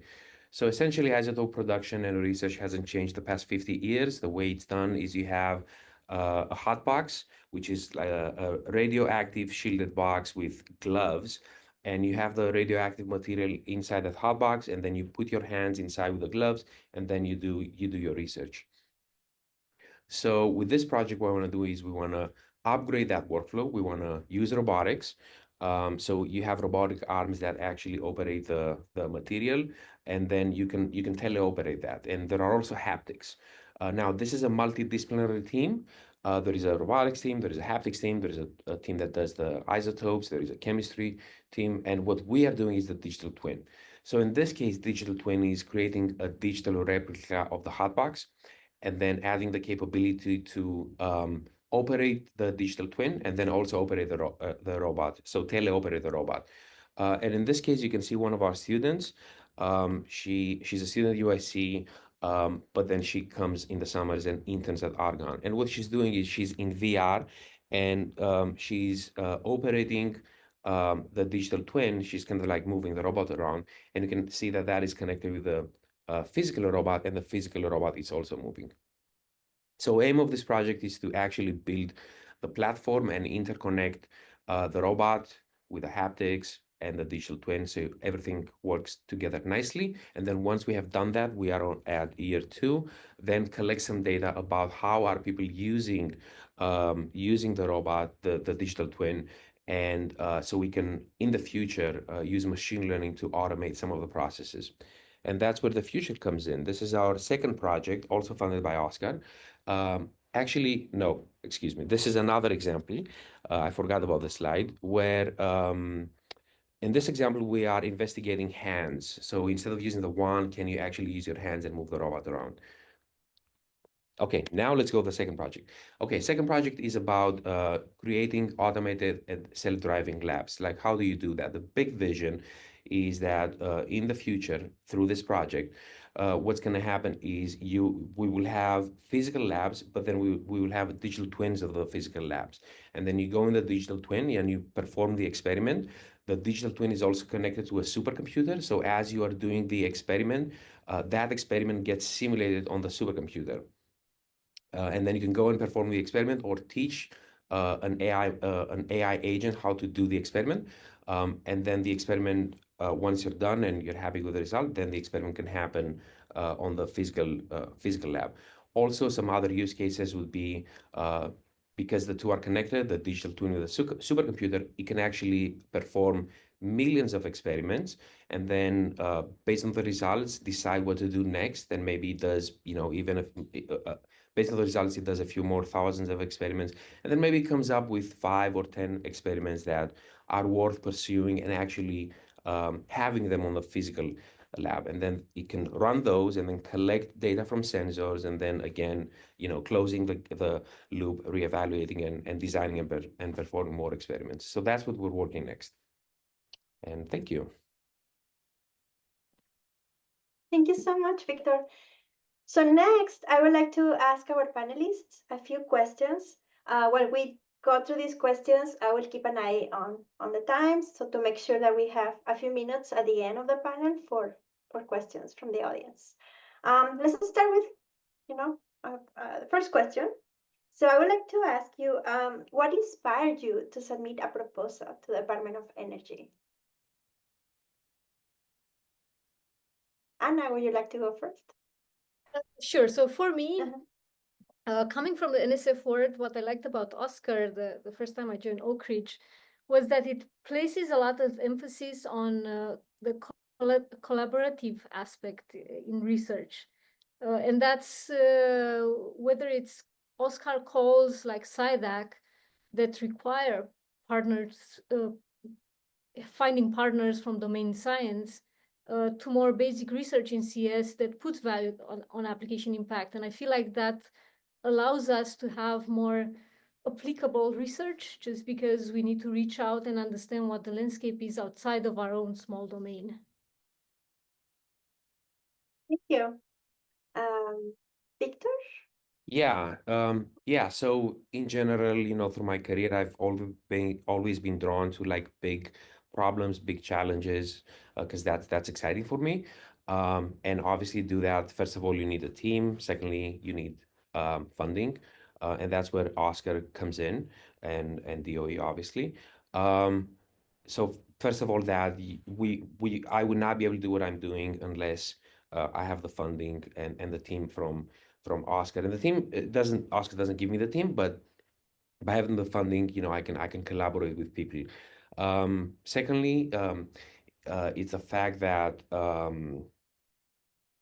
just looking around me, looking at other scientists, and kind of like seeing their career path, you can see that a lot of them, especially here at Argonne, that's how they got started, and that's how they're doing research today. They apply for funding, Oscar funding, and that's what allows them to bring their vision to reality. Yeah, that's it. Thank you. Joey?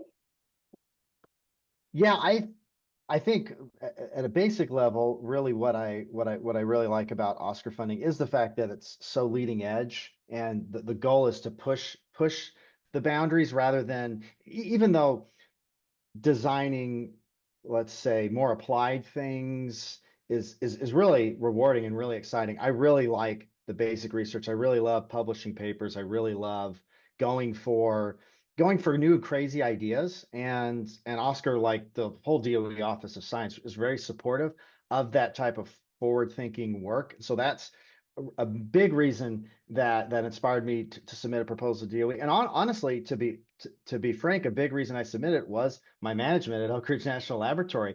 And I think, starting at a DOE lab, and their support was really, really helpful in this process. I mean, they provided a lot of resources in order to, how to write a successful proposal. They did advocacy for me as far as like, here's a young scientist, here's what he's doing, and that support was really important, and that encouragement and that assistance. I mean, I had never written a proposal of that scope and scale as early career, and I certainly wouldn't have been able to do it without the support of management, of the support staff, making that a reality. Thank you. Andre? Yeah. So as I said, so when I came to Los Alamos, the kind of like most of our funding was either internal or coming from DOE Office of Electricity. And you can imagine that what do we want from Office of Electricity? So we want to solve some real world problems on power grids. Sometimes in order to address these problems, you need to do some fundamental algorithms research.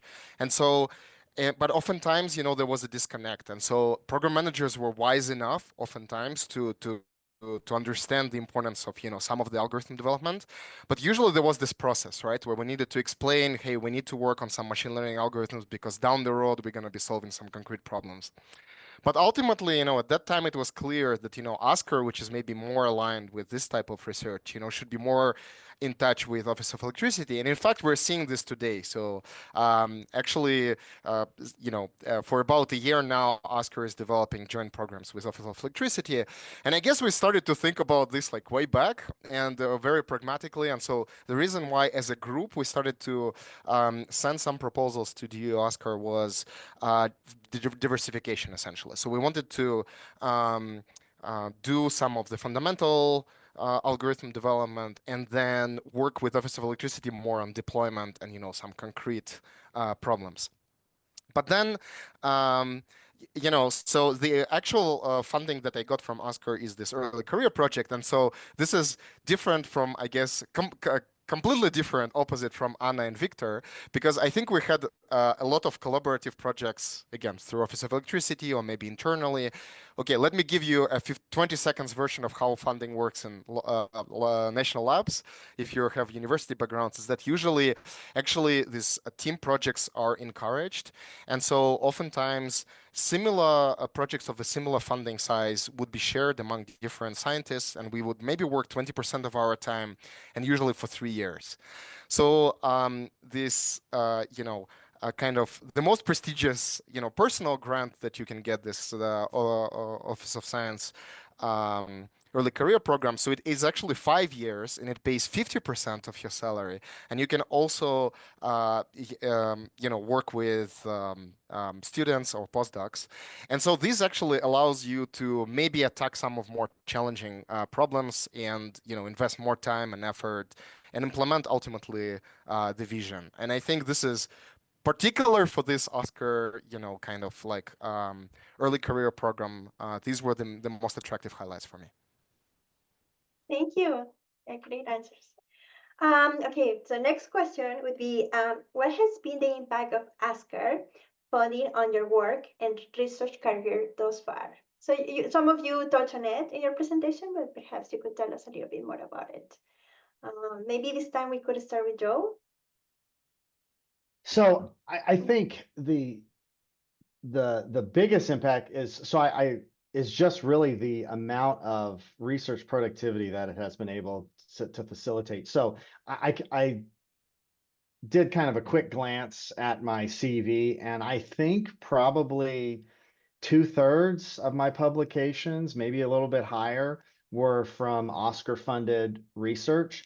And a big part being what Andre kind of hit on with this early career. I think what's so special about it, that 5-year number, that length is very powerful, because I mean, as a lot of us working in projects know, like when you get a new project, the first year you're scrambling to ramp up, you're trying to get people on it, and so, something, if you have a 2-year project, you're like hitting your stride, and then you're like, okay, got to jump to the next thing. And you can still get a lot of interesting work done. But what's so exciting about, or what I loved about the early career award, is I feel like I got to my peak and I stayed there for a while, because it was a long enough project to really keep pushing. And so I think the research productivity, just in terms of publications and work that I was able to do, was really, I can't, it's hard for me to imagine it being possible with certainly not with any shorter project duration. I mean, really being able to hone in on that and focus on the research so deeply for that length of time was very, very important to my career. And it really was able, like, the ideas that I had before the early career, I was really excited about and had been able to have some success, but it really was the early career award that let me push that to the vision that I had for it. Thank you. Andre? Yeah, so basically, it has been 1 year since I received the funding. It's a 5-year project. So as Joe explained, I'm still scrambling and, assembling the team. And so the productivity years are hopefully in the future. So it has only been 1 year specifically to Oscar, but there have been already some noticeable impact. I think the most noticeable impact is on some of the attention that this bigger project kind of like attracts, both internally and most importantly externally. So we sometimes work on some pretty narrow fields, and maybe it's harder to understand, to explain to people around, like why is it important and why you believe it's important. So this gives you some of this opportunity, right? So again, like we're talking about some of the math, but I had some more opportunities to give maybe some talks or seminars to kind of like explain the vision.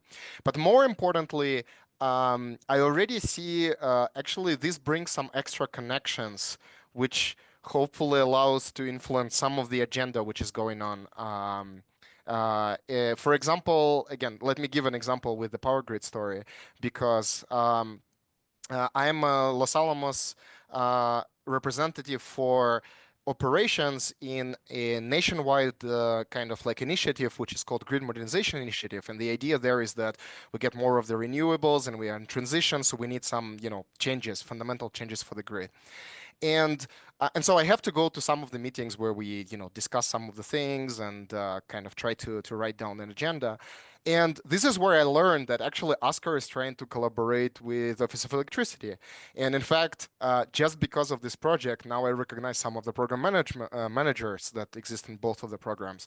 And this actually allows, so in my conversation with Office of Electricity, I was touching base on this, and this allows kind of like for some useful conversations. And I think this is the most important impact. And then some of the minor things, but which are important for me, but maybe less otherwise, is obviously the ability to form a group and kind of structure your research longer term, so that like when myself or I don't know, postdocs or students who are involved in the research work on something, we have this idea of where globally we want to go with this. And I think this is very important. Thank you. Victor? Yeah, I think for me, the most important thing is the fact that through the funding, the ideas that I have, the research ideas and the research agenda can actually become a reality. Because as you know, research is expensive and you need to buy equipment, you need to form a team, and then you actually need to perform the research. Then once you get the funding, because of the research you're doing, you're obviously going to go to conferences and workshops and you will present the work. So that unlocks and opens up even more ideas, more opportunities, because now people can see your research. So you become in the domain, people now know you. You kind of like become an expert. And also you meet new people, other researchers that are probably doing something similar, and you talk to them, and then through that, new collaborations are being formed, and then new funding opportunities are formed either with ASCAR or with another funding agency. So in general, that just unlocks a lot of opportunities. Yeah. So I agree with everything that was said. Yes. Continuing what Joseph said with the fact that we can push what is being done right now. I still go back to the fact that it connects me to different scientists from many fields with different backgrounds. And that allows me, when I have this wild idea that's out there that I want to implement, kind of like training the digital twin, it's how my research evolves. I come up with this thing out there, and then I present my vision to domain scientists, and then they get excited by what, if I achieve my thing, it enables them to do others, but then they pull me back when there are things that are not achievable, or they would be too expensive, or for example, I want to break their code into small little pieces. Sometimes they come to me and say, yeah, but these are black boxes that we cannot break. So I have to narrow down my vision, and then I readapt. I go back to them, and it's an iterative process. And I feel like this makes the research more applicable to multiple fields and maybe more impactful. It's not just some wild idea that's not going to be used. It goes into something that's actually going to be useful and make impact more than just in computer science. I feel like for me, that's what ASCAR, that's why I like research from ASCAR. Thank you. And one more question before we, open the floor for questions. So what do you plan to work on, and what do you find exciting about the future? Maybe we can now start with Victor. Sure. Yeah, so I think with the digital twin research, we're only scratching the surface. I kind of painted a picture of the future. So that's what I'm excited about. Going forward, how can we make the whole process more automated, and how can we have the digital twin as our assistant, where we go home and the digital twin basically keeps experimenting, designing new experiments, and we're kind of like a manager where we inspect what happened and decide what's gonna go next. So that's on the digital twin domain. On the visualization and graphics domain, that that's my background, and I'm super excited about. I think LLMs have not been, and I know AI, everybody talks about AI, but I think AI in general has not been researched enough, and how it's going to impact the graphics and visualization domain. So, can we use LLMs? Can we use them for people like me who are experts in visualization? And how can we use them maybe to help us make visualizations faster, nicer, etc. Or for science users who don't know how to do visualizations, maybe that there is a way that LLMs could be utilized to help them visualize their data fast. And then also core computer graphics, core computer science, rendering is expensive, especially if you want to make it look nice and realistic, and that's why movies cost so much. So is there a way to do neural rendering where we basically look at the rendering process and we figure out what can we improve with AI, either make it faster or cheaper? Those are kind of like the directions I'm excited about for the future. Thank you. Anna? No surprise, I'm also interested in digital twin and ML. I mean, everybody talks about AI because AI is here and it's infiltrated in everything we do. So going back to my last slide, I believe machine learning, artificial intelligence, all this have flooded the landscape, the HPC landscape. You have AI replacing parts of the simulation. You have AI replacing analysis codes, and then you have digital twins, surrogate models, and all this pure AI that runs together with the simulation. And that is flooding the landscape with data. And it was bad before because simulations kept increasing their granularity, but it's much worse now. I think this brings a great challenge in how we deploy and how we build these workflows. And they're required by so many fields that this is something we will have to deal with in the near future. And I'm very excited to reshape the way that the computer science middleware can be used to handle and to build the workflows and allow them to deal with knowledge rather than data, just because it's so hard to handle this much amount of data. And that can be in the way that data is maybe shaped by a model, or the visualization is shaped by a model and we handle that, or some other new way of handling the data. So yeah, that's going to be very exciting, and that's what I want to focus on in the future. Andre? Yeah, so I think people are known to be very bad at predicting future in general. So then there is, of course, like a post-selection bias when, somebody told something. So I'm in the beginning, regarding Oscar in particular, I'm in the beginning of my project. And so I don't know how the world was going to look like in 4 or 5 years. But I can tell you about something that what I'm excited about in the future. And what I would like to see is how new computational capabilities, which are coming from quantum computing and AI, will change the way we're doing science. So I think there is kind of a general consensus. There have been a lot of analysis on publications and how people do science more in groups, and it's harder to extract kind of natural laws of physics. Some people, have alarmists kind of ideas about some of the fields, or we're not making like enough progress or discovering new laws of physics. Maybe about particle physics, where some of my backgrounds.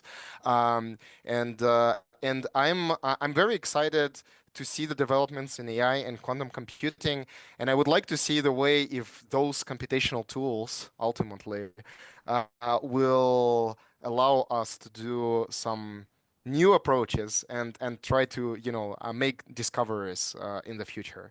And so I'm particularly excited about all scientific applications in different areas. You, Joe? So thinking about what the landscape for quantum networking, quantum information science was in 2019, when I first started my project, to now, it's to me, it's really amazing how much it has changed in that short amount of time in terms of just the amount of investment, the amount of interest, and DOE had really started investing heavily, I think right before kind of my early career world. It was really right around those times. And then the national national quantum science centers were coming out right around the time. So there's been, I think what's exciting for me is just how different it really was when I'm looking in 2019 versus what I'm looking at now. What I see is, first of all, so many more people interested in quantum information, and so many people who are, I think, bring skills and capabilities that weren't historically associated with quantum information. And I'm thinking of people like classical networking engineers who are interested in quantum networking, or perhaps people working in integrated photonics, now talking about quantum integrated photonics. And I think what I'm really excited about, I think now is looking back and where we're going now, is I'm really excited about working with people in fields that I am not good at, that I don't know a lot about. And I think we're building up on scales in this quantum information community where we have very clear needs across the board, but I think we're ready and able, I think, to really interface with each other. And so like I'm really excited about working with people so I work on photonics. I'm really excited about working with people who do matter qubits, for example. This is another kind of interface that for many years, they kind of did their own thing. Us photonics people kind of did our own thing. And that's changing. And I'm just really looking forward to building these collaborative projects in areas with people that are working with really other really good scientists in areas that I don't know. And I think that's kind of a difference. I think I would say at the beginning of my early career, everything that I was involved in, I pretty well knew every part in the step. And I mean, I was younger as well, but like pretty much every project I was in, like that didn't mean I did all the work, but I pretty much knew what was going on. I want to move on to that point where I want to work and do big things and where I really don't know all the pieces, but that's okay because I've got my role and other folks have theirs. And I think that's a fun place to be on, especially if we're looking toward the future. Thank you so much. Well, thank you to everyone for sharing, your thoughts on this. It's really exciting to hear that, really exciting to hear the impact that ASCAC funding has had, in your research, and in particular the career program. I also share many of the things you said, like in terms of, well, first having the resources to make things happen. So that's like a very important thing, but also, the specifics about having the opportunity to launch this long term, which is particularly important when we are, at the beginning of our career, and also the visibility that all this has brought. So, and I'm really excited to hear, all the challenges and, new directions that lie ahead of us. All right, so I think we have about 12 minutes left. So I think it would be a great opportunity to take some questions from the audience. So if anyone has questions for our panelists, yeah, sure. Please, yeah, go ahead. Do we have questions? I have a question to start you off. Nobody else has a question first. Okay, so you all have access or reasonable access to existing exascale machines. How do you plan to use these machines in the near future? And what are the machines that you're going to need in a decade's time to do your research? Anyone who wants to take the question, please. Just.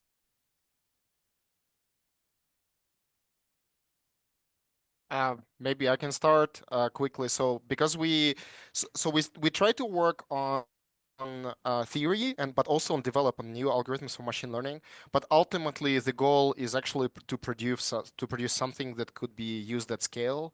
And so, in fact, we have started to talk about and think about how do we move with some basic clusters in which we just test our ideas to the latest generation clusters. In Los Alamos, it is Venado, for example, for which has a lot of GPUs and where we can actually demonstrate some of the impact. And this is regarding the use of existing infrastructure, which is very important for the ASCAC project. And then the future machines that we'll need will be clusters of quantum computers. You know, if we have already one fault-tolerant quantum computer, that would be great.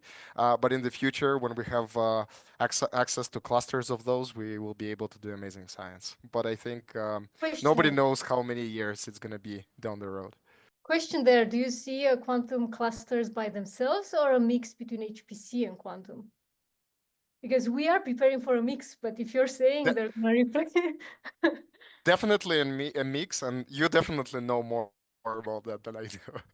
I've just provided a wish list, and but you should tell us how to do that properly. So I guess short term we use Frontier and Permatter to try to see what the bottlenecks are in scaling workflows and connecting instruments with workflows. So we're trying to be able to run simulations on Frontier, run some analysis on Permatter, maybe get data from an instrument and visualize and analyze on our laptop. That's what we're looking at in the near future. Long term, I'm afraid we're going to be so flooded by data that we're going to need new storage. So if I want to go out there, if I have to compete with quantum clusters, why not DNA storage? Something where we can store everything, but then closer to the compute, we have only models of the data and we use the models to visualize or to analyze. And only for small areas where we need full accuracy do we go to the DNA storage and pull the data. I don't know, going out there. Thank you. Any other questions? Satoshi. So some of you were this Satoshi, Rican. So some of you were mentioning, of course, you have AI as your target research agenda. But to what extent are you using AI in general as a like a co-pilot, something in your research? For example, are you using something like ChatGPT to query, whether there are prior work, or are you trying to synthesize new, like new theories or some conjectures, or are you using AI extensively? Because some of our recon scientists are extensively doing that. So I'd like to know, being a young investigator, up and coming investigator, how much AI you're using, AI for science you're using in your research. Did I start? So, sorry, I didn't get the last part. All right, I'll just answer the part that I heard. So we're not using it a lot, but we are using it a little bit just to test small things. And then when we go to more production software, we tend not to use it, but I think that's going to change. And from what I hear, they're extremely useful. I can even see them going further. Like I was talking about these complex workflows. It might be that in the future, we're going to have AI assistants that allow us to build the workflows. So we could ask our AI assistant, can you build this part and then connect it to this part? But right now, in our group, at least, we don't use it too much. It's only to test theories, like plot things and scripts. Anybody else has a different experience? Yeah, I use them. I use ChatGPT a lot. First of all, it's the nature of the work that I'm doing, where big interdisciplinary teams and everybody there, they have their own code base and they're using their own tools. So let's say I wanna talk with one of those tools. Like traditionally, I would go and check the source code, check the documentation. How can I pass the data to that code, and how can I? Now with ChatGPT, I just say, hey, I want to use this code, and I want to talk with this other tool. Can you help me couple these codes together. And it usually will give me the backbone of what needs to be done. And just by looking at it, I kind of understand how the data structures that the other code is using, and I don't even have to go to the documentation anymore. So it just makes my life a lot easier, and to me it saves a lot of hours. Or let's say I wanna plot a graph in Matplotlib. I don't do that every day. Like I don't remember how to. Every time I need to go and find examples and figure out how I'm gonna use this thing. With ChatGPT, I'm just gonna say I have some data. I want to this type of graph. Write me the Python code. It's gonna give me the skeleton. I'm gonna copy paste that in Jupyter, and then we start tweaking that. But that's a really good start. Those are the two use cases that I'm using, and sometimes I might even use it to improve my code. If I'm writing some code, I might just copy paste to ChatGPT and say, hey, how can I make this more optimized, faster, or refactor it, and then it does that, and then it might not do a good job, and that's fine, but it actually might do a very good job, and then I also learn from the way it has refactored the code or the things that it has changed, or maybe I get an idea of some other things that I could do. Yeah, so that's how I use it. Well, it doesn't have to So be these, ChatGPT, but it could be any sort of, advanced AI or AI for science, any sort of more science-specific AI, or do you use any? I mean, looking for those wide variety of use cases of AI in your research. Yeah, but that was very useful. You use ChatGPT for like coding assistance. Yeah. so that I think is a good bridge to another question that we have in the chat, which is related to correctness. So that question was actually addressed initially to Anna. The question was, how do you confirm correctness when you were describing your research? But I think that correctness, is basically, this is probably a question for for everyone, and in particular for how we look into the future, like a heavier involvement of LLMs and AI. So what is the role of correctness in that sense? Does anyone have How do I confirm correctness? Yes. In what ChatGPT gives me, or in my own research? So I think this question was posted earlier when you were giving your introduction. So that's that's all I have. How do you confirm correctness? So obviously correctness is extremely important. It's you want something correct first and then optimize. So for the middleware we're developing, we have extensive unit tests for everything we do, and we want to make sure that everything is correct before we start tuning and optimizing it. When it comes to AI, the AI, right, that's defined by an accuracy. So it's really hard to define what's correct. And when we run these large workflows, we trust the domain science to tell us what correct is, and we can have as part of the workflow correctness tests. So as part of the workflows that we're running, like the one that I presented that trains the digital twin, we have a module that monitor performance, and that's both from the terms of the execution time or the memory usage or all that, but also the model accuracy. And we have tests for correctness that are defined by the Fusion scientists that we are running as part of the workflow. And if it doesn't pass, then we disregard that loop.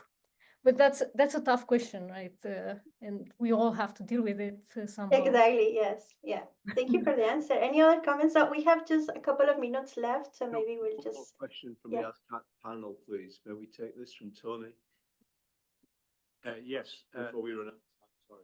Okay, so it looks to me very impressive that you have independence of choice of research directions, and that you're, especially the people actively at the labs now, statistical learning with Markov random fields, AI-driven workflows, and self-driving labs. To what extent is that your choice, or who says you can do that? Is it your money? I'm slightly confused because it looks really very good that you can choose what you want to do and do some interesting research. Is that really true? maybe I can chip in for the first thing. So the way it works, for example, in Los Alamos, specifically in theoretical division for most people, as opposed to other divisions which may be much more applied and work on very mission-driven stuff. In theoretical division, we may choose to leave 100% on soft money, where we have to get our money from one source or another. This can be very challenging for on one hand, especially for early career, you're in trouble, you have to opportunities. It says internet connection is unstable. I don't know if you can still hear me, but Here you know. Yeah. yeah, so yeah, that's also create a lot of opportunities if you can get that funding. So you can work on pretty much whatever you want, and this is one of the and push your research agenda. Yeah. At Oak Ridge, we don't have soft money. So it's a mix between what the Oscar calls are asking for and then what you want to do. What I do usually is try to find partners from domain science. So I come with an idea, I find people that would want to work on that, and then I apply I applied for FES, for example, just to have my vision pushed, or if I find an Oscar call, then so it's in between for us. Thank you very much. Very Yeah, useful. okay. Thank you. So yeah, so we are out of time. So I just want to thank you everyone again for being here. And yeah, so I think. Thank you. Thanks for the invitation. Thank you for a very stimulating discussion and for hearing about, letting us hear about what you're doing. It's very, very interesting indeed. Thank you. Round of virtual applause for sure. Thank you. Bye, everyone. Thanks, everyone. Thank you. Thank you. We have a break now until 3:45.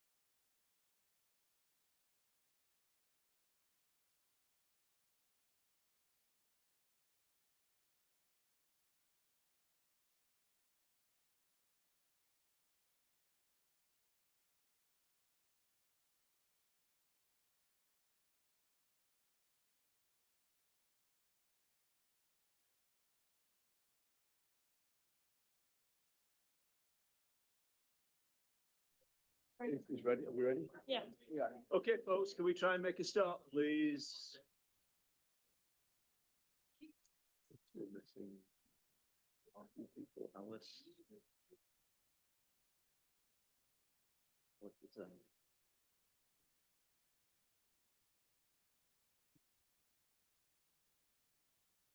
Okay, so the final talk of today is from Giuseppe Barca, who's going to be talking about the Gordon Bell work that was being done in terms of MD simulations and fundamentals. So over to you, please. Hello. Well, first of all, thanks very much for having me here. I'm going to try to share my screen with the slides.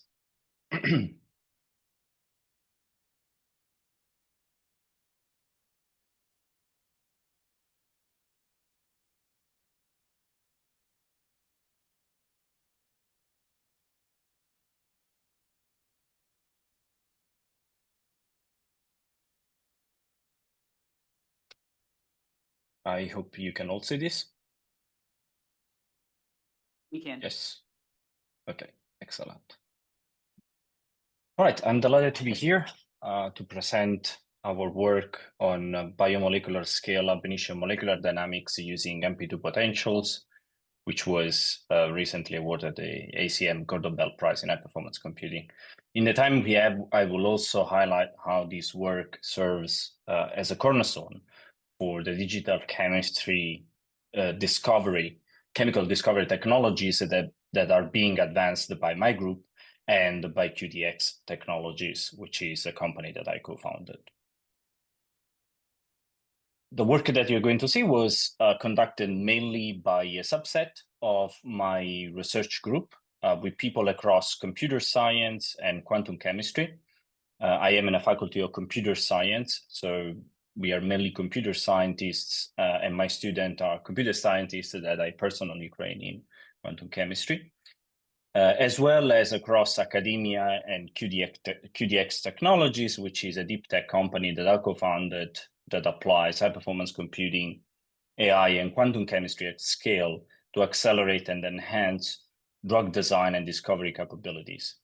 And furthermore, for the Gordon Bell work specifically, we collaborated also with Jacob Kurzak from AMD and Dmitry Baikov from the Oak Ridge National Lab. We are also honored that the work was endorsed for the Gordon Bell by 3 giants in the field of theoretical and computational chemistry. We collectively believed that this was a major leap forward in ab initio molecular dynamics and quantum molecular simulations, and reflects years of innovation and effort that we put in quantum chemistry and exascale computing. Among the challenges that this work is going to tackle, there is that of discovery of new therapeutics, which is particularly close to my heart, as well as to the mission of my group and QDX Technologies. This is an incredibly inefficient technological area where developing a new drug today takes over a decade, costs us billions of dollars. To be successful in clinical trials only about 12% of the time. Despite this huge investment, 80% of the proteome today cannot be drugged using traditional covalent therapeutics. And this leaves diseases like Alzheimer's, certain cancers, and many more largely incurable. These diseases affect over 75 million people and kill over 13.5 million people yearly, which is a catastrophic toll taken on humanity every year. Covalent therapeutics that form a chemical bond with their targets can in principle help us cure these undruggable diseases. And this work that you were going to see today paves the way for the first accurate in silico software technology for the design of covalent inhibitors, among other technologies. A slightly more background on the preclinical drug discovery. When we talk about drug design here, we refer mainly to the preclinical stage. As probably already many of you know, when we have a disease, typically responsible for it is a malfunction or a mutation in a protein. We design a chemical, the drug, that binds at a specific point on that protein to inhibit that harmful action. How is this achieved and why so expensive? Well, it is an intrinsically multi-stage process. Typically, we start with the virtual screening and design phase, where instead of physically testing in the lab the binding of compounds to our protein, we take our candidate protein structure and the libraries with billions of drug-like molecules and feed them to a simulation pipeline, which screens candidates with increasingly accurate and increasingly computationally demanding models of the binding. At the top of the funnel here, we have models that are quite crude.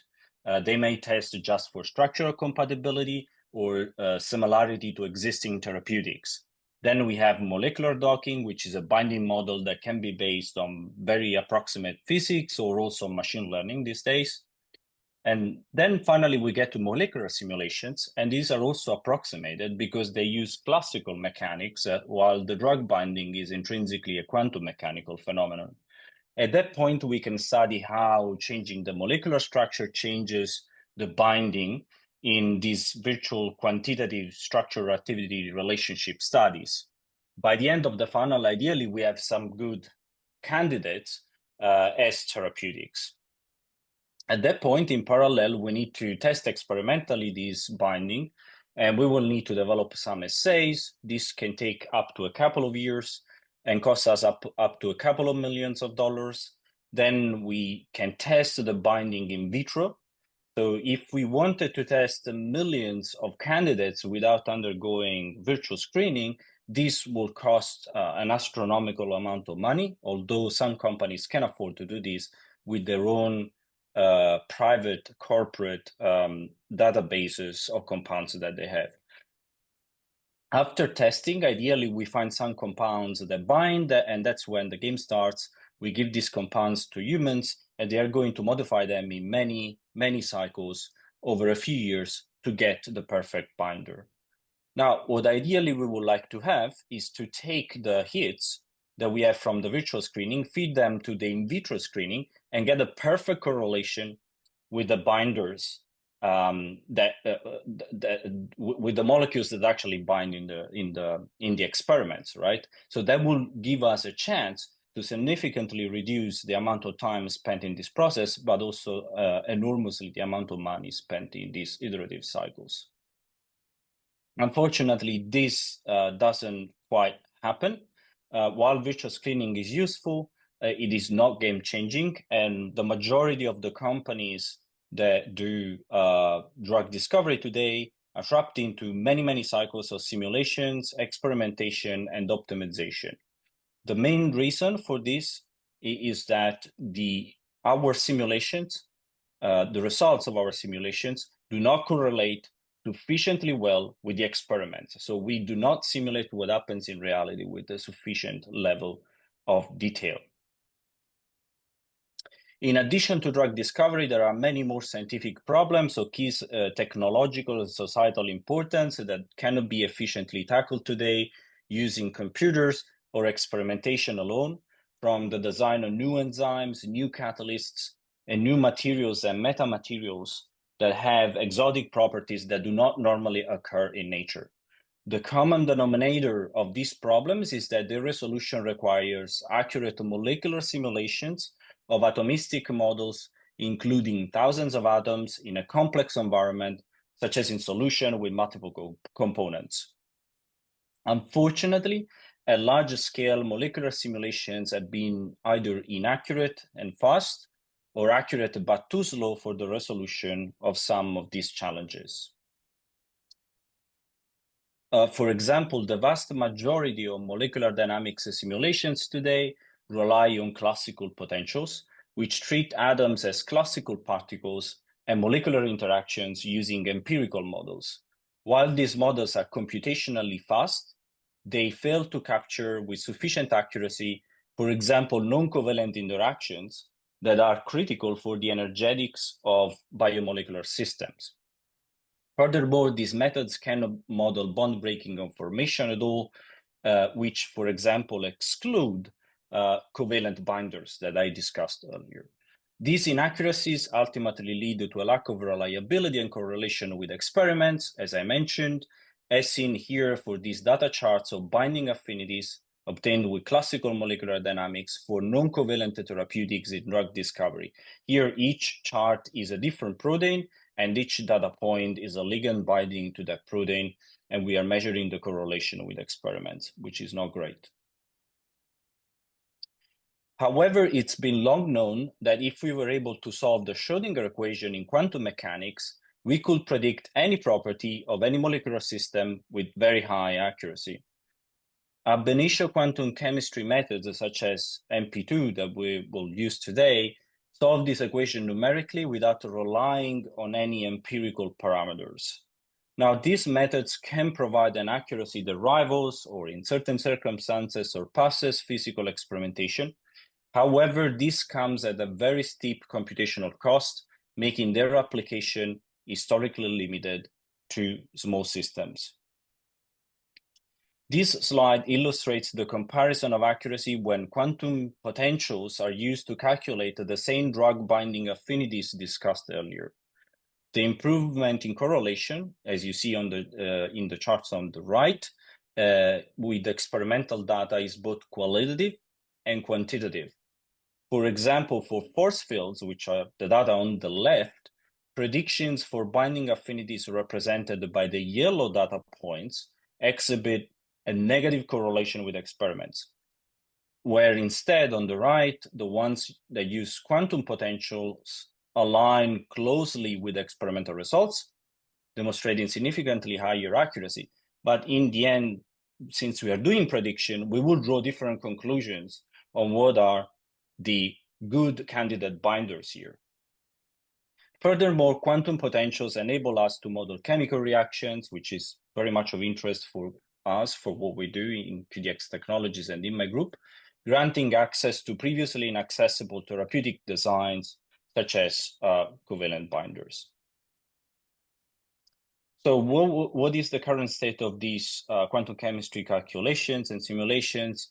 At the petascale level, we could perform calculations on systems with, say, less than 1,000 atoms. The boundary there is fuzzy. There are many different methods, and they have different computational costs.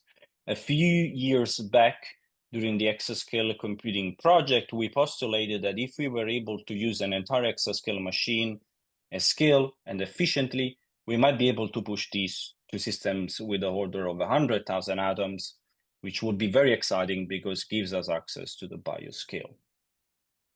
Now, I use the conditional here because there are some major challenges to be overcome to enable such capabilities. The first one is a well-known one in the field. The amount of computation required to solve with sufficient accuracy the Schrödinger equation scales as a high power of the number of atoms n within a molecular system. And the table here on the slide shows the scaling of quantum chemistry method in increasing order of accuracy and computational cost, top to bottom. In general, the energetics of biochemical system is driven by non-covalent interactions, such as hydrogen bonding, pi stacking, and van der Waals forces, which is where hybrid DFT fails to deliver the required accuracy. So we require accuracy that goes beyond the hybrid DFT to be in the, what I call here, the PT2 range of methods. This is broadly speaking includes MP2, but in reality, there are refinements to MP2. The MP2 methodologies that we use, one is scaling, spin-scaled approaches to the MP2, and the other one is DFT double hybrids, which is the fifth rung of DFT. In any case, the problem with these methods is that they scale as order n to the fifth with the system size. And so this has historically confined the application of MP2-based methodologies to smaller system, as we see in this bar chart here, that shows the maximum system size achieved in ab initio molecular dynamics simulations against a range of methods together with their accuracy. And MP2 before us was confined to, well, the largest calculation was performed on this system with 140 water molecules. Besides the high computational cost, we typically require dynamical simulations rather than simple static energy to be able to obtain statistically meaningful predictions on macroscopic properties. This requires the calculation of much more complicated quantum mechanical gradients and to be able to run in general multiple and potentially many time steps. The last main challenge is associated with the inability of many, not all, but many quantum chemistry codes to efficiently exploit the novel massively parallel architectures due to the fact that many of the legacy algorithms and also of the methods were designed with having in mind latency-oriented architectures, the old good single-core CPUs, and are unable today to exploit the GPU parallelism. Furthermore, in general, using a machine like Frontier scale is difficult for any application and requires exposing a massive parallelism where each GPU has 14,000 cores, there are 4 GPUs per node, and there are 9,408 such nodes on Frontier. So if we want to enable these quantum chemistry capabilities, we need to rethink the whole stack. We need to design, starting from the methods and new algorithms and implementations, that have a reduced computational complexity, say, for example, linear as opposed to quintic, while retaining the required levels of accuracy to be predictive, and that are jointly designed to efficiently exploit at scale the computational capabilities of exascale generation technology. And these were the founding principles of the extreme scale electronic structure system, which is an integrated set of programs that was designed from the ground up to deliver this scalability and performance.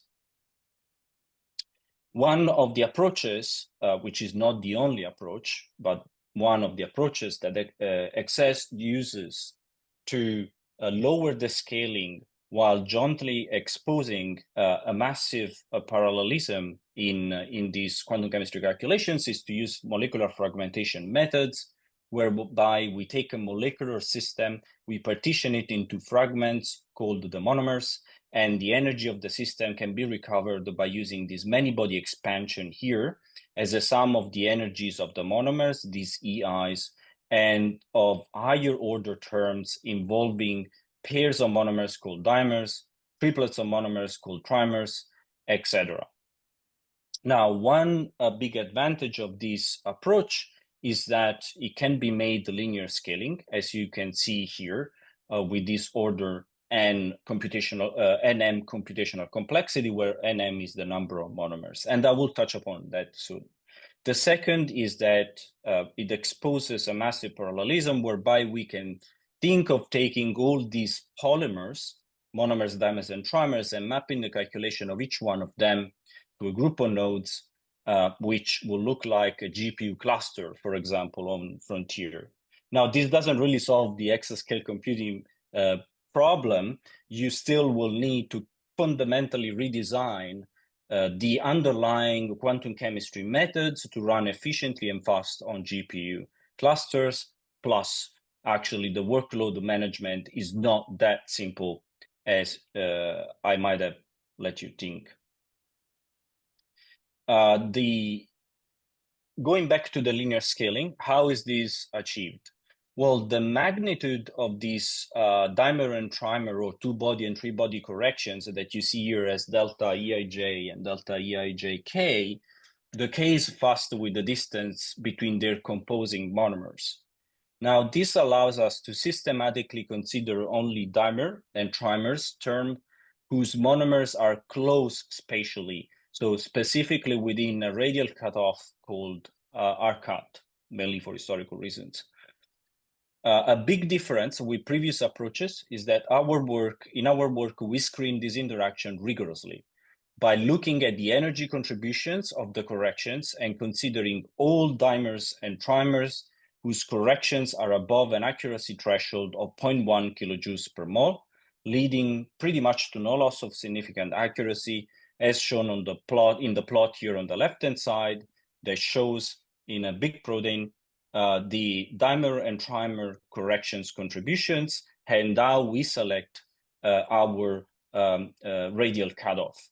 If we stopped at a cutoff of 5 angstroms or similar as many people have done in the past, the loss of accuracy here will be catastrophic, and there will be no point in running accurate levels of theory such as MP2 and similar. We go up to trimers, so MB3 in our fragmentation. This is needed for accuracy, with the energies of each polymer being the sum of R3-FOC and MP2 energies. We have variations of MP2, as I explained earlier as well. R3-FOC formally scales quartically with NF, where NF is the number of atoms within a single fragment, and MP2 scales quintically with NF. However, NF does not grow with the system size because it's the number of atoms within a given polymer, okay? And those are of fixed size. So the overall scaling is linear as long as we consider a linear number of polymers, which we do due to our cutoffs. Furthermore, we are going to need much more complicated gradients. I am not going to explain this formula. This is just to let you understand that the gradients are significantly more complex to develop. But the scaling is still pretty much the same. Many of the challenges that we face in these quantum chemistry calculations arise for the need of evaluating these four-center electron repulsion integrals, which are six-dimensional integrals of four Gaussians placed at different atomic centers. We have to compute order NF of them, so they cannot be stored. Furthermore, there are too many simply to be stored. Furthermore, their calculation is complex, being handled in batches with different computational workloads depending on the nature of the four Gaussians. This leads to potential workload imbalance and to complicated recursive algorithms that can be memory bound with low flop rates. For example, the bottleneck of RTFOC is forming this FOC matrix here on the slide. We form the integrals in batches and combine them on the fly with a density matrix called D here to obtain these FOC matrix elements. To save on the integrals, symmetries are used where permuting indices of these fourth order tensors, you obtain the same integrals. This leads to the fact that each integral, though, can contribute up to 6 elements in the FOC matrix. So we save up to 8 times in the computation of the integrals, but we have to contribute up to 6 blocks in the FOC matrix, which in turn leads to scattered memory access patterns, and when running parallel to potential race conditions, which introduce the need for further synchronization. To eliminate these performance problems, we use the resolution of the identity approximation, where these four-center integrals or fourth-order tensors are accurately approximated as the sum of the products of third-order and second-order tensors. It's a low-rank approximation. So this means that we can compute on GPU only order NF cubed three-center integrals, third-order tensor, and order NF squared two-center integrals, and we can store them. We store them either on the host or in the distributed fashion on the GPUs. Once done, the FOC matrix build can be implemented using linear algebra, with the bottleneck being DGMMs. Similarly, the quintic bottleneck of MP2 can be recast as a sequence of DGMMs. Furthermore, we can reuse a number of tensors between RIHF and RIMP2, both energy and gradients, further lowering the calculation overheads and maximizing time spent on memory and flop efficient operations. In terms of performance, the traditional FOC build in excess here, we are showing some performance results that of excess itself is already 30 to 45 times faster and 12 to 18 times more energy efficient than CPU state-of-the-art code. Obviously, the most fair metric here is the energy efficiency. For small to medium molecules, the AIMD Array RTFOC is 2 times faster than our own traditional RTFOC. The Array MP2 energy and gradients on single node results here show a 95 times speed up over CPU state-of-the-art code. This, in this case, corresponds to a 19 times higher energy efficiency. All these results did not use fragmentation. When using MB3 for RIHF plus RIMP2 energy and gradients, you see we get faster and faster, obviously because of the lower scaling that I discussed earlier. Finally, we assess the accuracy of MB3 by comparing the root mean square deviation of the gradients against the calculation without using fragmentation. And the RMSD was found to be 10 to the minus 6, which is well below the convergence thresholds of 10 to the minus 4 used by quantum chemistry geometry optimizers. So this ensures that the fragmentation done this way introduces no significant impact on gradients accuracy, and above all, ensures that we conserve energy when we are running the dynamics, which is something that you might not typically worry about if you're just running static energy calculations. Note that this is true only if we do the fragmentation rigorously, as I explained, and if we go beyond the dimers, so if we do trimers. Along our pathway of enabling these extreme scale quantum chemistry capabilities, since 2020, we have been able to use at scale the top one machine, Summit first, and then Frontier to push the boundary of applicability of these wave function-based approaches, with results published in SC20, 21, and 22. In 2023, we took a break, planning for Benetian molecular dynamics, and this led my group, together with QDX Technologies, to a complete rewrite of the code base. And this was due to the fact that IMD was a completely different game than static energy calculations, requiring a much more efficient code base. Building on previous results, then the question became, can we run on these 3 different computer systems for portability to enable for the first time AIMD simulations of biosystems at the MP2 level? And this was especially ambitious considering the largest calculation, prior calculation of this kind, which was on 140 water molecules. To evaluate the feasibility of this challenge, we benchmarked the latency of a single AIMD time step using our RIHF plus RIMP2 approach against state-of-the-art quantum chemistry codes. And as you can see here, when we use MBE3, even on a single node, our implementation is 3 orders of magnitude faster than widely used quantum chemistry codes. Now, by leveraging additional GPUs, because we can parallelize more, the performance improves further, but from 16 GPUs, A100 GPUs that we have there, to 75K GCDs that you have on Frontier, that is a completely different game, and it requires a more sophisticated approach that is on this slide. So here, this takes us to a full discussion on our algorithm, which combines 5 technologies. I've already discussed the molecular fragmentation to reduce the scaling and enable and expose a massive parallelism.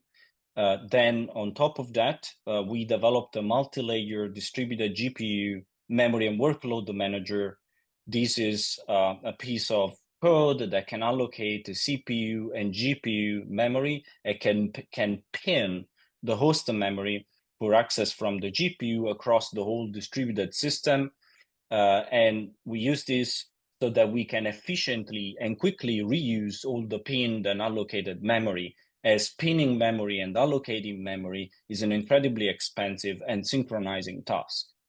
Then we have an efficient, lightweight workload manager that distributes all these fragment calculations across nodes and within a node across the GPUs with just a handful of bytes, so that we can do this very quickly and with a minimal overhead. We then, to improve parallelization and reduce workload imbalance, we introduced an asynchronous time step algorithm that eliminates the global synchronization barrier that you traditionally have in Benetian molecular dynamics, and I will elaborate on this soon. We use this synergistic fragment level RIHF plus RIMP2 algorithm that allows us to recast memory and flopping efficient bottlenecks of the traditional RTFOC and MP2 into sequences of matrix multiplications, and reuses synergistically intermediates between the RIHF and the RIMP2 energy and gradient stages. And finally, to further improve efficiency and reduce time step latency, we designed a runtime auto-tuning system for DGMMs. Actually, it's more general than that, but that determines and implements the highest performance, in this case, DGMM at runtime. I will now provide concisely more details on 3 and 5, and then we'll move to performance results.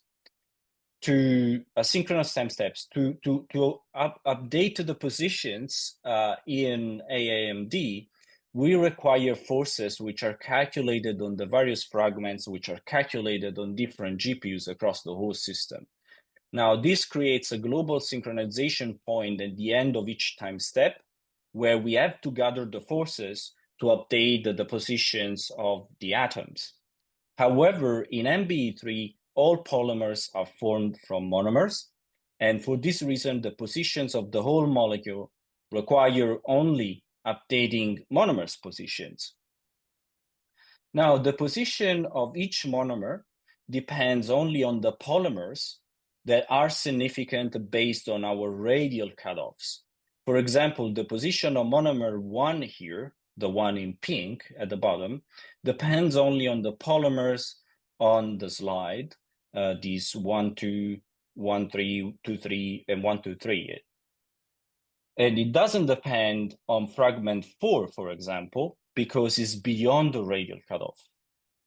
So we use an asynchronous time step algorithm that exploits this fact and enables us to move monomers to the next time step as soon as their dependencies are satisfied. We can form all polymers at each time step from those monomers that are moved at that time step and continuously distribute them to all the GPUs. This allows us to exploit the parallelism across time steps and to eliminate completely the global time step synchronization barrier and keep the GPUs continuously working on all polymers literally all the time. For example, when running our AIMD on this 2-bag protein with over 5.5 thousand electrons and or 4098 A100 GPUs, we obtain a 40% speed up only by using asynchronous time steps. The second improvement is our runtime auto-tuning system, RTOT here. To understand the need for RTOT, the bar chart here shows the flop rate of the same DGMM, okay? So we have the same dimensions, were obtained using 8 different strategies. What do I mean by strategies? For example, in strategy 1, we obtained the matrix C using A transpose times B, which corresponds to setting a flag in our DGMM call. While in strategy 2, we transpose A ourselves first, and then we call DGMM on the transposed matrix times B. And there are 8 of these strategies. And these 8 strategies on MI250X give different performance. To maximize performance, we seek to find the optimal strategy between these 8 at runtime. And this is exactly what RTOT does. As we run our AIMD, RTOT runs different DGMM configurations until it finds the optimal one, it remembers it, and it sticks with it.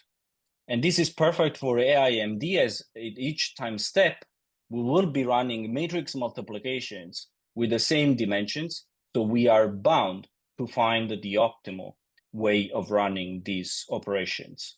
And here you can see in the bar chart on the bottom right that we are able to gain very significant speedups with RTOT, up to 34% when running on DGMM on these 4 different data sets.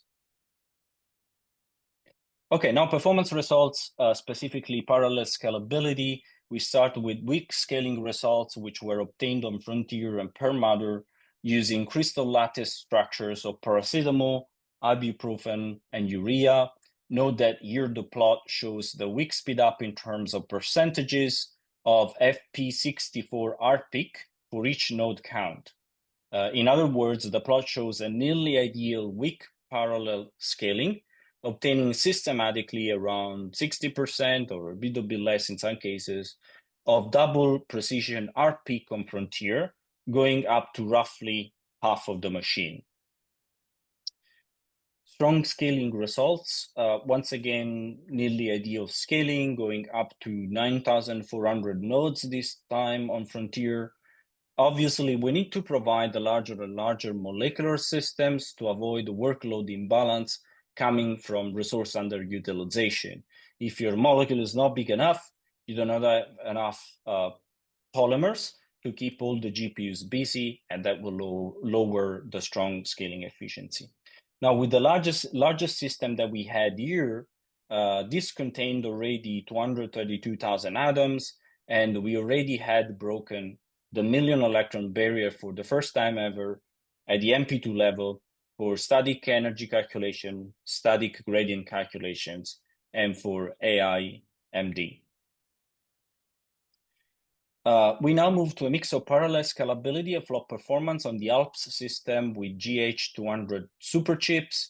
These were obtained after after our submission for Gordon Bell, so they were not part, and they are not part of the associated paper. Flops were counted here by accounting only for DGMMs, which underestimates the total flop count, and then dividing by the whole program execution time, which contains many algorithmic patterns because it's a full AIMD simulation at the MP2 level, including, of course, Archifoc, the whole thing. Once again, here the percentages are not parallel efficiencies, but directly percentages of FP64 peak. Achieving 81.5% of FP64 on 4096 GH200 is, to my best knowledge, unprecedented for any scientific application. And the system here was not available at that time for running over 1000 nodes, although we were very keen to. Third dimension that we test is time-step latency. And here we run our AIMD on an alpha beta amyloid fibril system called the 2BAG to simulate folding and misfolding on these amyloid fibrils, which is a hallmark of Alzheimer's pathology. Force fields have consistently failed to capture the misfolding dynamics of these fibrils due to the fact that it is driven by non-covalent interactions that, as I mentioned earlier, both force fields and simple hybrid DFT field. This system here includes 1,500 atoms and 5,500 electrons, and the plot at the top shows how nicely the energy is conserved during the simulation, which validates the correctness of the approach. In our Gordon Bell submission, we had this latency of 3.4 seconds for this system per time step, obtained using 1024 nodes on Perlmutter or 4096 A100 GPUs. This was already more than 3 orders of magnitude faster than the state of the art, with 1,000 times being really a lower bound, as we really don't know how much faster it is. However, when accessing ALPS, we managed to achieve this amazing latency of 1 second per time step, using 4096 GH200. And this time step latency at this level of accuracy is a major achievement in AIMD. Next, and finally, we went for record performance. This is more of a hero set of calculations. Here, our AIMD calculations tested whether we could predict the correct lowest energy polymorphic form of various crystals. Polymorphs are different crystalline arrangements, and they are very important in drug discovery, as different polymorphic forms have different properties and toxicity. And there have been, for example, some drugs which were withdrawn from the market because the correct polymorph was not predicted well, and so there were significant side effects. In any case, different polymorphs differ typically for a tiny amount of energy and require very large molecular models. In this case, our largest polymorphic crystal contained 510,000 atoms and over 2 million electrons.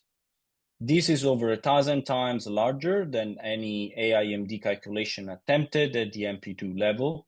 And on this system, using 9,400 nodes on Frontier, our code obtained a performance of over 1 exaflop per second, breaking for the first time the double precision exaflop barrier, full in double precision for a scientific application.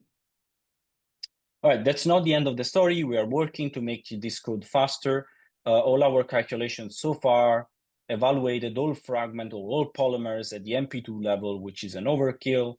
Larger time savings can be obtained virtually with no loss of accuracy by treating the interactions between close fragments with high levels of theory and distant ones with faster, lower levels of theory in an onion-like style approach, although this is not onion because it's based on fragmentation.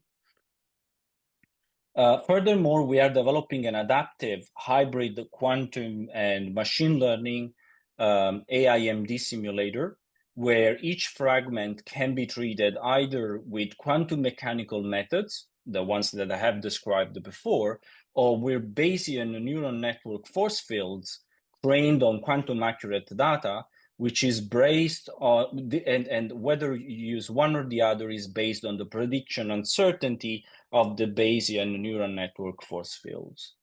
And this project was awarded an insight, which you are going to work on to design a novel covalent therapeutics.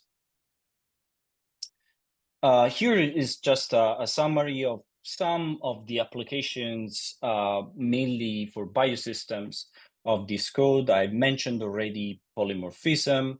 The other application is high accuracy design on non-covalent therapeutics, which is related to reaction mapping, because covalent therapeutics form a bond with their targets. So you need to map reactions accurately with these larger systems at that scale.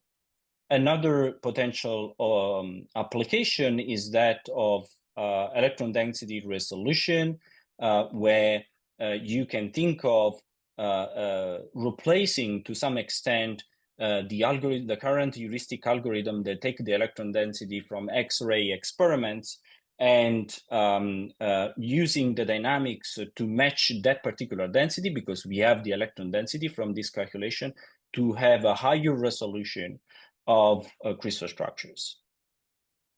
And then on top of that, other applications such as enzymatic reaction mapping, which shouldn't surprise, as well as small molecule drug design targeting RNAs, which is a novel area where obviously we do not have really force fields, which are parameterized for these particular tasks.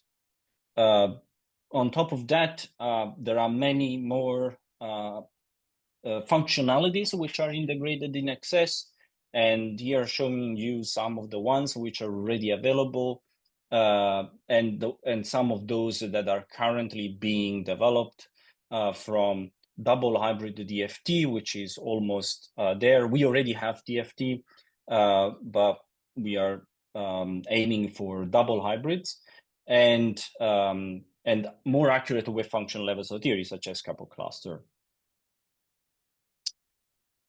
Just looking at the future, now that we have this chemical simulation technology, as we enhance it and perfect it, we envision its integration into an automated chemical discovery framework. For example, in drug discovery, going back to our discussion on drug discovery, we can think of retaining the original initial virtual screening capabilities, but then we can feed these thousands of pre-screened candidates using structure-based and molecular docking to our high-performance hybrid machine learning and quantum simulator to simulate the binding with near in vitro accuracy. Then we can take our virtual candidates and send them to an automatic pipeline of in vitro testing. This is a self-driving lab that can use AI and robotics to perform automatic synthesis and characterization, including quantitative activity relationship studies. We now send this structure for our best binders or our candidate therapeutics to a unit for design of optimization of our compounds, which is no more human-led, but rather AI-led. And this uses generative AI, as it is already possible today, and we are doing these internally in QDX technologies, to propose modification to existing scaffolds for property optimization of these structures. When we then iterate this cycle, however, this is now fully automated. In fact, this can be thought of as a combination of a self-driving virtual lab and a self-driving physical lab. And this framework that I call here the Matter Transformation Automaton is a digital chemical discovery platform that can accurately and continuously propose new therapeutics, new materials, new chemicals, with a minimum amount of automated with a minimum amount of automated physical experiments and little or no human interaction, ideally running 24 hours a day, 7 days a week. And this is, of course, not limited to drug discovery. Now, in closing, to summarize, I've showed you how we have performed the largest AIMD simulations to date at the MP2 level, modeling systems with over 2 million electrons, which is over 1,000 times larger than prior state of the art. How we broke the exaflop performance barrier for the first time, fully in double precision for a scientific application. I showed you near perfect strong and weak scaling across thousands of GPUs and across 3 different computational systems. I showed you that we achieve a record time step latency of 1 second for a system with 5.5K electrons using 4096 GH200 GPUs, which is over 1,000 times faster than the state of the art. And this is a code that we can use to tackle some of the grand challenges in drug discovery, enzymatic catalysis, and biochemistry that to date, that before this code, we wouldn't think of being able to tackle at all. In general, I've also showed you and discussed briefly how this technology that we have developed sets the stage for the next generation of quantum and machine learning simulations and automated chemical discovery technology, which in turn can enable to accelerate significantly our discovery capabilities across chemistry, biology, and material science. With that, I would like to conclude saying that XS is currently being deployed on the major HPC platforms and will be free to access for the academic community. And with that, I will be happy to take any questions. Thank you for an amazing talk. Questions, please. I gotta say, this is a fantastic talk. I'm really blown away at the level of everything here. This is really impressive. My question would be, this is fantastic work in terms of quantum chemistry, in terms of drug discovery. One of the things that seemed like would be very easy to adapt here, or maybe not easy, but at least a reasonable direction to go in, is something like plane waves, where you would be able to do materials discovery in a similar way. Is that something that maybe you have another company or some other collaborators that might be thinking on? Yeah, so we invested in biosystems because fragmentation is mainly mostly efficient for this kind of systems. That being said, we obviously would like to invest in material science, but we didn't really have the people and the space at time to invest in that direction. And we thought this is something that we can do maybe at a later stage. So at this stage, we haven't invested yet in that direction, but you're right. It is something that can be definitely done, and the technology is sufficiently general that we can push it in that direction. Thank you again. Thank you. Sunita. Congratulations once again on the Gordon Bells. This is Sunita from University of Delaware. You have definitely ported it on multiple systems with multiple types of GPUs. How did you manage the code portability? And with so much advancements that you're planning to do going forward, how will you manage to maintain the code portability? Thank you. Yes, thanks. So the code portability is mainly associated with the fact that we use HIP. So we are portable across the NVIDIA and the AMD architectures. We are not currently portable to Intel GPUs, although we'll have to see what happens with that. But our code is a C++ piece of code. So the integration with SQL, for example, that will make it portable to Intel GPUs, it's not a major task. We have been mainly holding on there to trying to see what actually happens in the programming ecosystem, because we don't want to invest too much in a technology that then remains isolated, or a programming model that remains isolated. We really don't know what's going to happen with SQL. So for the moment, our plans is to maintain support through HIP. also because it gives us access to low-level features that we need to achieve this level of performance. Thank you. Tony? Yes, very impressive. From your insights you get from this, which is an improved version of quantum wave functions in some sense, do you think if you could do such a calculation on a quantum computer that you would have significantly different results?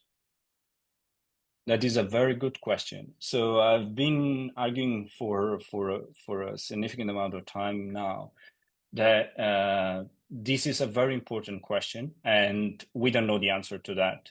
So from what we know in terms of quantum chemistry calculations, and from our experience in drug discovery, we have good reasons to believe that quantum computing is going to give an improvement in accuracy over what we do, but that we don't really necessarily think that that improvement is going to be qualitative.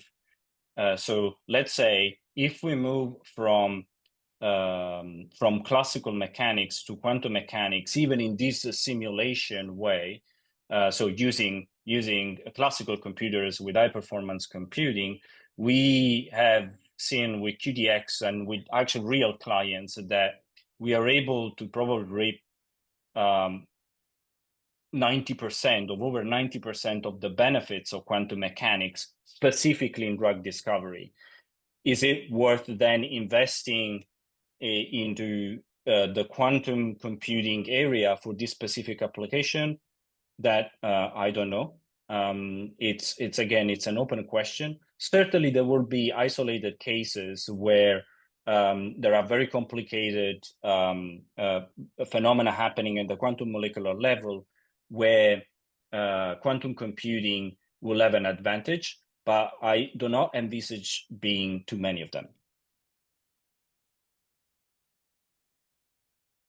Thank you, and thanks again for an amazing talk. And now we go to the very last part of the day where we take public comment, please, from either people in the virtual audience or the real audience.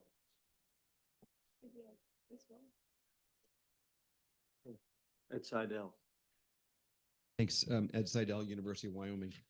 I just want to make a comment about the focus today on many future-looking topics, and in particular, the focus on the graduate fellowships in computational science and early career awards.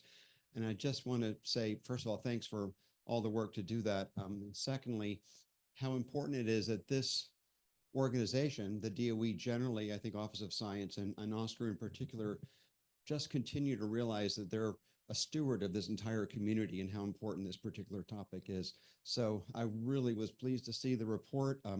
I hope that there may be additional support for that going forward. You may remember the PITTEC report from 2006 or thereabouts, computational science ensuring America's competitiveness. And so it's often quoted in different places, including in my own institution, the third leg of science, adding the D in with a note to Tony there. Thank you for adding the data part of C, D, S, and E. You may remember that from the old days when I was at the NSF. But my point is that that entire community is still working to gain traction, I would say. And we just need to do everything we can to support it. And so to the extent that I can help, I'm all in to try to do that. So thanks. Thank you. Any other questions or comments from the audience? Is there anything online? No. Okay. Well, thank you everyone for a really stimulating day, and we are done, and we will see you tomorrow morning. Thanks. Our first very own Satoshi, and Satoshi is going to tell us about all the exciting things he's doing in terms of looking ahead at Recon to the future and what future, hopefully what future architectures and so on will hold. Thank you. So over to you, Satoshi. Okay, thank you very much. And I'm Satoshi Matsuoka. I'm the director of Recon RCCS, also a member of ASCAC. And I really thank this opportunity to make a presentation in front of esteemed audiences, not just the committee, but also people who are attending both here locally, but also remotely.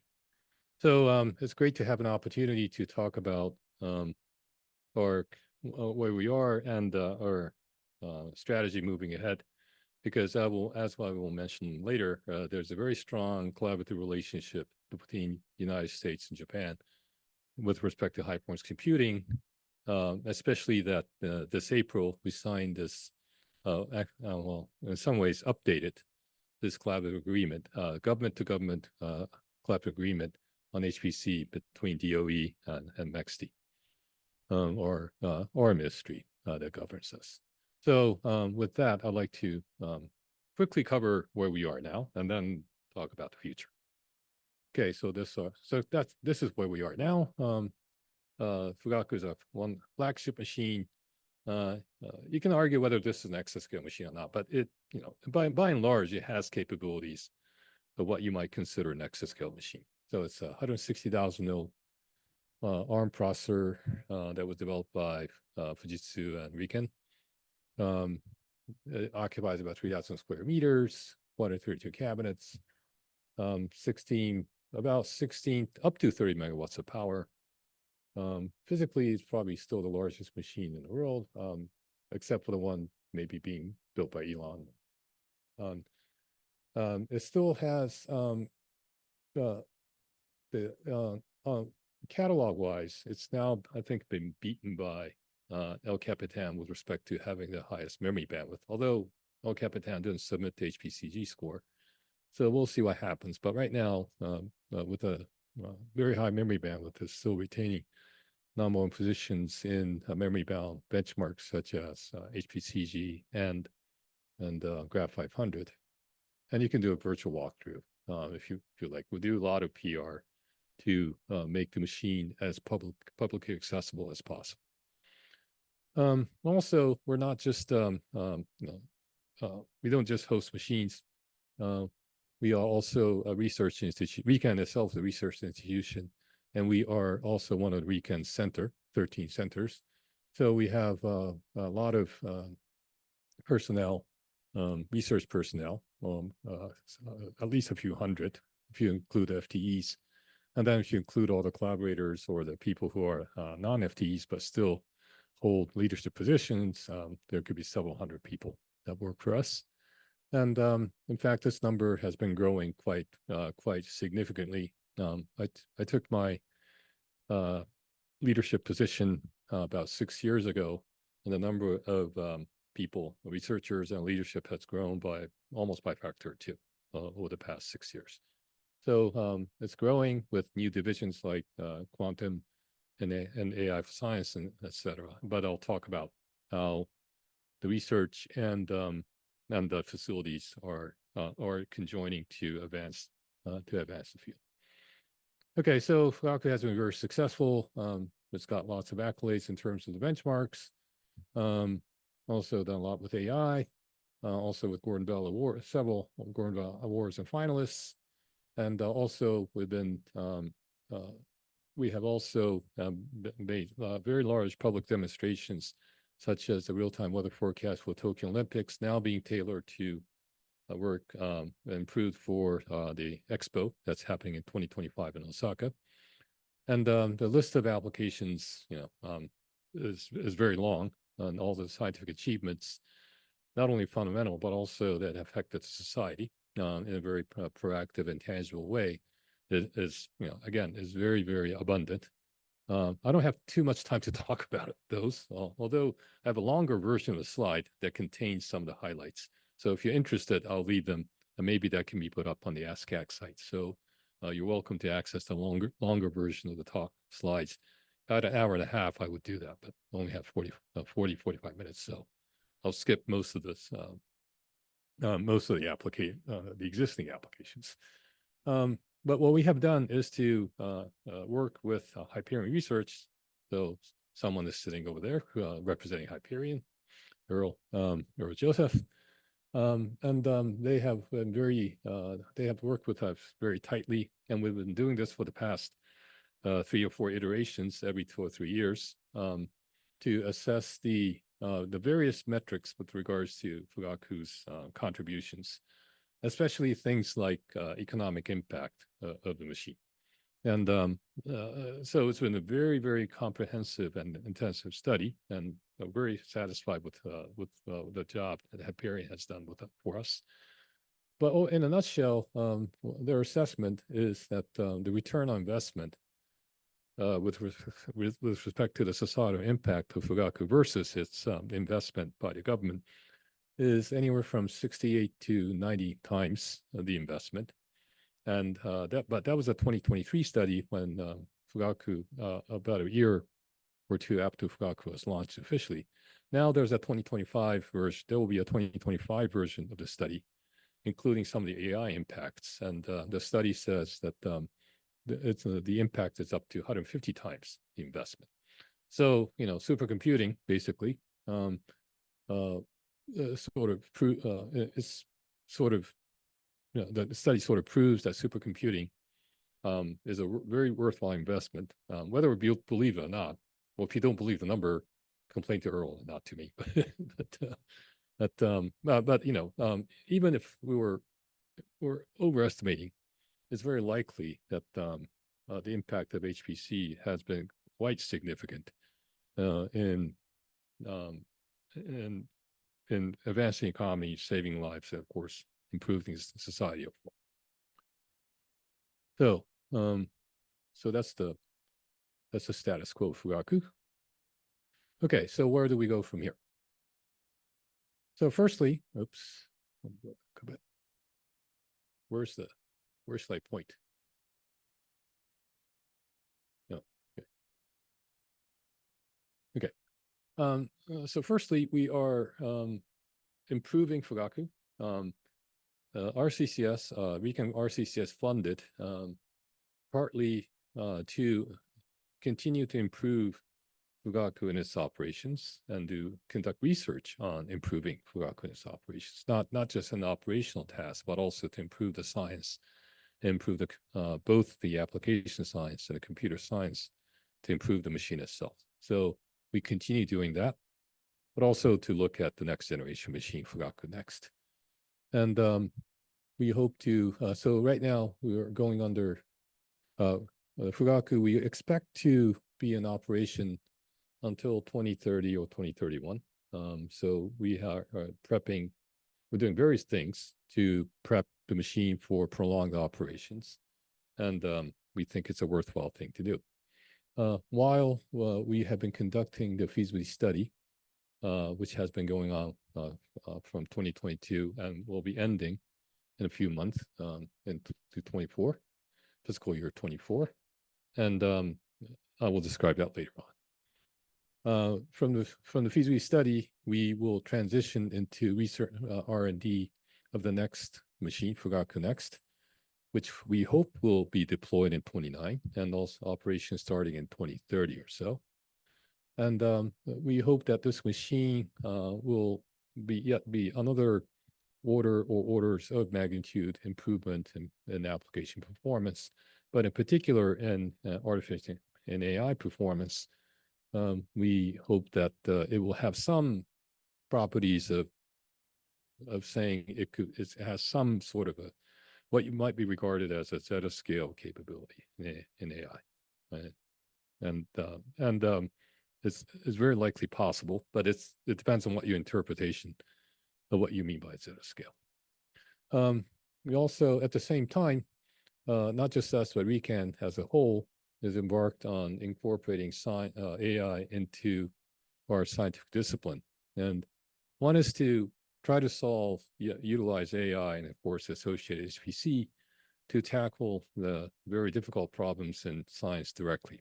So just as we've been using HPC and simulation capabilities to advance science and to respond to and answer the most difficult scientific problems, the use of AI to resolve the most difficult scientific problems using AI.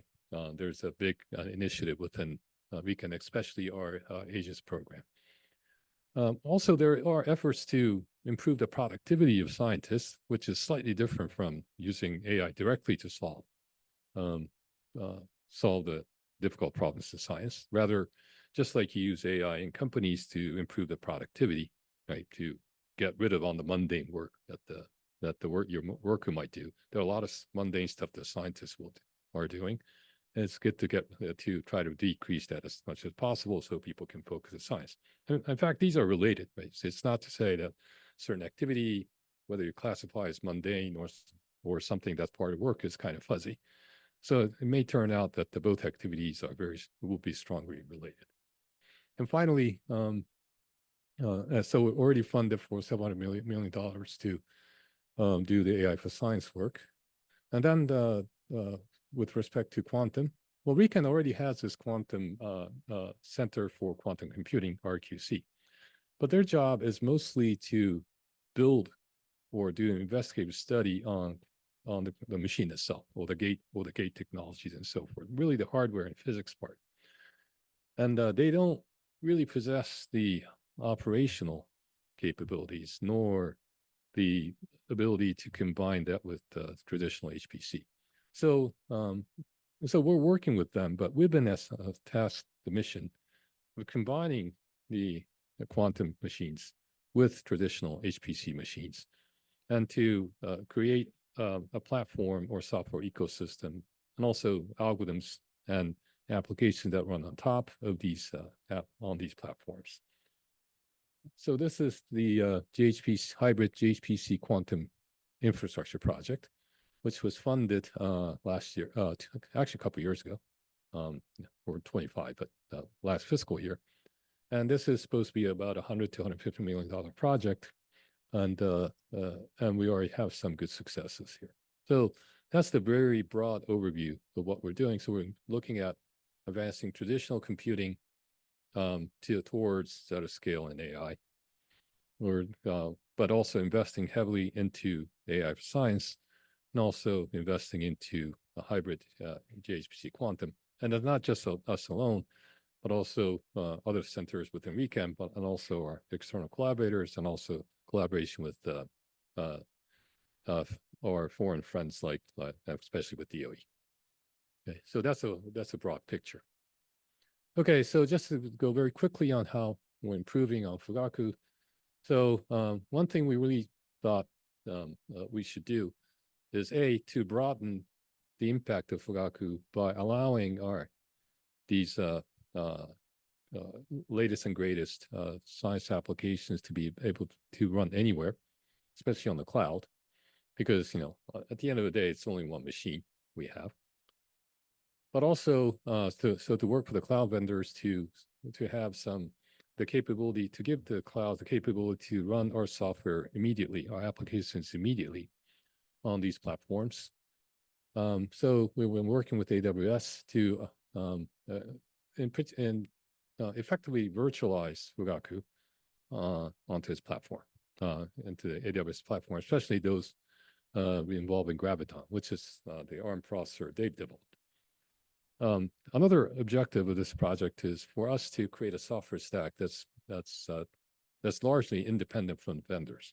So if we by eliminating most of the vendor dependencies and creating a container environment that can readily be grafted onto any sort of environment, but we have in control, and by the way, using tools such as SPAC, which was developed at DOE.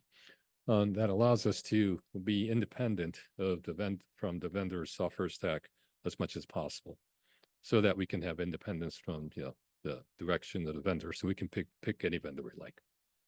So this has been quite successful. We just made a release in August, the version 1 of the virtual Fugaku. So now you can go to GitHub and download virtual Fugaku container. You can fire up the virtual cluster on Amazon, on AWS, and upload the container on each node, and then there you go. You have a Fugaku compatible environment. And we're extending this by putting in more ready-made applications. Just like when you get Windows, you get a lot of applications with it.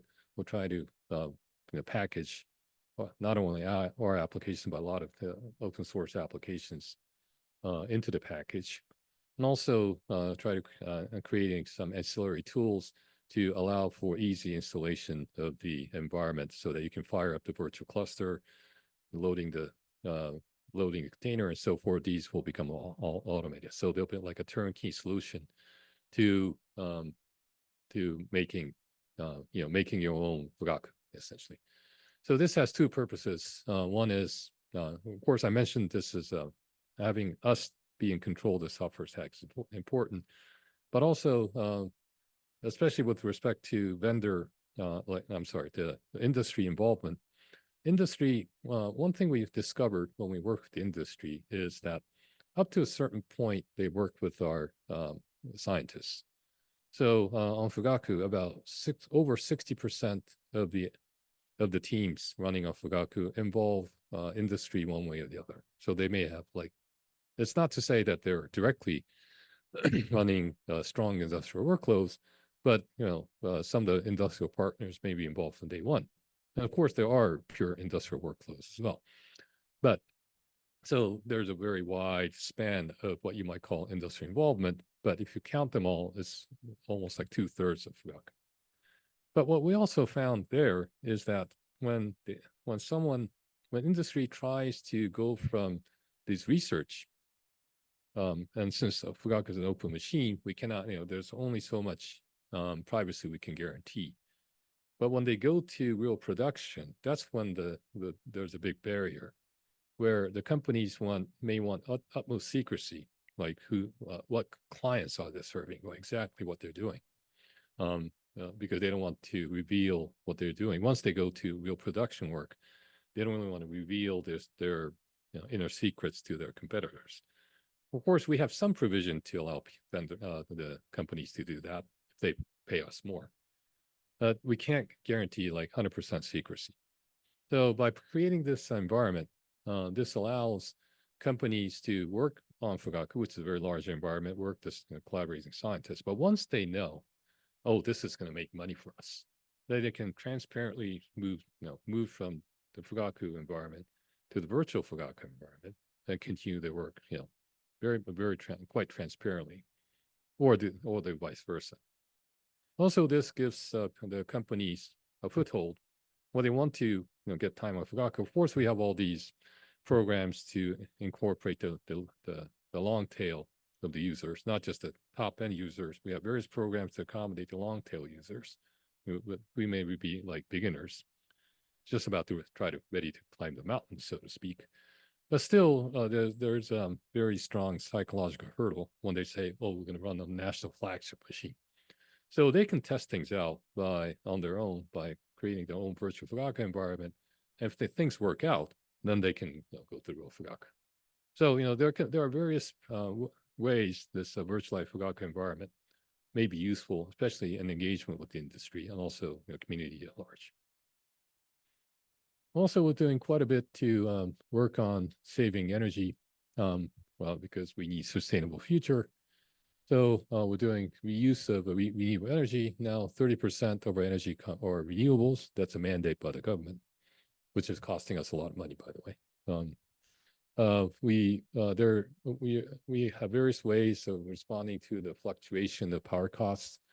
We're trying to reuse waste heat in various ways, and of course, we're trying to make the machine more efficient than in operational tactics. So I won't go into details here too much because I don't have too much time. But one thing I can say is, for example, due to the power crisis that was caused by the Ukrainian war, that basically raised the energy prices quite significantly, and also the weak yen helped was also the cause of this. We faced various power crises and pricing crisis, budgetary crisis.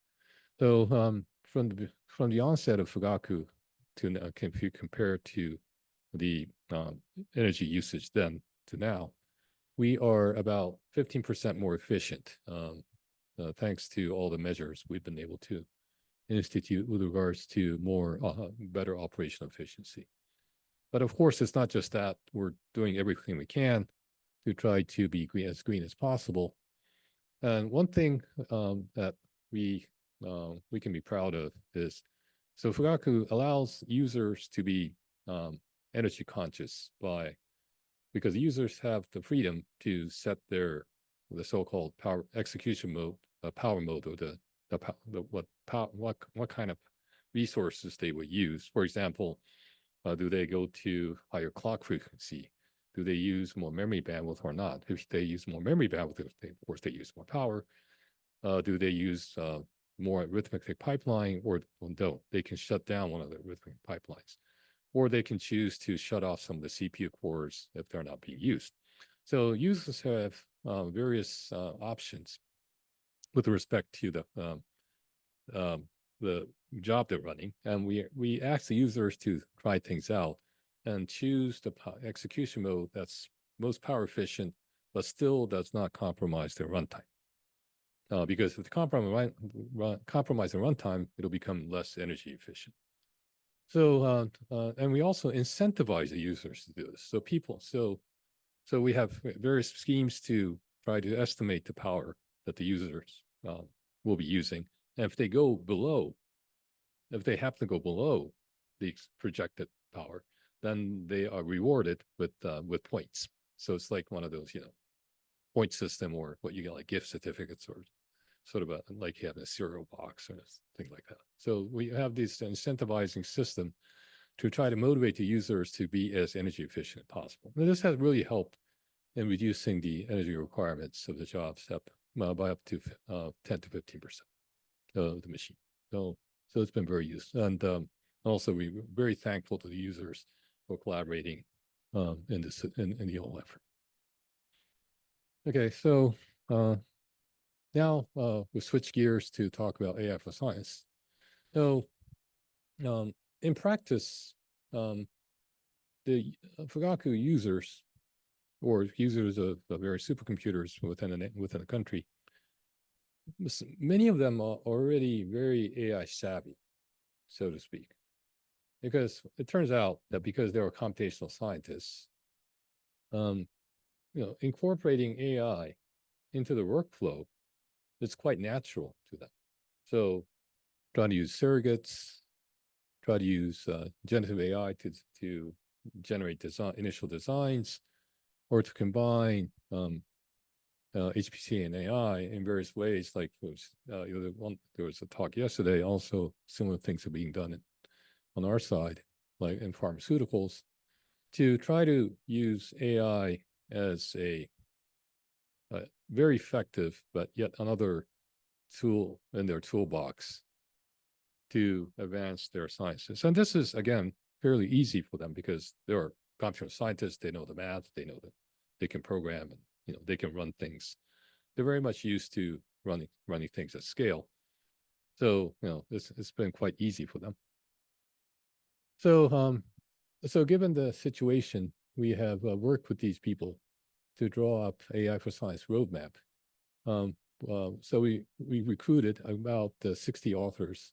Again, we try to incentivize people doing this by giving them a very small, like, author's fee, maybe a few $100s or something, to motivate them to write up sections of the report.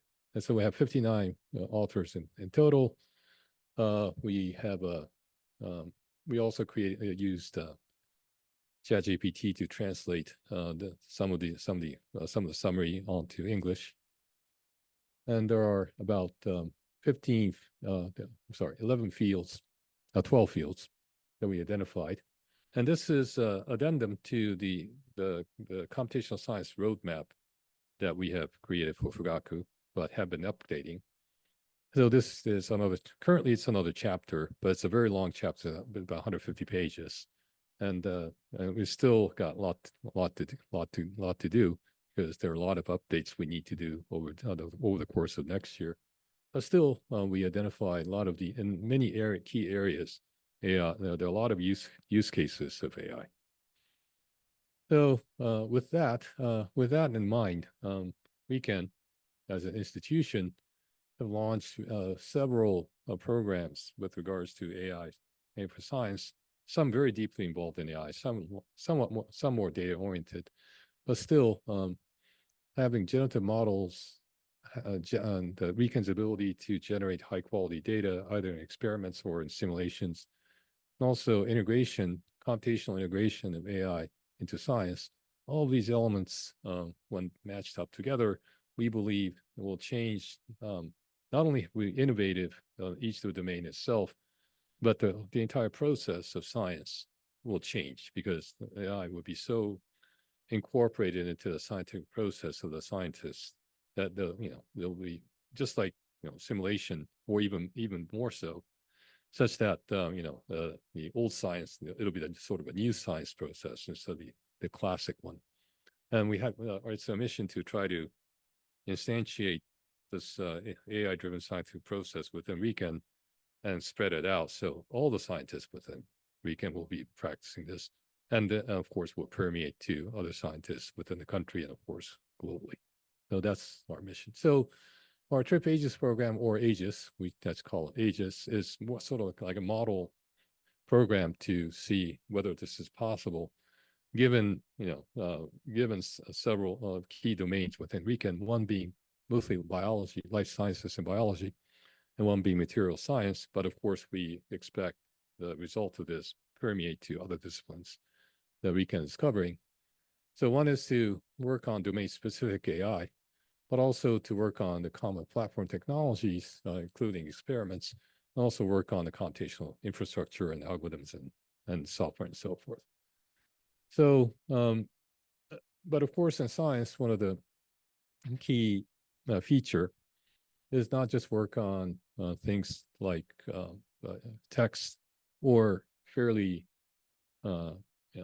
common, I would say, consumer common modalities in consumer domain like images or video, simple video, but to really work, try to achieve multimodality in various types of scientific data. So even like, for example, biology, you have multi-omics type of modalities. So you have genomics, you have proteomics, you have various images, high resolution images. You have other types of experimental data. You have neural activities and other types of phenotypes and animal activities. So to try to create a model, a scientific foundation model that will incorporate all these modalities and be able to answer some of the most difficult questions. That's the big objective of the AGIS project. And also, just like this, very similar to the activity being done at Argonne and other places, how to automate the process of science involving hypothesis generation, generating plans for doing experiments and or doing simulations, gathering data, summarizing data, writing papers, maybe. So there was AI scientist paper that recently came out. And then of course, we loop back into generating more hypotheses to automate the process of science using AI-driven scientific process is another objective of the AGIS project. And we're doing this because, as were indicated by the recent paper, that the data for training the AI is basic in the internet, by scraping internet, is running out. And this is projected that the internet scraping data, those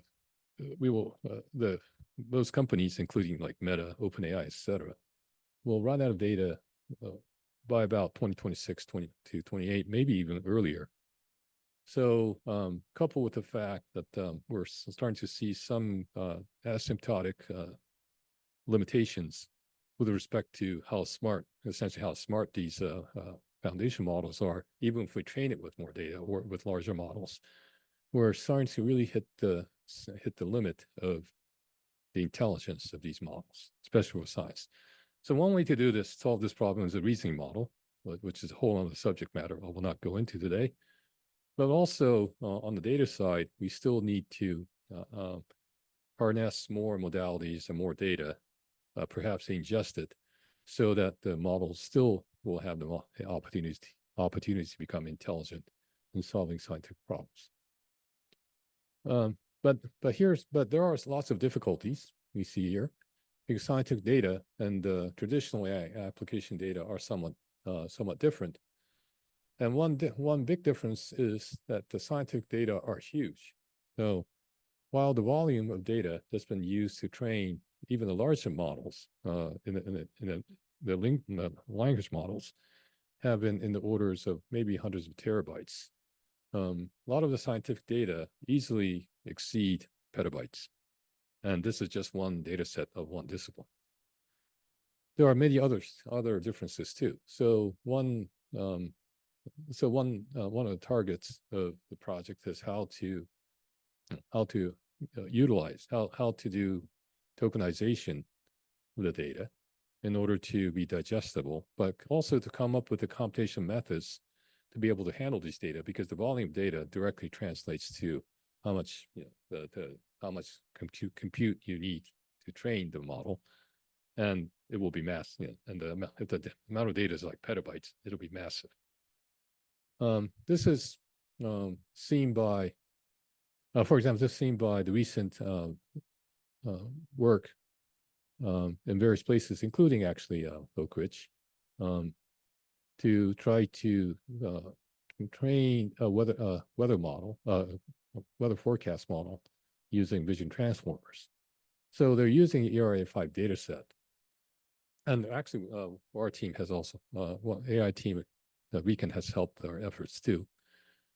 But the problem is that the ERA5 data set is like several petabytes over 50 years.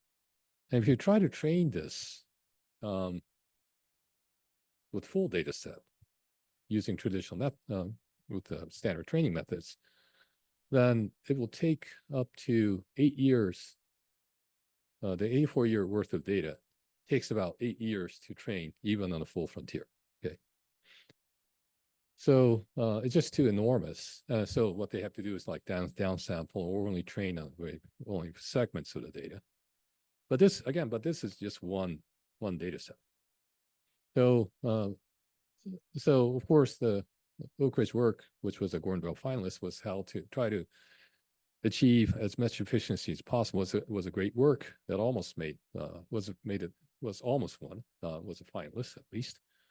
But still, this being able to handle this immense data is one of the critical aspects of being, and we need big machines, but also good algorithms to do that. The reason we want to couple various modalities, despite the fact these may be huge data, is the fact that different modalities connected by languages hopefully will result in new insights, just as humans do. Like when you have multidisciplinary work, why multidisciplinary work are typically productive is the fact that the different insights from different disciplines are merged to create new ideas.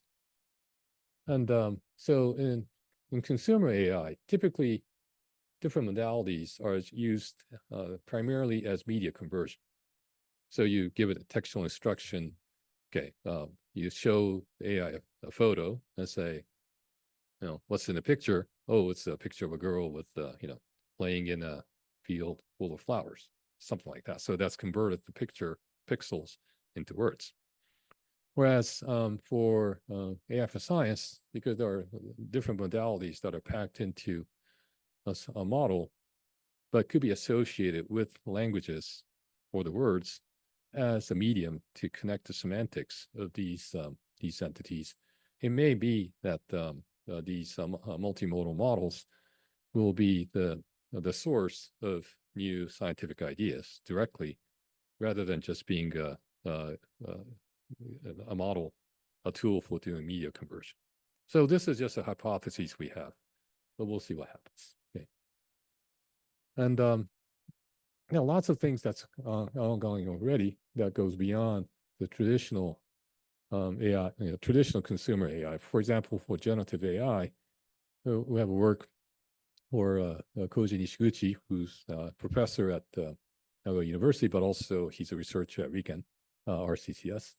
That he is trying to create a generative model or diffusion model, but those that will create automotive and other types of mechanical parts that respect the physical constraints. So if you take a standard diffusion model like Sora, it may look like it's obeying physical properties, but that's only by accident.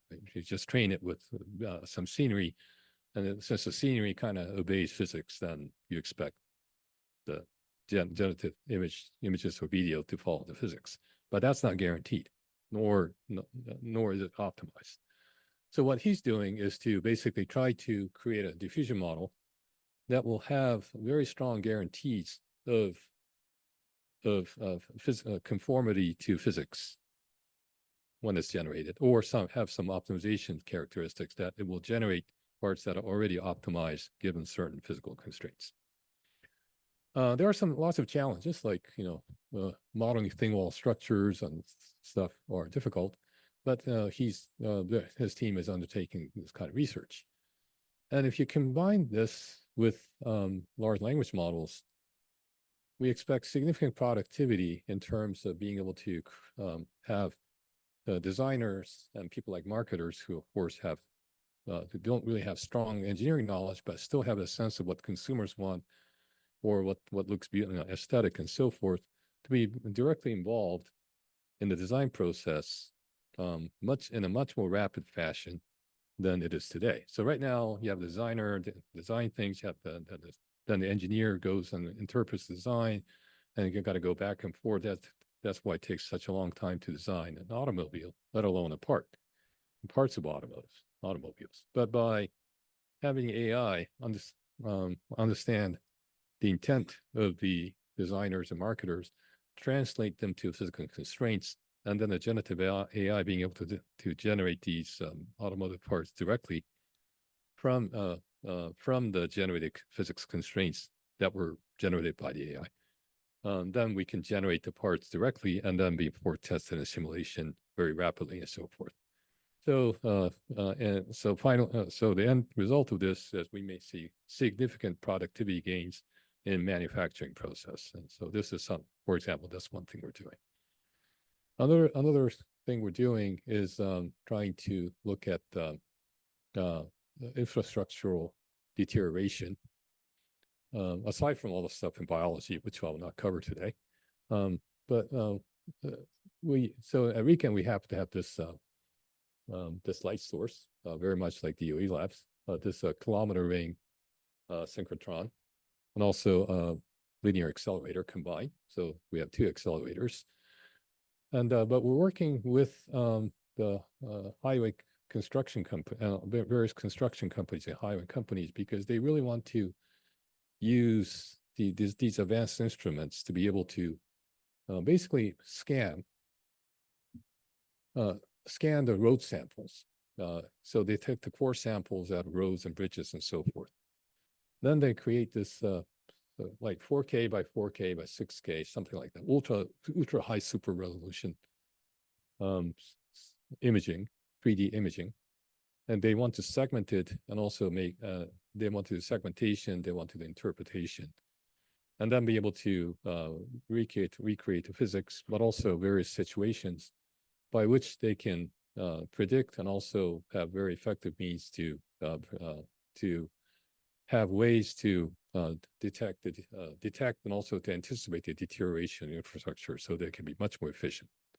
And these are like multi-billion-dollar enterprises in most countries, countries with very significant infrastructure.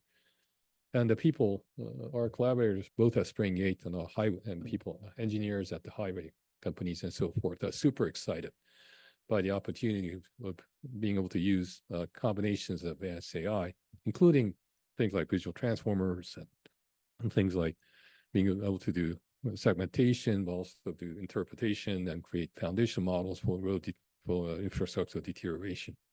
So these are things that some of the samples of what we're looking into, combining our instrumentation capabilities.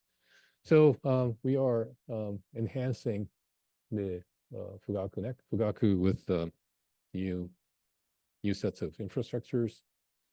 We also have a collaboration with DOE with respect to our HPC Also, there's a MOU signed between Argonne and RIKEN. I'm running out of time, so I'll be very quick to cover the quantum and Fugaku next, if you don't mind. So with quantum, what we are trying to do, again, as I mentioned, to build an infrastructure, we ourselves are not creating a quantum machine. That's the job of our quantum center, and also the job of the private sectors, both.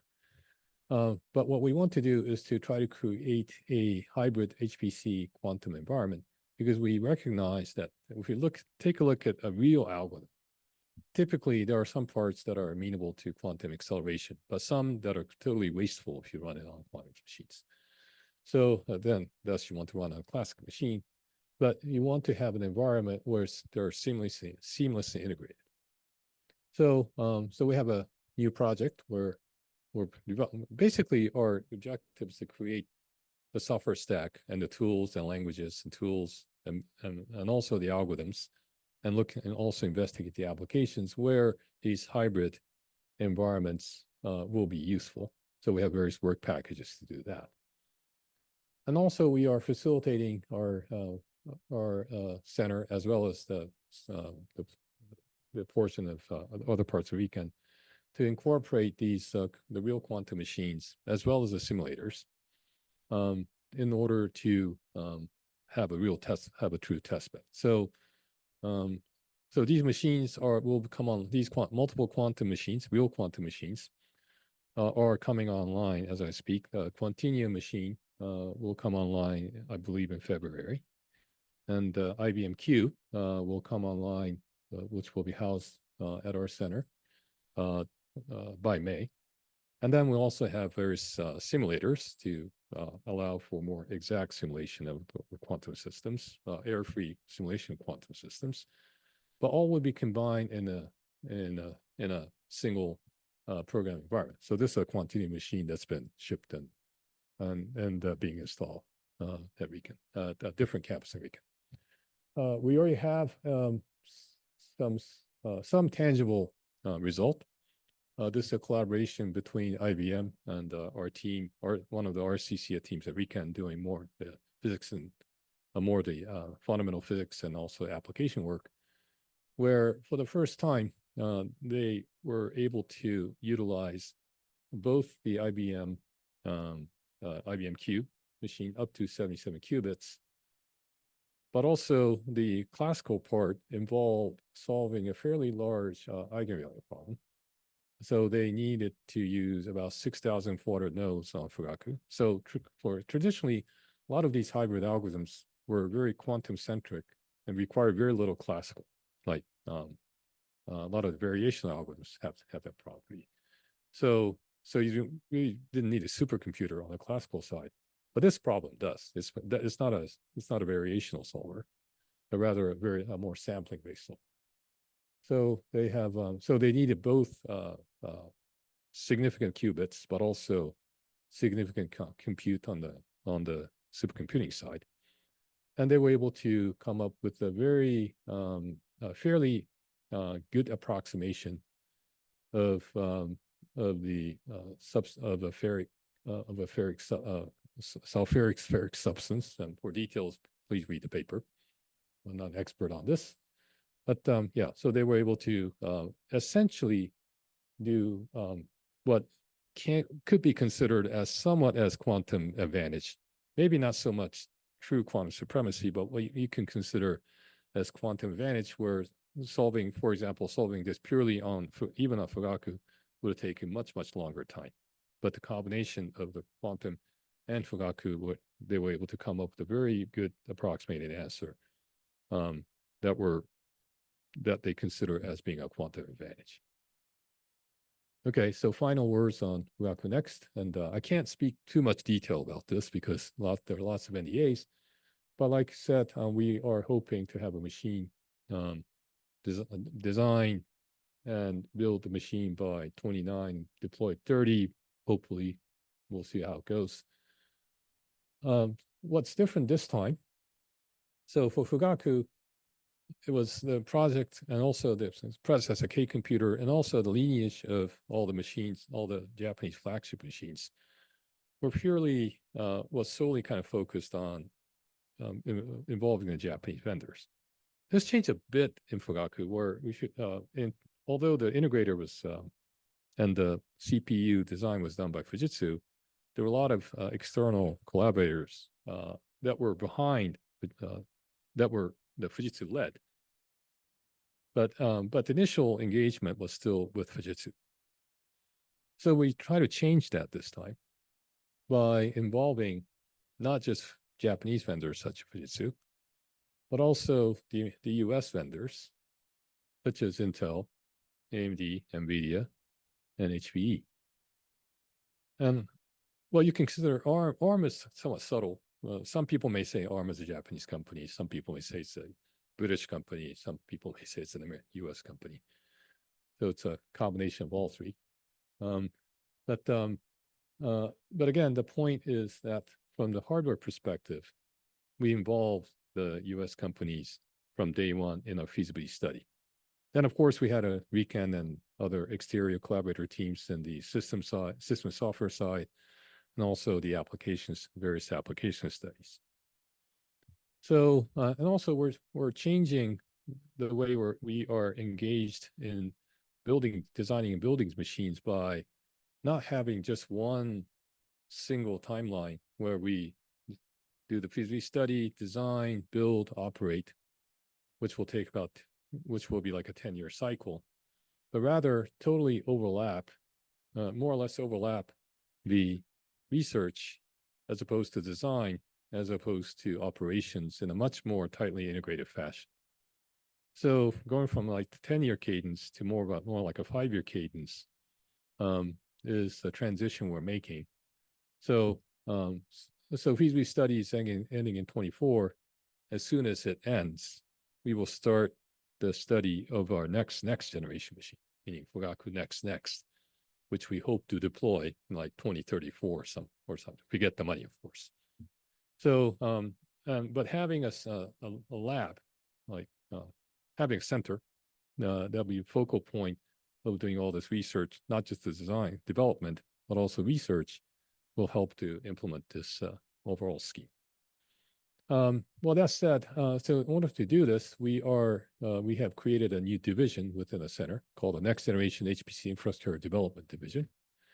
And Masaki Kondo, who led the feasibility study, is assuming the division director position. And of course, I'll be working with them. So this division is intended to not only to work on developing Fugaku Next with our vendors, but also collaborate strongly with our research teams to investigate the next generation architecture. So yeah, so this division is not only intended to design things for the near future, but also to investigate research into the farther future as well. Okay, so what would the next machine look like? Well, of course, we already have, over the 2.5 years of feasibility study, the vendors, effectively what the vendors have done is to work with us to come up with strawman designs of 2029 machine. And based on what the response, which seemed rather, they were all sort of very competitive. There were not a single proposal that was really bad. And this is probably obvious because everybody's looking at the same semiconductor process and all the companies have excellent engineers. But of course, there were some pros and cons.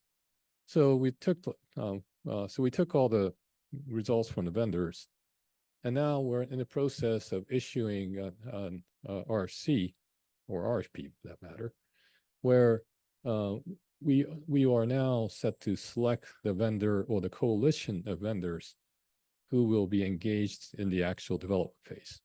And in the RFP, we're specifying it'll be a CPU, GPU combined system with these types of various metrics.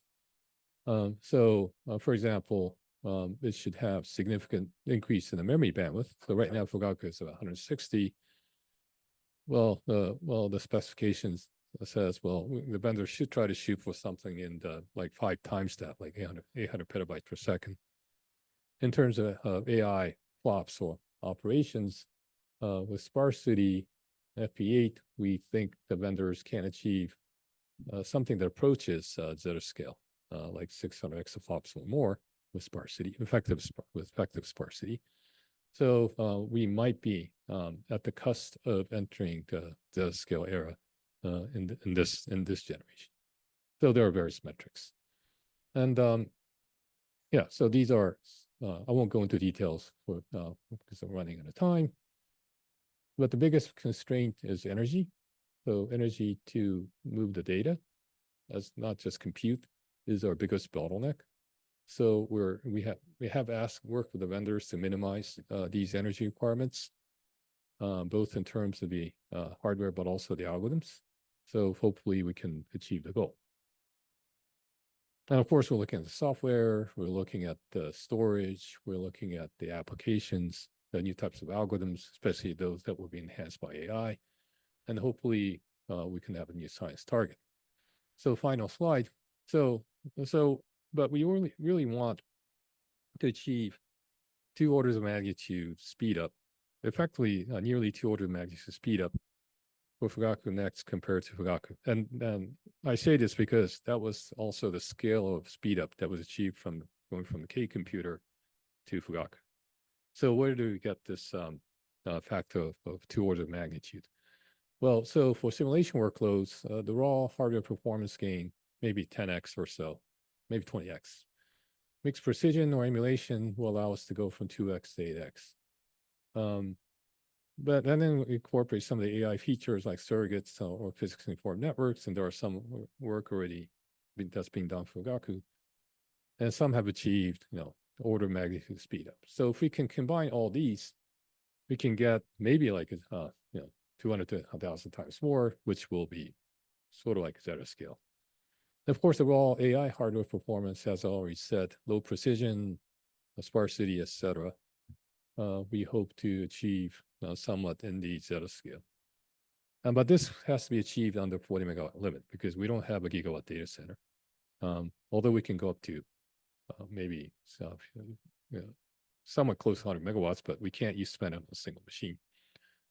So all these technologies combined, both in terms of the classical simulation by combining all the techniques we know, but also in the AI itself, we hope to make advances towards the zettascale era. Okay. So with that, sorry I've gone over time, so I'd like to finish. Thank you. No, thank you for that great talk. Very much appreciated. We are running behind, but we will take questions because it's kind of important. So questions, people, please. Alice? Sorry, Alice, and Sunita. I had a question. I really love the talk. I love the coordination with the AI and the applications. And I know you couldn't possibly mention all the applications, but I was just wondering in particular, with the Ring of Fire and such, have you considered any applications in geothermal energy that you've been combining? Oh, geothermal. Yeah, that's a great question. Yes, some teams, well, firstly, there are various teams looking at like, for example, seismic applications, or teams looking at energy applications and so forth. And I think even teams looking at sequestration. Geothermals, power generation, I can't get something off the top of my head. Perhaps there is because there are lots of application teams. I can't pinpoint a single, some research team doing this or those that, or even those that incorporating AI. But there are relevant teams in those areas like seismic and energy and so forth, power generations, turbines, etc., that are definitely incorporating AI into their workflow. Yes. Sunita. Thank you, Satoshi. Very enlightening. The question I have is, I'm assuming that the researchers would do some in situ analysis for especially applications with regards to taking, say, full frontier 8 years, like you're mentioning, right? With regards to that and planning on the next system where you had the performance requirements like CPU, GPU, how much of these really, really large workload applications make an impact? Yeah, so asked about in situ. One thing we're already doing is in situ for weather, obviously, because weather, and not just standard weather, but more extreme weather type of analysis, but much more advanced than national, for example, or National Meteorological Agency is doing. Although of course, we collaborate with them.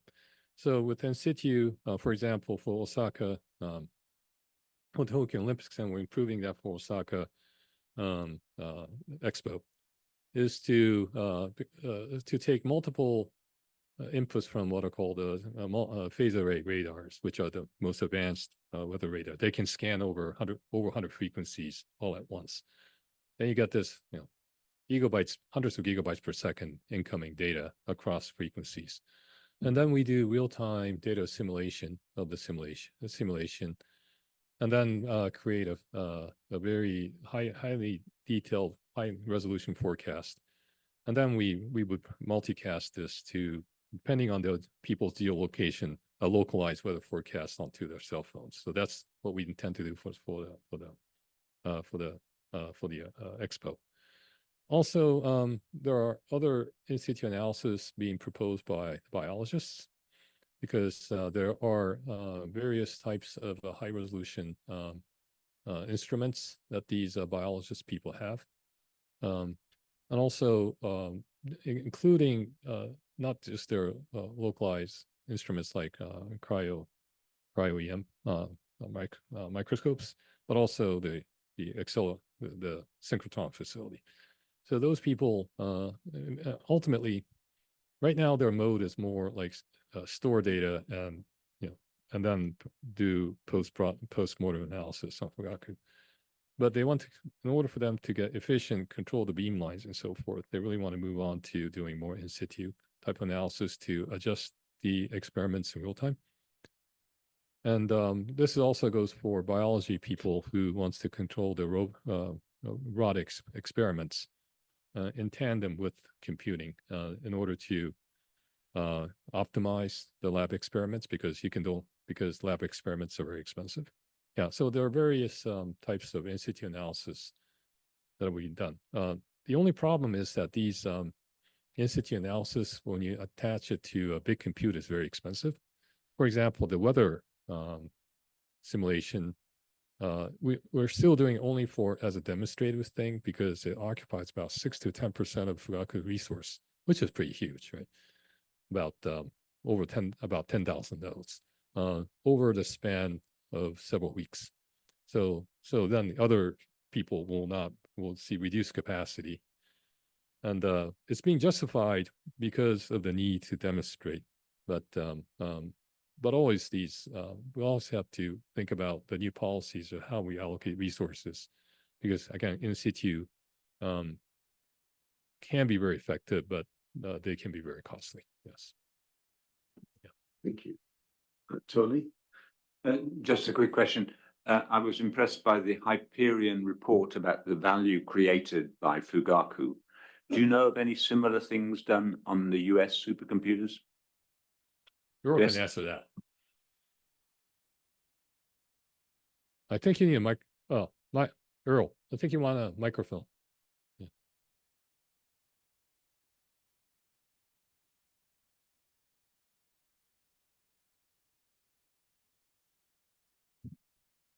Great. So we just recently completed one for the 50th year celebration for NERSC. We also, right. And so we also, for the last 10 years, and we thank DOE for sponsoring and funding our research. This is under the umbrella of measuring the ROI of R&D and the ROI of using supercomputers and so on. So we've been doing that for over a decade now. We also make the data set public for everyone. So if anyone doesn't like the way we do our calculations or wants to split and slice and dice it, on the website right now, I believe there's 750 examples of individual separate research projects. And the way we do this is we actually go to a site like at RECON, talk to the researchers that have had successes and measure those in a consistent way. Then what we do is we have multiple committees that are specialists in each domain that evaluates, is it right, wrong, are their numbers correct or not? And that's how we kind of roll the whole thing up. And if anyone wants the details, we'd love to do a phone call, write up a report for you or anything like that. Just the analysis approach and that, because we actually, the numbers for Recon actually are higher, because what we do is we look at maybe 100 of the successful cases and assume everything else done on the machine is zero. It's just the methodology that we use. Yeah. And again, we thank the, all the, all the hard efforts that Hyperion has spent.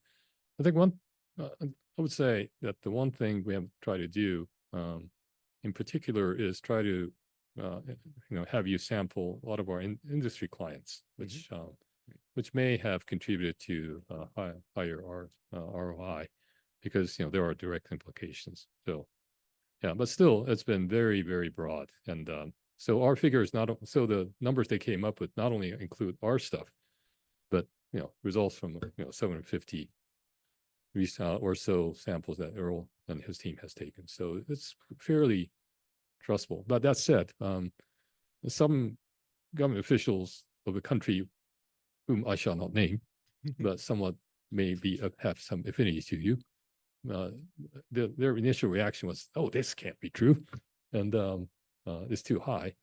So our reaction was, "Well, go ask them. It's not our number. Go ask them." Right. Yeah. And like I said, I we're look glad forward to to finding out present more. Yeah. this. We'd be glad to present this and Yeah, how we do it, or however you want to use the data. We're very open with what we do. Yes. Okay. Thank you for a great talk, and perhaps we should move on now to. Sorry for going over time. Thank you. Thank you No, very it's much. okay. It's good. It's very important. So thank you again.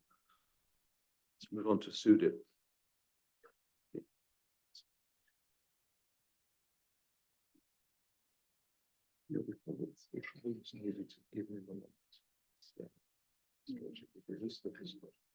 This is a chance to see.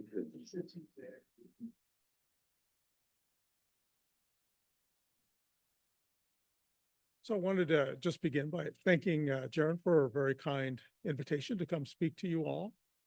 We recently had our celebration for our 50th anniversary at NERSC. And so I would also say that you can't reach 50 without really a strong partnership with Oscar. We're an Oscar user facility. And so we really appreciate the strong partnership that we've had for many decades. And so NERSC is located in Wang Hall at Berkeley. So if you haven't visited, please come. I'd be happy to show you around. We have amazing views, but that's really actually not what I'm most excited about. It's a great facility to house NERSC. We're very, very energy efficient. We don't get to see winter, but the weather is always cool. And so because of that, we don't have any chillers in the data center. Everything is cooled through evaporative cooling. And so our PUEs are very, very low, about 1.05 year round. And we've actually won 3 sustainability awards for energy efficiency. So it's quite an amazing facility. And so we had this celebration back in October. And so I really didn't want to focus on kind of as much on the past. So we did talk about some of the great breakthroughs that have been made by scientists using NERSC and some of the innovations that have come out of NERSC. But really, I wanted to talk about the change we're always undergoing. So you think we've been around 50 years, you might be stagnant, but actually we're always changing. And the next 10 years are probably going to see even greater change than we've seen in any decade previously. And so we had different science highlights, past accomplishments and future challenges, but we really focused a lot on kind of what's changing, in terms of the expansion of our mission space to include complex workflows that include data coming in from experimental and observational science, certainly AI, changes due to technologies, things like quantum computing. And then we focus a lot on workforce development as well, which I'll talk about. So one thing that's a little bit different about us is that we're the Mission Computing Center for DOE Office of Science. And so what that means to me is that the time at NERSC is actually allocated by program managers at these different offices within the DOE Office of Science. So we actually don't pick our users. And so that sounds like a small thing, but it's actually a big thing, because we have to take this very large user community forward with us into new, as we deploy new technologies, there's new hardware, new software, we have to take, we have stewards of these users. And so we have to take them forward with us to the next generation of systems. And so that's something we're always thinking about, is how do we move this community forward? And that way, we're probably a little bit more like, Los Alamos and Lawrence, Livermore, in that they have kind of a fixed user community. It's just that ours is much, much bigger. We have many more users to keep happy. So Jared already shown this slide.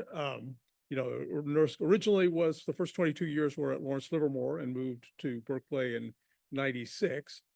I think that the thing to note here is that we really have a lot of users that are grad students, postdocs, undergraduate students. So about 60% of our users are very, very early career.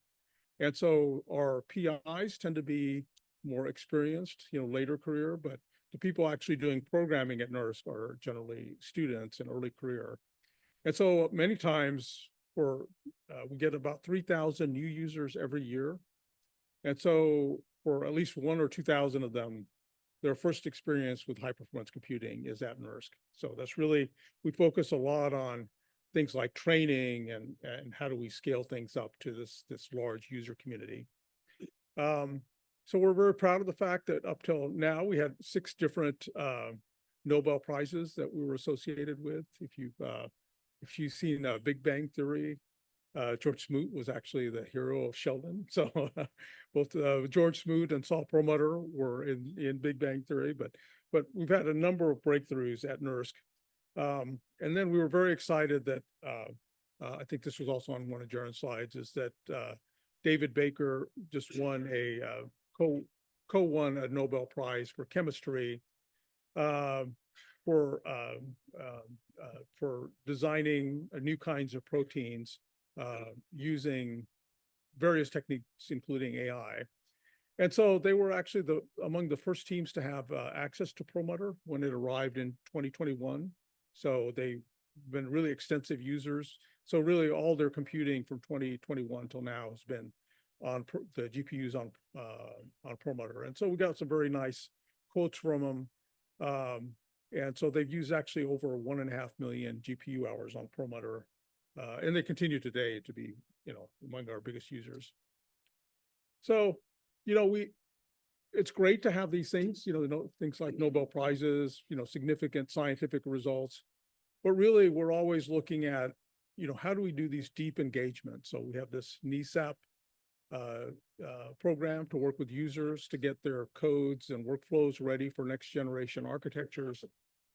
We've had things like Super Facility, where we partnered with experimental and observational science to see how we can get them running effectively at NERSC. We have AI for science, quantum for science. So we have these deep engagements, but really it's this breadth of impact. So we have to somehow take these deep engagements and through things like training and hackathons and documentation and tutorials, we want to be able to impact this very broad community and not just, maybe a few dozen or 20 or 40 teams that we're working with on these deep engagements. So I guess this is, we had already talked about this from Earl, so he already talked about, so with our 50th, I really wanted to get a handle on, well, how do we begin to quantify what's the impact that we've had over the last 50 years? And so we commissioned a report by Hyperion. And so you've already heard about their methodology. This was kind of a really nice graph that they included. So importance is in somehow significance, and impact is the breadth, kind of the breadth of applicability of the project. And so they looked at 42 different projects and looked at reviewed literature and reports. And so kind of the circles are the projects from NERSC. And so you can see that a lot of the projects from NERSC certainly have a lot of breadth, and there are quite a few in terms of high importance. And so really, I mean, if not everything will be in this quadrant, but we're happy to see that a lot of the users, they're up in this quadrant. And so these were some of their conclusions, that the value and impact of research performed at NERSC is among the best of global leadership computing sites. we facilitate groundbreaking research, which impacts the global scientific community. And our infrastructure, so it's all not just the systems, but everything that surrounds it. So we're not just, it includes software as well. So it's the hardware, the storage, the networking, being able to do these workflows, and all the software is really indispensable for addressing these grand challenges.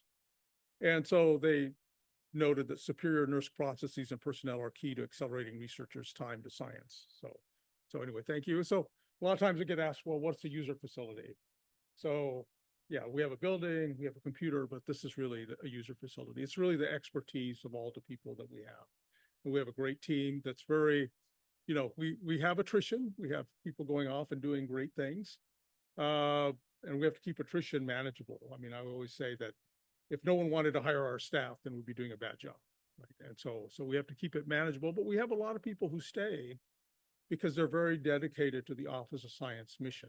Like we're just trying to advance human understanding of the universe. And so we're not trying to get clicks or, somehow influence someone. We're just trying to get all this great work done on our systems. And so as I mentioned, we take workforce development as really a key thing that we focus on. And as I said, about 60% of our users, the people actually doing the coding and running the codes, are early career. And so we focus on, our staff and postdocs, because we have to get ready for these next generation architectures. And so we have always training going on, and we've had a postdoc program that's in just the last few years has sent 35 professionals off to careers at various places. As I said, about 60% of the users are early career. So we focus a lot on training, tutorials, documentation, and so really on new user experience, how to, this is the first time someone's used HPC. And so we had 4,000 training event participants in 2023. So that's really kind of an amazing number. And then we also worry about how do we broaden both the workforce and the community as well. And so these are just the postdocs. We try to make sure that we keep track of them as they leave, but this is our current set. But, a few of them have stayed, but they've really gone on to do, they're doing great things out in HPC, out in other places as well. And so for us, we really focus, traditionally we focused here in terms of large scale applications for simulation, modeling, and data analysis. So that remains important and will continue to be important. But, what we're seeing is this kind of growth in our mission space to include these complex experimental and AI-driven workflows. And so more and more data is coming into NERSC. So more data, actually a lot more data now comes into NERSC than leaves NERSC. And so that's kind of a paradigm shift for a supercomputing center. And then a lot of these users, they say, well, our favorite thing is we have queues, so you can run in our queue, or you can wait 4 days to run your job. And so a lot of the users who are running experiments, or your DESI, Sharon had shown DESI has done all their computing actually at NERSC, and they're among our most demanding users, because they say, well, I really need the results tonight, or I need the results in a short time. Right. And so it's actually non-trivial to run these complex workflows, do this time-sensitive, real-time computing, at the same time, run these very large jobs. About 30 to 40% of our workload is running large jobs that take a significant fraction of the system. And, oh, by the way, we have to keep high utilization. So you fall below 90%, then we have to explain it. And so there's a lot going on to make sure that this is all happening. And so this is our roadmap. So if you come right now, you'd see Perlmutter, which is a great system. And again, with all of our systems, we don't focus on LinPack.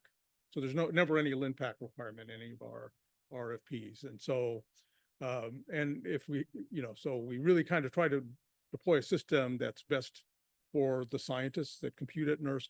So for instance, we wouldn't have deployed a CPU partition in Perlmutter with the GPU partition if we just wanted to maximize LinPack. That's not what we had done. We were really trying to meet the needs of our users. And so So you see our timeline.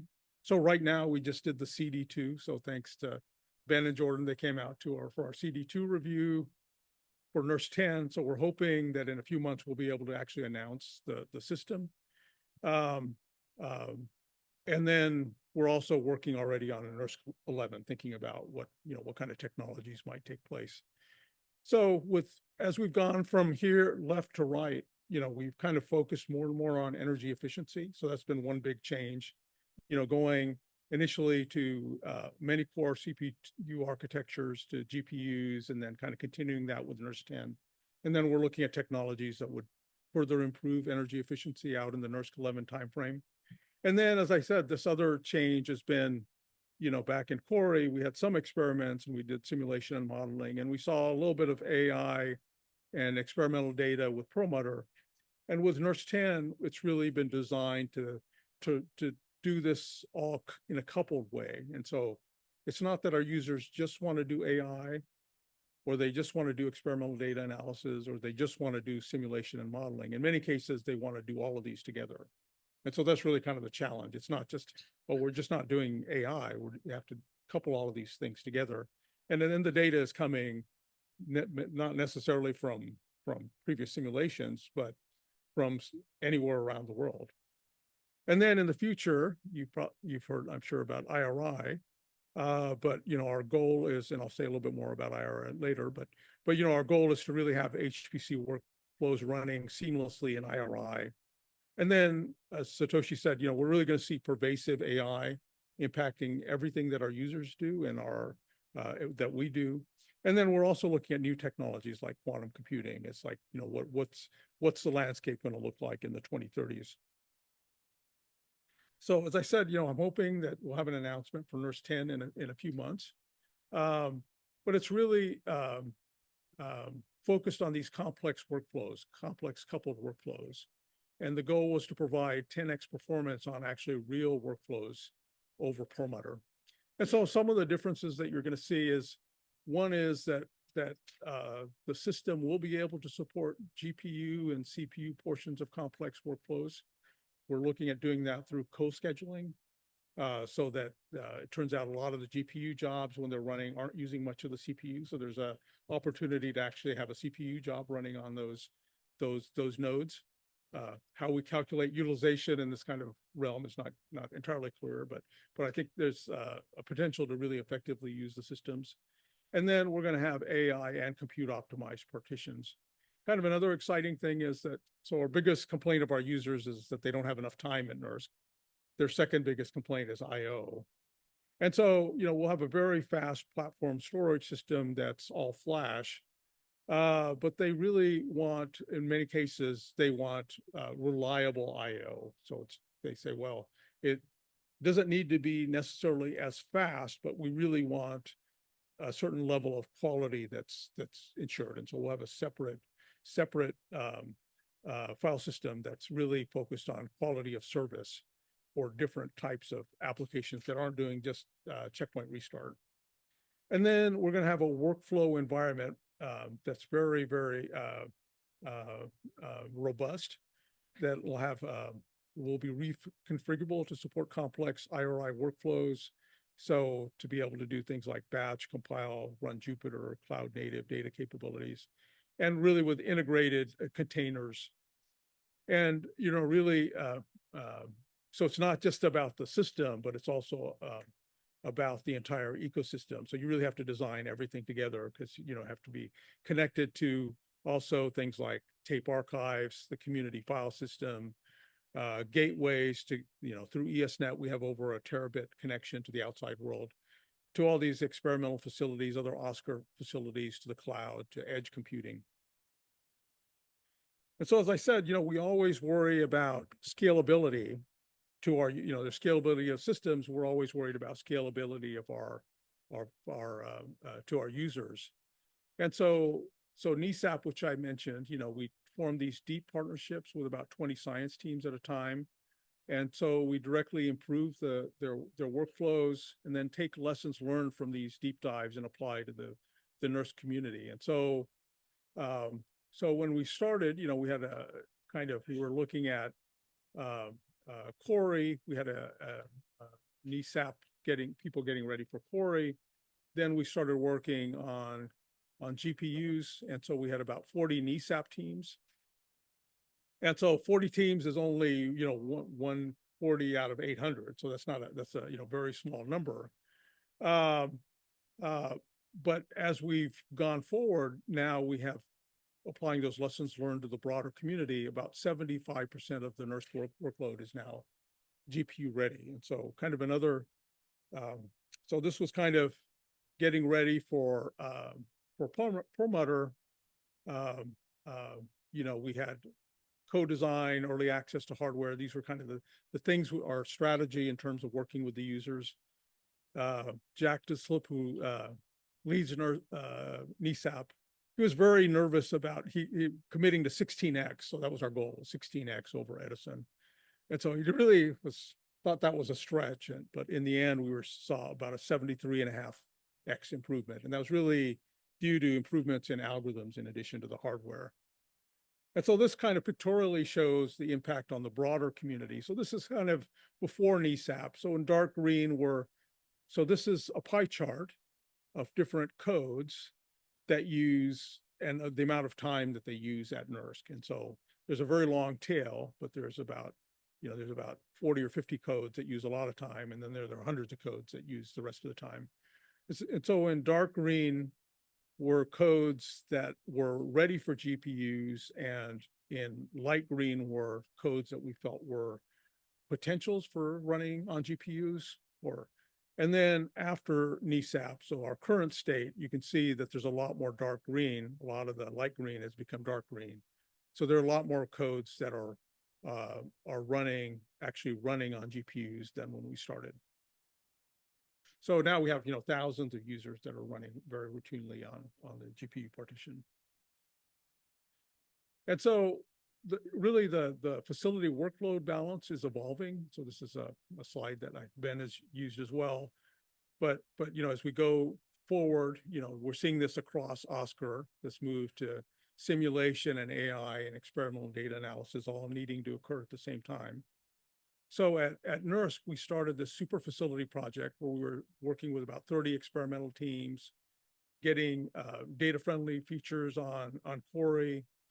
And then we focused on 8 different teams. And that's really now, you know, we've scaled that up so that now about 2,000 NERSC users leverage super facility enabled tools. And it's not just experimental science. And now we're also looking at IRI in the future, which will be really even much broader than what we're currently doing. And so we're now supporting about close to 50 different experiments. So this is all new. This was not, you know, this was not happening a decade ago. And so, and we're going to even see this further increase, as I said, through IRI. And so these are some of the technologies that we advanced, you know, things like real-time computing support, dynamic networking, data management, API, HPC scale notebooks via Jupyter, federated ID, container-based edge services via Spin. And again, you can see that we really have been able to get these technologies to, you know, over 20 science teams, actually close to 50 now use this real-time computing support. We have over 1,500 unique Jupyter users, 250 users and 85 projects use containerization through Spin. About 40 projects use the NERSC API for experimental and observational science. And so since May of 2020, we've been getting like 1 request every 2 seconds. And then we have over 1,400 users that are now logging in with a home lab identity through federated ID. And then in the future, you heard, but you know, we're really working collaboratively across the ASCAC ecosystem. How do we tie together all the compute facilities with all the experimental and observational science? Over half of the Office of Science budget goes to running these very large scale facilities. And so really tying everything together through ESNet and providing software and new models of integrated science. And so, we work very collaboratively with the other facilities, the LCFs, we work very closely as we're deploying Nurse 10 because the other facilities also have systems that they're planning. We work very closely with ESNet, with HPDF, getting that off the ground. We've been working very closely with them. And we're all, we have kind of a leadership call with Ben every week, and all the Oscar facilities, and IRI is always kind of the biggest topic in those things. And so in terms of AI, that's been another kind of expansion of our mission space. Our strategy has really been models and applications, and then working on deployment, and then empowering users through things like tutorials. And so, we deploy optimized hardware and software systems, work with vendors for optimized AI software, applying AI for science using cutting edge techniques. Through NESAP has expanded to include AI and data, and then empowering the workforce through things like seminars and training schools. And I don't have the exact number, but we've had thousands of participants in our AI training efforts. And so I think in SC 24, I couldn't say it anymore. Every year at SC, they would underestimate how many people were interested. And so they give us too small of a room. And so the room would always overfill the room. So in 24, they actually, I couldn't say that anymore. I think we only took up 80% of the room because they gave us a really, really large room. So we really have been focusing since 2017 on AI and deep learning. I think Jaron had shown this, but there was a 2018 Gordon Bell Prize on Summit, which was exascale deep learning for climate analytics. That was per bot at NERSC. And then, we've focused on, as I said, on tutorials. We have a deep learning for science summer school. We founded HPC benchmarks, including ML Perf. And so, and the first self-supervised deep learning in cosmology. And so these are just some of the examples of things that are going on right now. And then in the future, I think all areas of science are really going to be transformed. And there are examples of these now, but we're going to see that even more in Nurse 10, but things like extreme scale surrogate models, AI, knowledge discovery assistance, inference with full science models, unsupervised detection of novel science, AI-driven automation. And so that includes not just the codes and the applications, but how we actually run the facility ourselves. And so can we get, one of the things we've been looking at is, with our 11,000 users, we get 3,000 or 4,000 tickets per year. Is there some fraction of them that we can answer with large language models? So we have lots of documentation that we can train on. And so that's one of the things we're looking at is, can we cut down on the number, especially as we go to IRI, if we double the number of users at NERSC, how do we manage all the tickets that are generated? And then fast and novel experiment design. So, and then the final thing is just, we're also looking at the next decade. I firmly believe is going to see a big change in hardware, lots of new technologies. We're really at the end of Moore's Law. It's getting harder and harder to, our scientists are used to these 10x leaps in compute capability every new system. And that's not going to happen with the current technology. And so really, unless you want to do a system that's 2x the previous system, you really have to look at, what are some of the new technologies that might be available in the 2030s. And so, we don't develop any of these. As Satoshi said, we're not developing them. What we do is we collaborate very closely with industry to understand how much of our workload can really run on these new technologies. And so there's there's a various, so we're kind of keeping track of all of these things. We've been focused quite a bit on quantum, but we're really looking at all of them. And so really, our strategy is how do we minimize energy or maximize energy efficiency, minimize power, use every joule available for science as efficiently as possible. Deploy, we're going to need to deploy best-in-class specialized computing elements to accelerate components of users' workflows.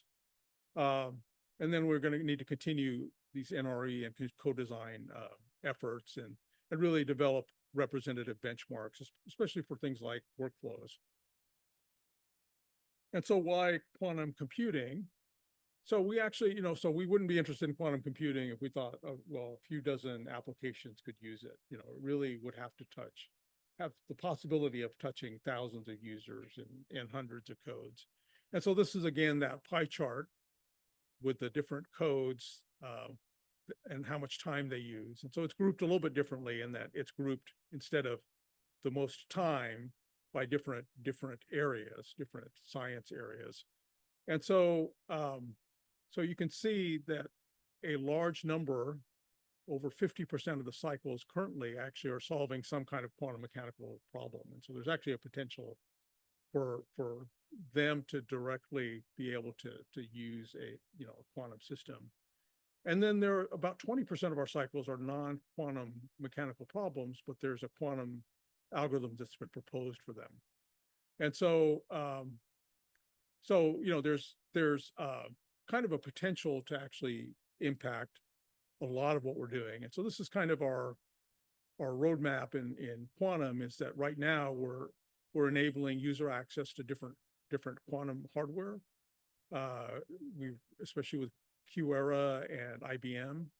But we're also working with other sites that have other technologies. And we're looking at developing quantum and hybrid quantum classical algorithms. How do we develop benchmarks? So we actually have also director's reserve time on Perlmutter for people who want to simulate quantum computers. And so there's actually been a lot of work as well going on Perlmutter. And then, really I think this will be relevant somewhere in the 2030s. And so, will it be NERSC 11? Will it be NERSC 12?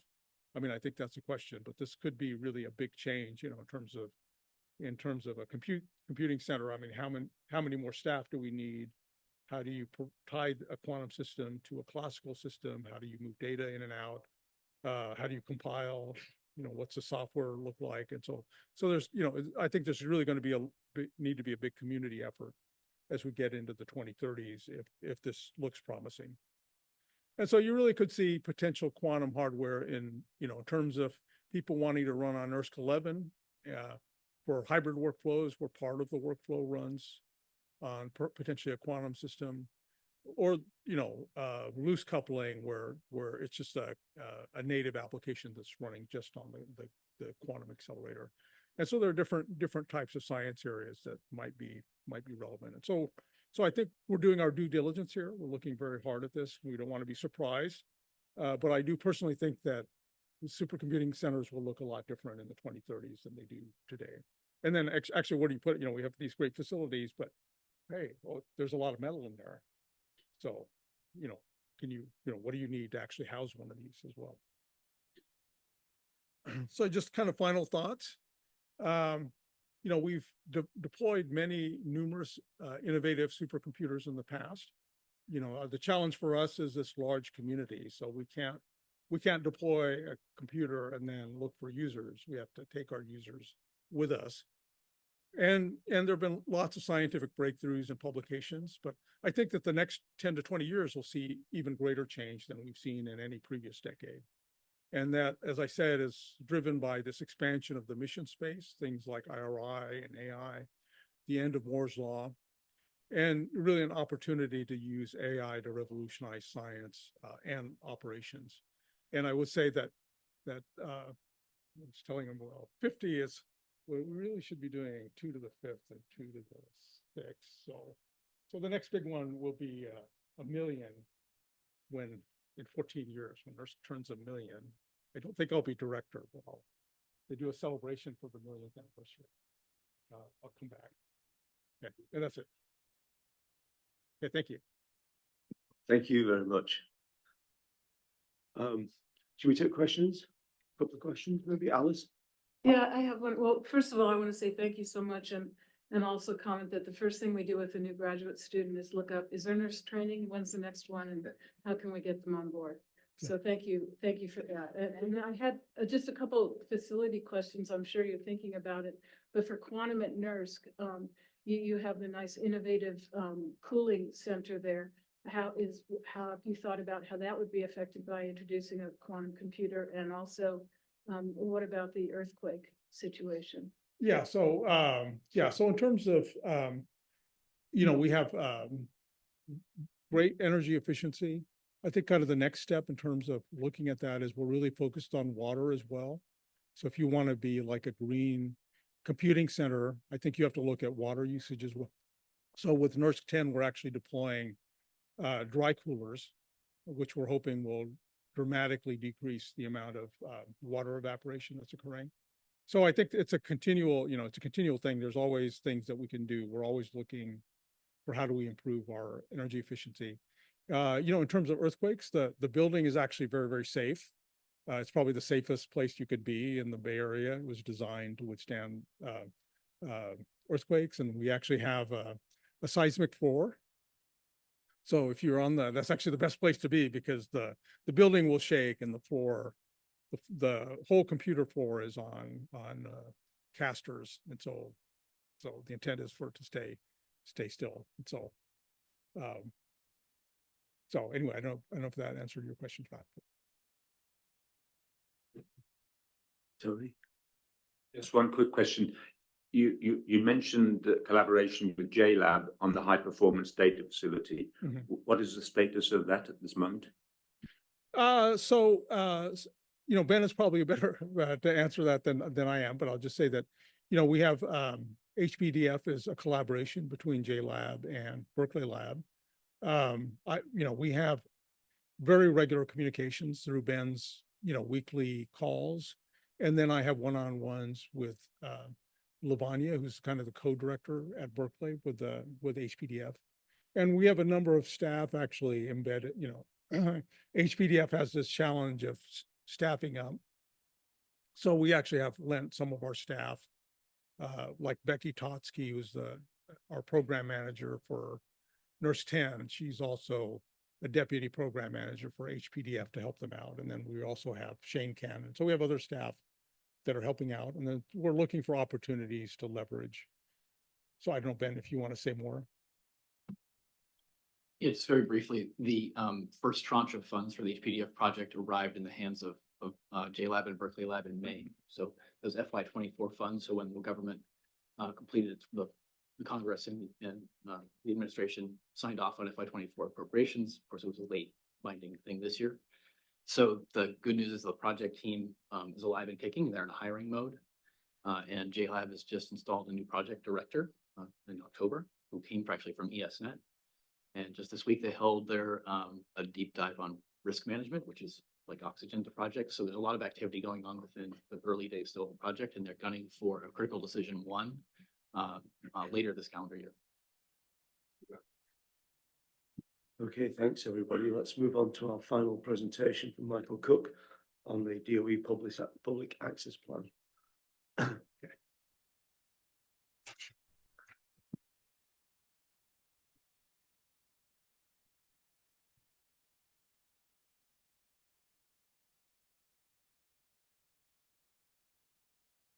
Thank you very much for the invitation to discuss the DOE Public Access Plan and our implementation. Recognizing I stand between you and lunch or maybe your flight home, I will try to rapidly cover an awful lot that's been going on and hopefully leave some time for questions. I'll start by looking back. So our first public access plan was issued, in fact, in response to a 2013 memo that came out of OSTP. So this, often called the Holdren memo, said results of federally funded research need to be made more publicly available. And it allowed a one-year embargo of peer-reviewed articles, along with some other things that rolled into the first tranche of public access plans from some of the major federal funders of research. So the 2014 DOE Public Access Plan set forth requirements of authors submitting their accepted manuscripts to OSTI within 12 months of publication. We use the government purpose license to share those manuscripts through DOE pages. And it also established our requirements for data management plans to publicly share the digital research data displayed in those publications. The 2022 OSTP memo on public access, the Nelson memo, advanced what vision was set forth in the Holdren memo. So the significant updates in this memo as instructions to agencies to respond to included an emphasis on reuse of all of the data and products, machine readability, and equitable access. A few of the key updates include immediate access to publications, removing that 12-month embargo, immediate public access to the data displayed in or underlying publications, and expanded use of persistent identifiers. That memo also includes a timeline for how different pieces of the memo need to be implemented. Note that there are a few different sections, one on publications, another on the data, and another on persistent identifiers, and even calls out interagency coordination. So there's different timelines for those pieces. The public access plan was due in 2023, but the policies were due by the end of calendar year 24 for the data and for the publications. And implementation for data and publications is supposed to be effective by the end of this calendar year. There is a longer timeline for persistent identifiers, but as you'll see, DOE, through a lot of hard work by OSTI, somewhat ahead of the curve for delivering on some of those requirements too. I'll note that we were very broad in engagement across the agency and coordinated with input from the community through our lab STI managers and by listening to a lot of community input during the process of creating our public access plan. We also worked with other agencies to develop our response, especially through the subcommittee on open science. And I'll note that Office of Science is well represented there, co-chairing 3 of the different working groups that were all hard at work discussing, understanding, working toward implementation on those pieces. And we have persistent identifier services partners from 12 different agencies. There was lots of community engagement, lots of listening, especially from publishers, professional societies, and the libraries. So what's in the 2023 public access plan?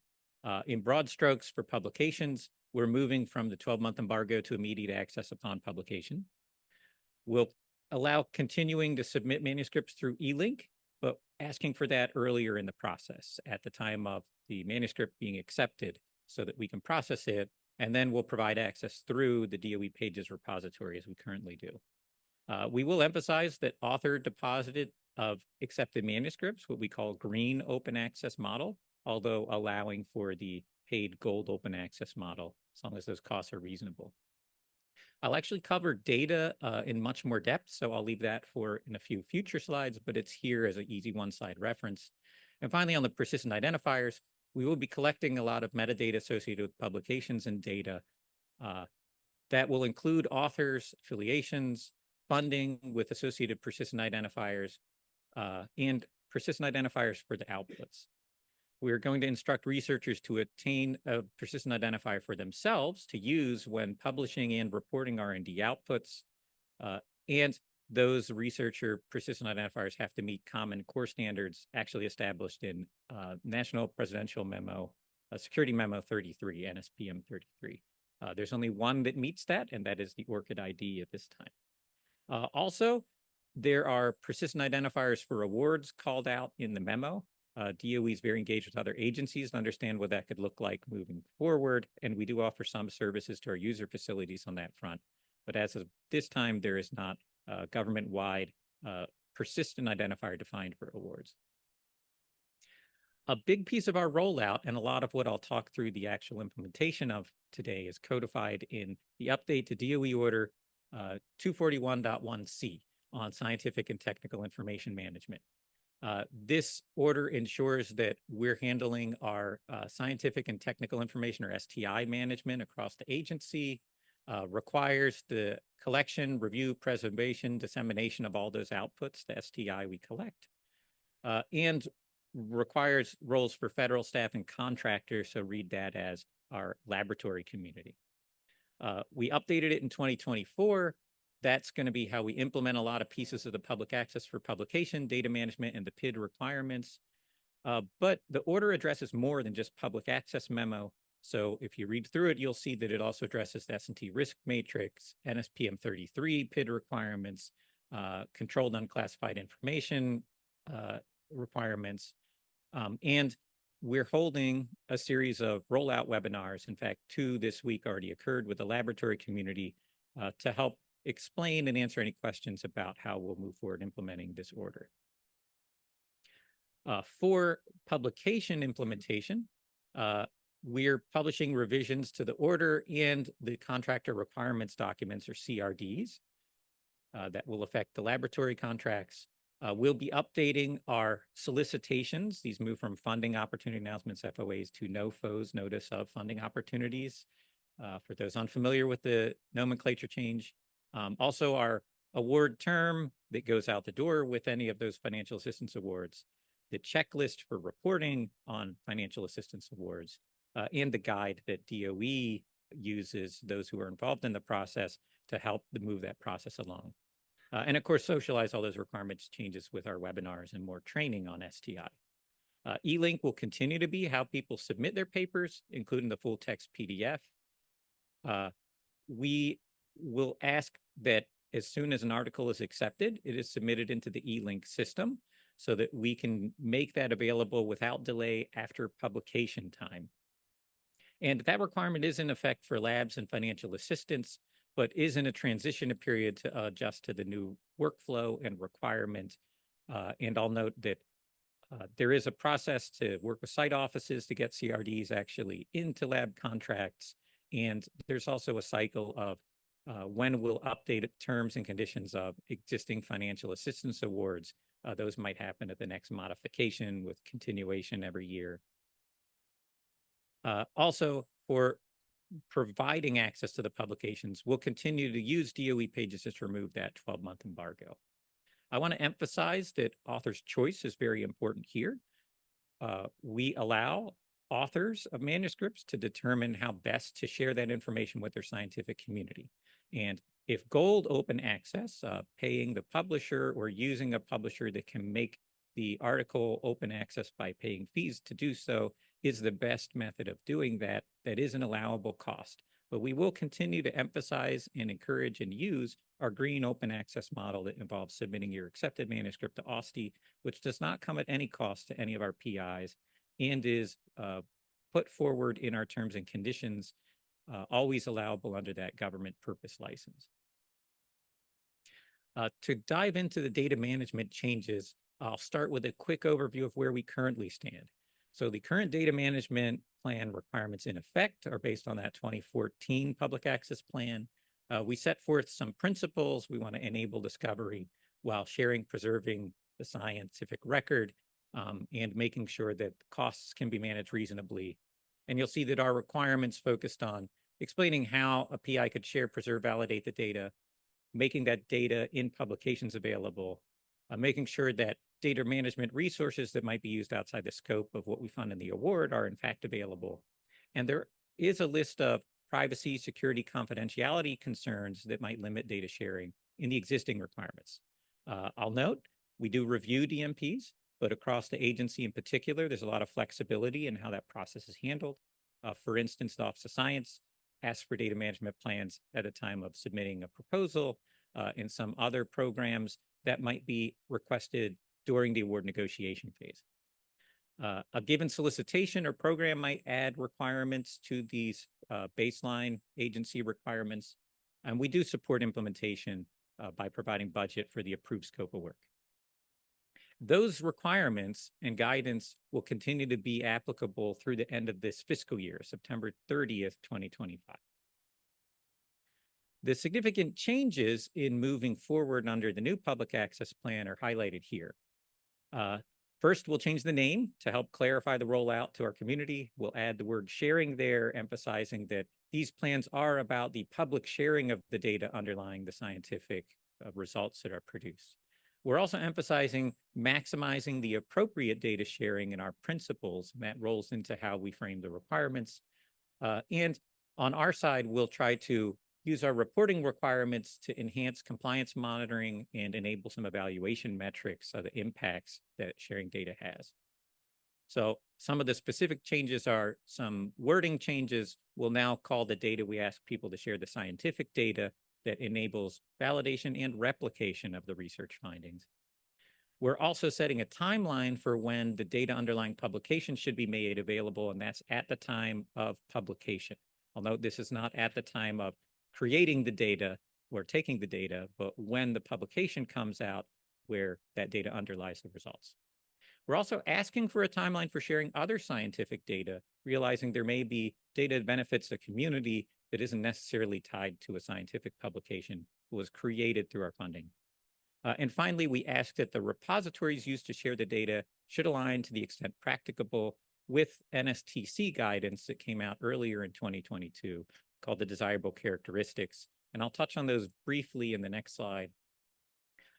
This guidance came from the Subcommittee on Open Science that aims to improve consistency in instructions to researchers about selecting data repositories and help ensure that data are fair to the greatest extent possible while taking into account privacy and security concerns and other protections. So there's 4 major buckets that the best practices could come in, from infrastructure to the way digital objects are managed and the technology behind the repository. There are some additional considerations for human data that don't often come up in DOE research, but are very important and part of the NSTC guidance. I'll note there's not a centralized body that evaluates and comes to a determination and gives some sort of seal of approval for the desirable characteristics. So that is one challenge that the research community may face in using this guidance to help select a repository, is interpreting, is this aligning to the best extent practicable? Although I'll note that as best practices that are widely held in many repositories, many of the community groups that do somehow codify alignment or evaluate repositories are taking these sorts of things into account when they make those determinations. So our new data management implementation for the 2023 Public Access Plan includes our updated principles. We aim to increase the pace of scientific discovery through data sharing. We want to protect the integrity of science while enhancing its value. And rather than focus on cost, trying to maximize the appropriate data sharing. Cost may be part of the balance, but also understanding what's beneficial to the broader community that could be shared, what protections are necessary to secure the data, all factor into that decision. The requirements will look very similar with the addition of the data repository selection being new, and there the request is to align with the guidance on the previous slide. For implementation, once again, all DOE funded R&D awards and contracts will be subject to an approved data management and sharing plan and require reporting of the shared data. That's not really different than how we're implementing our current data management plan requirements. And we'll continue to support implementation through commensurate budget for the approved scope. Data management planning and submitting data as STI are all rolled into the DOE 241.1C update. Please see attachment 6 for those requirements in detail. They'll look a lot like our public access plan. And we're working on updates to the financial assistance process, the award term, the federal or the financial awardee reporting checklist, the research progress and products reporting list. And those new requirements will be applicable for research projects submitted on or after October 1st this year, so the start of FY 2026. This is a high-level overview for PIDs. PIDs may be very familiar to this audience. I won't go into too much detail about what they are, but one interesting piece of the memo is it in fact gives a government-wide definition of what a persistent identifier is. So it's globally unique, persistent, and machine resolvable and processable with an associated schema. So this isn't simply a unique identifier, but it is more than that. And so some of the challenges and things like an award persistent identifier for federal funding is there may be unique identifiers, but none meet this full definition. You may be familiar with PIDs for research outputs like DOIs, which OSTI can help issue to some of the products reported to them, like data sets if needed. There's PIDs for people. At this time, only the ORCID ID meets the core requirements of NSPM 33 implementation. So that will be one of the things we use moving forward. There's also PIDs for organizations, although OSTI does some work with an organization authority as well to help resolve everything reported to them. And OSTI offers some PID services for awards like facility proposals that are accepted. For implementing the persistent identifiers, we'll continue to collect outputs in the OSTI system and assign PIDs using DOIs through that, which are registered through DataCite. We'll collect DOIs for journal articles that are accepted and assigned by the publishers, and we'll continue to provide that assignment services for things submitted in eLink to assign things like technical reports, data, software, a DOI if it hasn't already been assigned. For people, we've optionally collected ORCID IDs associated with R&D outputs in the past, and we'll continue to collect those. We're developing some additional tools for ORCID ID support in eLink and may explore collecting it from other sources in addition to being provided by the PI or submitter. For organization, as I mentioned, OSTI has an organization authority to help standardize names, information, et cetera, for a lot of organizations. And we're aiming to develop new authority with organization PIDs attached. Some of the next steps, and there's more details on the exact rollout for things like ORCID IDs being reported and more in the backup slides. We're going to continue to socialize these requirements and ensure that they're reflected in financial assistance guide that'll be included in our notice of funding opportunities and award terms. OSTI is working to better support PIDs and their infrastructure, and there will be a new STI training requirement. OSTI is helping develop some of that material as well, so that people can be trained on how to use that, and it'll align with the tools OSTI has available. And of course, continued engagement with communities to understand what kind of PID support could be beneficial as enhancements in the future. At this point, I want to take a step back for a broader look at some of the other things going on within the Office of Science that we think factor into public access. So first, I'd like to highlight that we have our public reusable research data resources, or pure data resources, that are designated through a review process that we have to highlight the resources that make data publicly available, advance scientific and technical knowledge, and are held to a very high standard. That includes an enhanced process for reviewing and evaluating them with the aim to guide them to be more aligned with the FAIR principles, more aligned with NSTC desirable characteristics as they continue to evolve. So we hope these resources, along with other DOE data resources, already provide a solid foundation for how our researchers can be responsive to the new DMSP requirements. I'll also note that the White House had a Year of Open Science Recognition Challenge run through OSTP. So late in 2023, the Year of Open Science, there was the open invitation. Many applications were submitted. Around March 2024, 5 winners were announced, and that included some of the Project Jupiter, which was funded by DOE and NSF, which not only is a great tool for open science, but is embedded in some of our facilities, including K-Base right now, and it will be foundational to the Vera Rubin Observatory. So these sorts of investments are getting recognition even beyond our agency. I also want to note that, of course, meeting the vision of the OSTP memo and our public access plan may have an impact in many of the efforts related to broadening participation in the Office of Science portfolio that we are already investing in as well through things like Renew, FAIR, and adding the peer plans into our proposal requirements. So with all of that as a foundation, I don't intend to explain this slide to this audience, but instead say that I take this slide to other audiences. When scientific societies ask us about public access, when other agencies host events about public access, and I have the opportunity to discuss how we are moving forward in response to the OSTP public access memo, I highlight that we are making investments through IRI and HPDF in the infrastructure that enables researchers to be responsive to the vision, and of course, the requirements that are put forward in our public access plan. There is a lot of enthusiasm from many of the communities I've engaged with, not just from the scientists and the researchers, but even from some of the other agencies, because what they see is we are facing challenges that they share.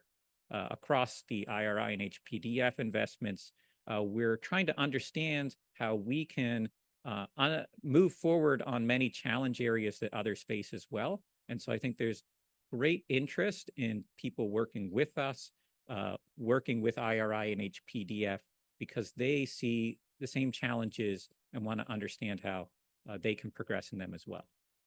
And that actually fits very nicely with advertising a brand new NSTC report, the Framework for Considering Data Infrastructure and Interconnectivity. So this report is from the Subcommittee on R&D Infrastructure, the Data Infrastructure Working Group under them.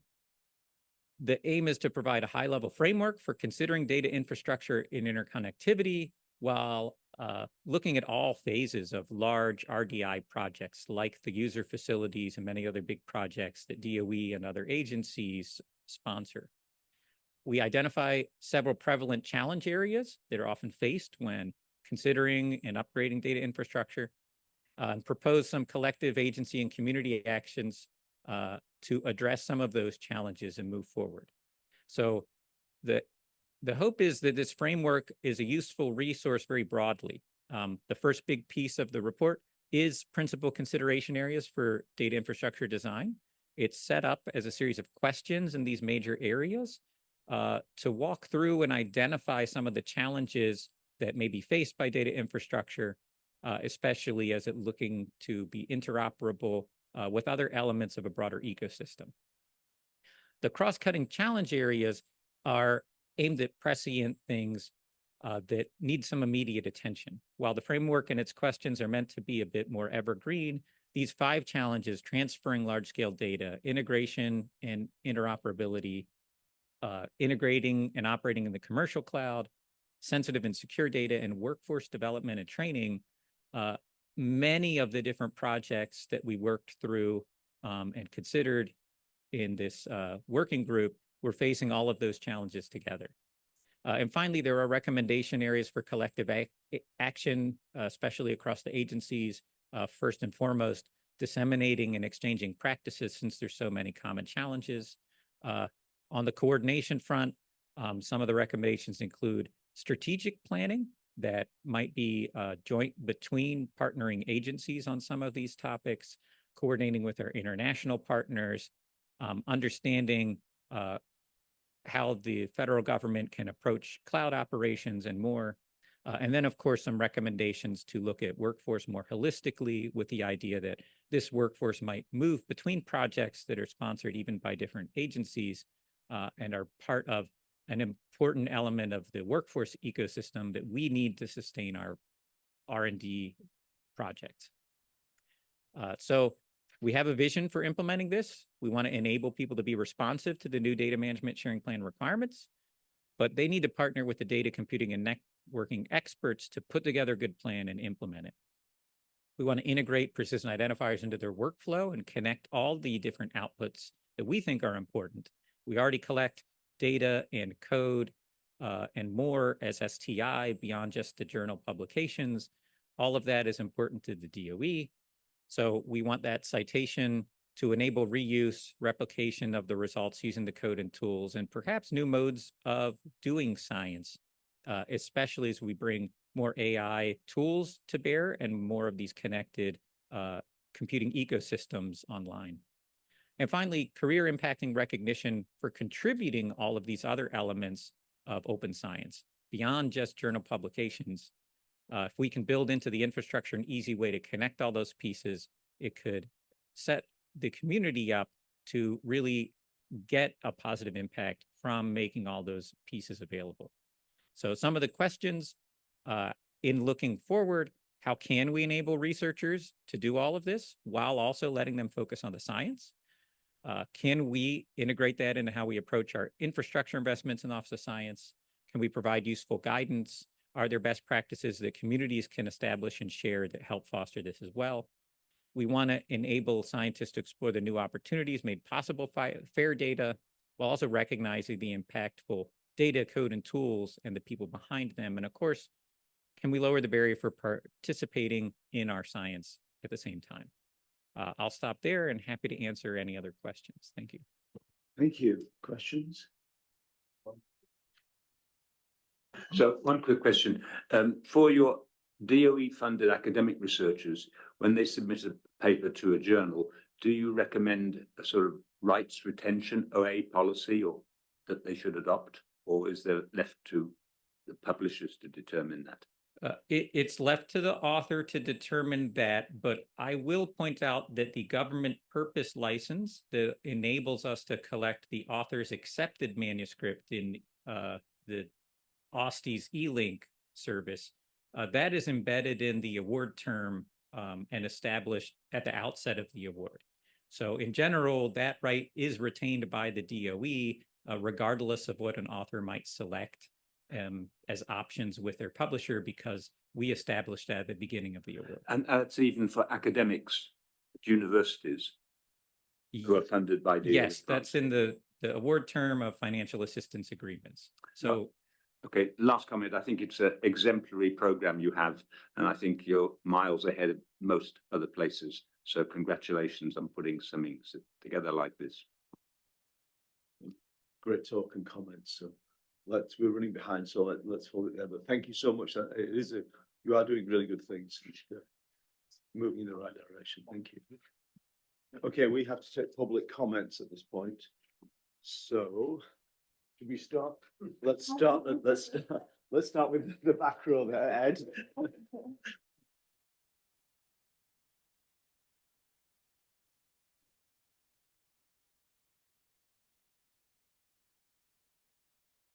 Okay, good. Thanks a lot. Ed Seidel, University of Wyoming. I really wanted, not surprisingly to say, Tony and I are on the same exact wavelength on this. I'm really excited to see all the progress that's been made on this.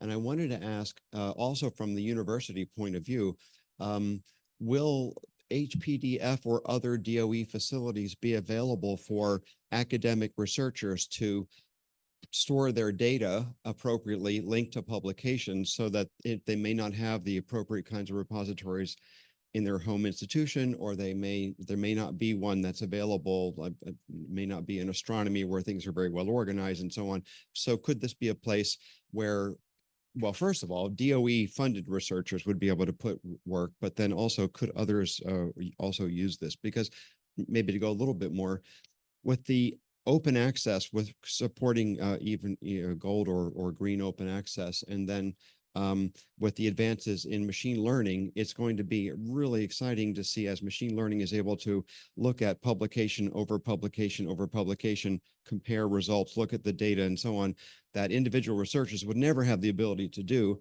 We may find discoveries that are just sort of lying in the literature that no one knew about except for these kinds of techniques. So can you comment on that?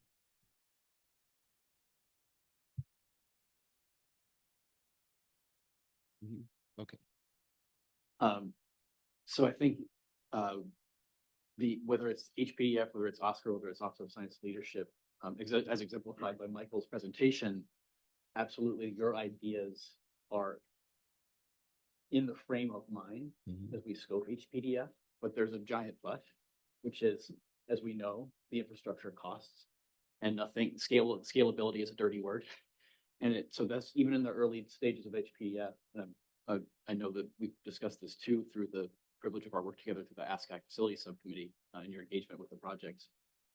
It's important that ASCAC continues to ask these questions as HPDF ripens, and that OSCAR's duty to the community is to expose and make visible the value proposition and what the cost scaling looks like as we look at the variety of different modalities that HPDF will adopt as their core functions, if you will.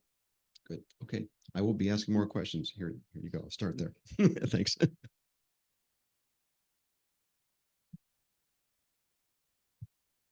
And I'll just note from the public access implementation perspective, the vision of enabling new modes of science is behind what we'll be thinking of as we evaluate data management sharing plans.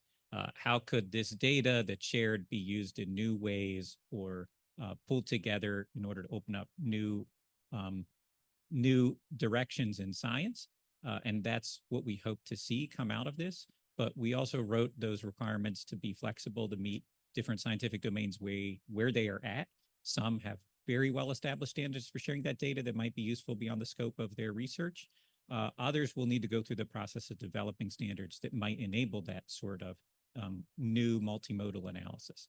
So we want to continue to foster those discussions within communities while achieving that kind of vision in the longer term. I should stand here.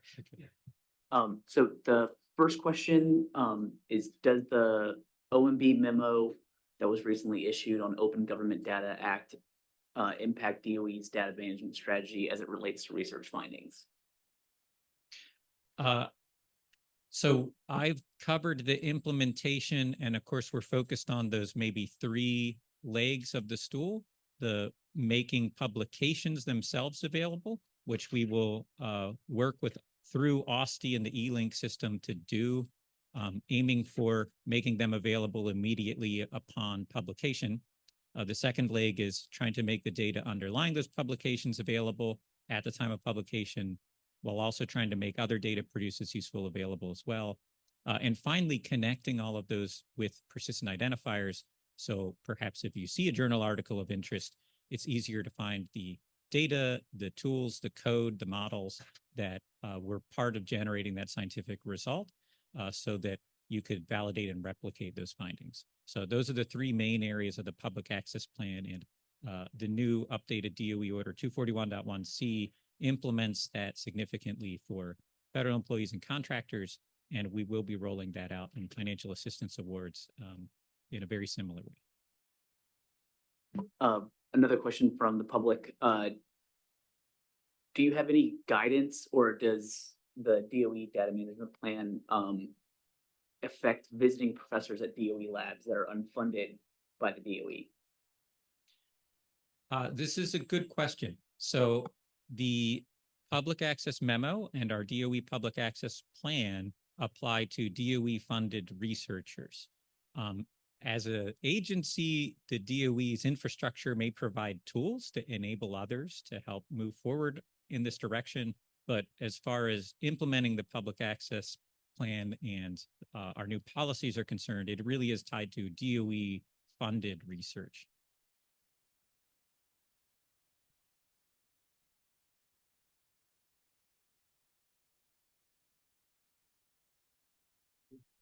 Satoshi, which is, please explain your quote about consumer-facing LLM may run out by 2028. But I think you quoted a paper on that as a result. So and in the slides, there'll be a link to a publication. Yes, there's a link. It's a fairly famous paper that was published at the ICLM in 2024, so it should be easily accessible. Another comment about the workflow of designers being different, I think, which also related to something you were saying about in terms of the process that you were going through in terms of the sort of large scale, but the frame design that you showed for the car. What's the question? Well, the question was that as most makers use a digital twin in a virtual environment, and it was really just a comment saying that the workflow that you were showing was not the same as the digital twin approach used by most manufacturers. But I guess there are different ways of doing this. Oh yeah, of course. We are trying to, we have several research in the area. I was only able to show very few of them. What we're trying to do is to not only to basically try to enable and quantify the various processes. For example, the design process. We're working with our automotive designers to quantify and also to refine what their design principles are with respect to like car aesthetics, and then apply some of them more like mechanical engineering principles coupled with AI to do the to allow for generations of design that will be parameterized based on these design parameters, and then for example try to seek the Pareto optimal. of these things, which are, yes, admittedly very different from the traditional traditional way people design things. But this is what we're trying to do, is to innovate. So what we're trying not just to optimize the current workflow, but try to come up with somewhat of a different workflow to totally automate the process of design, industrial design.